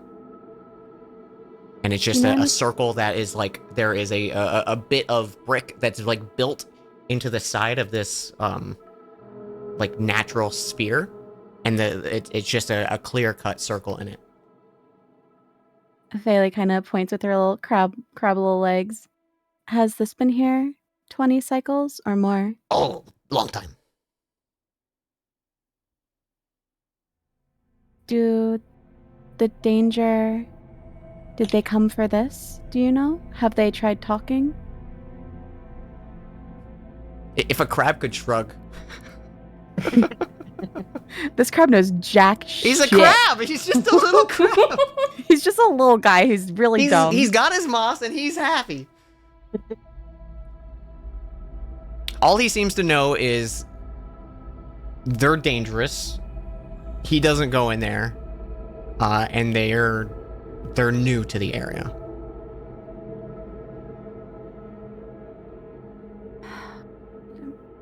Do the dumbest shit in the whole world. This is peak D&D. This is not dumb Can- shit. Can we well, no, adopt this crab? I said I'm about to do the dumbest shit in the Oh, whole okay, yeah, world. let's do it. Can Faley kind of get closer to them, like staying on whatever respective wall, kind of blending in as the best she can, but get closer to see if she can learn a little bit more about them? The crabs eating the moss or the weird creatures? No, fuck them. They're real dumb. The creatures. I was gonna say they're gonna pinch you because they gotta protect their moss. If you want to get closer to these creatures, you'll need to give me a stealth check because now you're kind of getting close enough to their. I think if Coil sees her getting closer to them, he's gonna start like walking closer just to like maybe distract them. If Okay. nothing else. You I think as these two dual things happen, you start scuttling up the side to get a closer look at these things. And one's head like turns and snaps in your direction. And you can see it like it goes to reflexively just like kind of pounce. And then you hear the approaching footsteps, underwater footsteps of Coil, and like it and the two others by it snap their heads over and splash into the water. And I think that's probably a good spot to end the episode as you see these massive three figures kind of like fill the same space that you're in, Coil, like maybe 30, 40 feet from you. And Crab Faley like maybe 5-10 feet away from them, and they notice both of you. Uh-oh. Bailey was Wonderful. so worried about the underwild life getting murdered. I will say, as you got closer, and Coil, I think even as you approach, because you're tall enough in the water, you can see that melon-sized orb. Mm-hmm. Actually, I'll just for fun. You see a scene that kind of looks like this. You see these massive deposits of similar orbs scattered amongst the walls and caves, and it looks like a few of them are bleeding up through and covering these doors for entryway. So like they're sealing themselves in, and there is all these slowly pulsating eggs. And Eggs. that's where He's made a we'll map pick for it up. That's not good. Oh no. He's made a map for it. That's not good. It's He's made a map for it. That's It's just not a good. little, It's just a visual representation. just a visual representation. Yeah, exactly. Uh-huh. Just happens to be on a grid. And we'll just happen to say you guys are like here, and no one else is here. Nobody Bailey just else. wanted to help nature heal. And I'm so proud of you. Nobody else but Coil. And Crab Bailey. Yep. It's gonna be great. It's gonna be a good And time. Crab Bailey has a higher AC. Yeah. So Listen. Crab Bailey's got the moves. You got like what, 2 HP as a crab?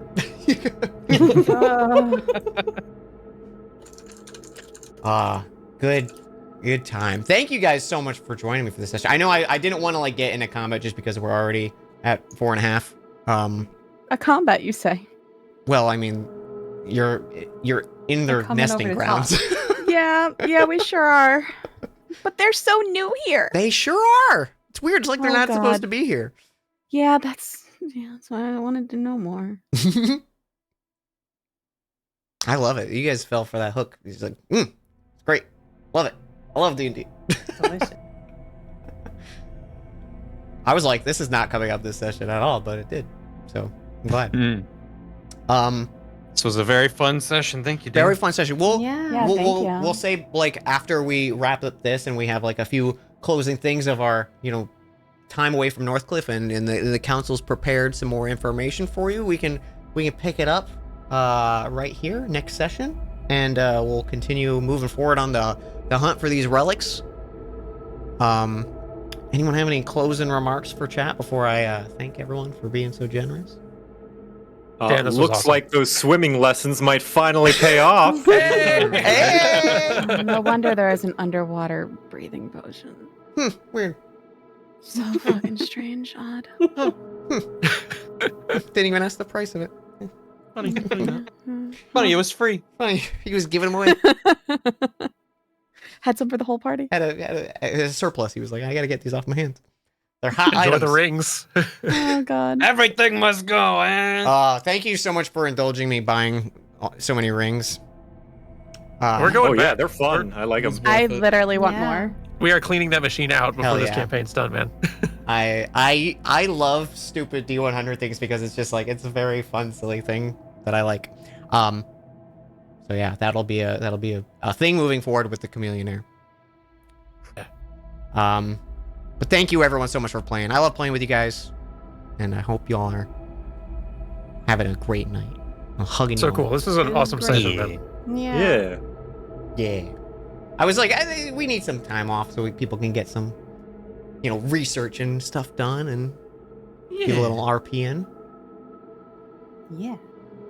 All right. Well, thank you, everyone. I'm going to mute and thank chat real quick. But I'll talk to y'all soon. Thank you, chat. Thanks. Thank you, chat. See Bye. ya. Chat. All right, chat. It's just me. I need better music. Hang on.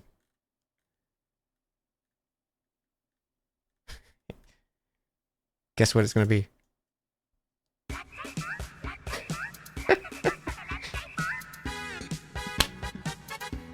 Well, that's another Dan Jones and Dragons in the books.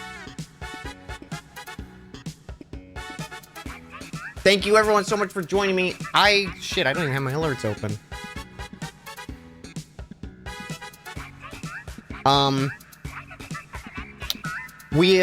I have a special stream on Friday, just as a note while I'm opening up stuff here real quick. It's my birthday on Friday. And I hope you can join me for a dumb, silly stream that I've had planned for years. It's not even anything special, you'll see. It's a game I wanted to play and I've had to wait for a long time to play it. So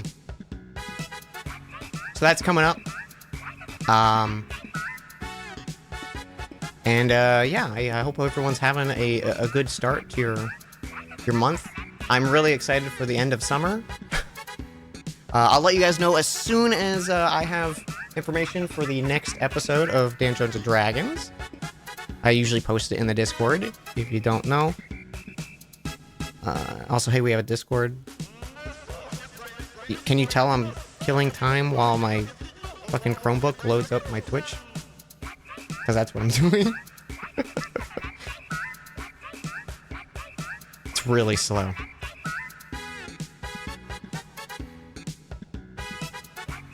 There's so many rings, chat, that I want them to get. I love this shit.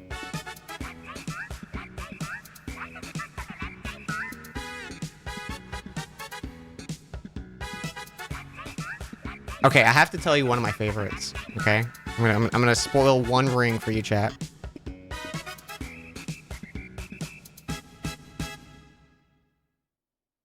I have to find it first, though.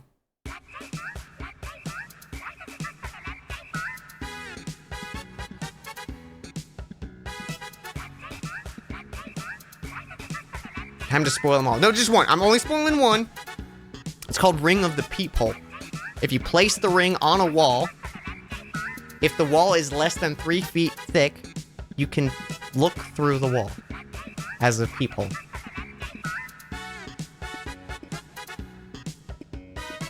Right? And it only counts as vision. You can't cast spells through unless it's directly if you can see a thing. Like, you can't shoot through it, but if it's like, I know the location of this now I can, like, Misty Step through there. I thought that's a cool fucking ring. Is one of the rings an actually wedding ring? In the original version of this list, yes, it was. I took that away because I didn't want to force that on a player.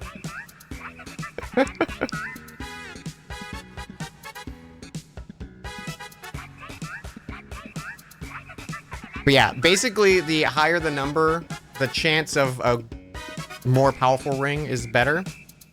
But there's some really fucking good ones. Like, okay, here's one more dumb fucking ring.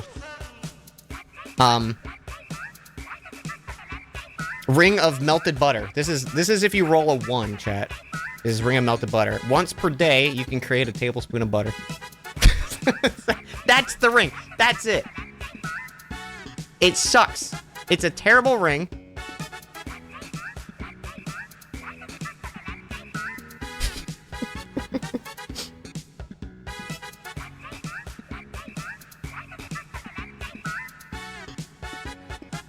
It's great for bacon. Yeah, if your recipe only needs, what, 1 tablespoon? If you need 2, you're fucked. Okay, as much as I love the bit of this music, I gotta stop. There we go. Couldn't take it. I couldn't take Malamar anymore. Boy! It's sure loading.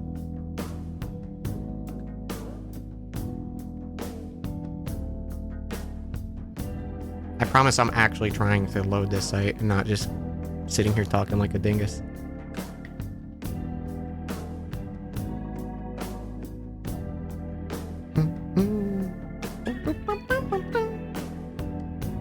But yeah, there's like a lot of those rings I designed like 6-7 years ago.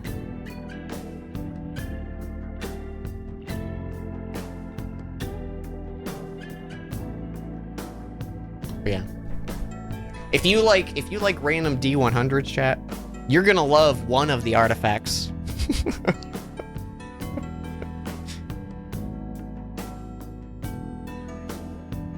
What was the inspiration? I just like random kind of magical items. And I love magic rings, as you can also tell with the Dark Souls rings as our sub badges and stuff like that. So I just like a lot. Is the Bag of Many Things? Bag of Many Things is just a item I designed for Trilby. He just also happened to roll like above a 25 in like the first time he tried the puzzle. So he's had it like the entire campaign. Universal, thank you for the 50 bits. Thank you for all the follows in between the session. Kolub, thank you for 2 months. More like Dan Jones and Prime subs. Prime subs doesn't really rhyme with dragons, but you know, I appreciate it. Quasimodo, thank you for 52 months. Thank you so much. Universal, thank you for another 100 bits. I can't help but notice Nicole requested kill the nearest NPC at the start of the campaign. That's weird. Creeper Chris, thank you for 14 months. Barry, thank you for the 200 bits. Nicole, thank you for 20 months. Naru, thank you for the 25 bits and the 72 bits. Anonymous, thank you for giving a sub to Jax. Also, hey, if you don't know, Jax Pool, they're a member of the community. They do little doodles of Dungeons & Dragons. It's like my favorite fucking thing ever, and they've been catching up on episodes, so they've been posting a whole bunch of doodles, and it fills me with glee every time. It makes me so happy.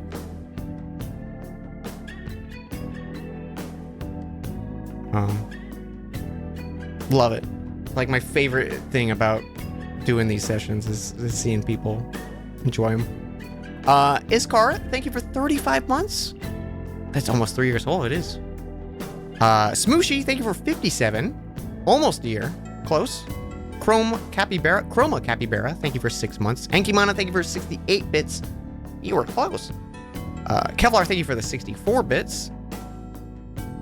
And Nicole, thank you for the raid when I was offline. Hey, we're caught up. Thank you everyone so much for hanging with me and everyone today. I hope you enjoyed. I'll let you know when the next session is. Stream on Friday. Maybe stream tomorrow if I can get some other stuff done. But I'll see you all soon. Hope you have a a great rest of your week and a good weekend when you get back to it. Enjoy Baldur's Gate 3 Addiction. Yep. And let's find someone who we can raid.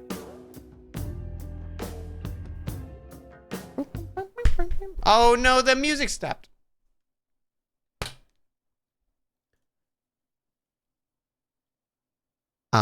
Who is going?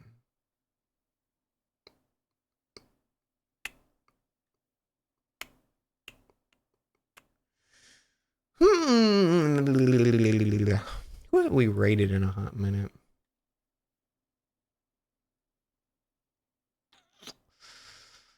Let's say hi to... Let's say hi to Patty. It's been a hot minute since I've rated Patty. They're playing some Remnant 2, which looks really good. I still need to finish Remnant 1. But say hi to them. Give them some Dampé Dumpers. And thank you everyone so much for hanging. I have to pee so bad. But I'll catch y'all soon. Have a good one. Goodbye.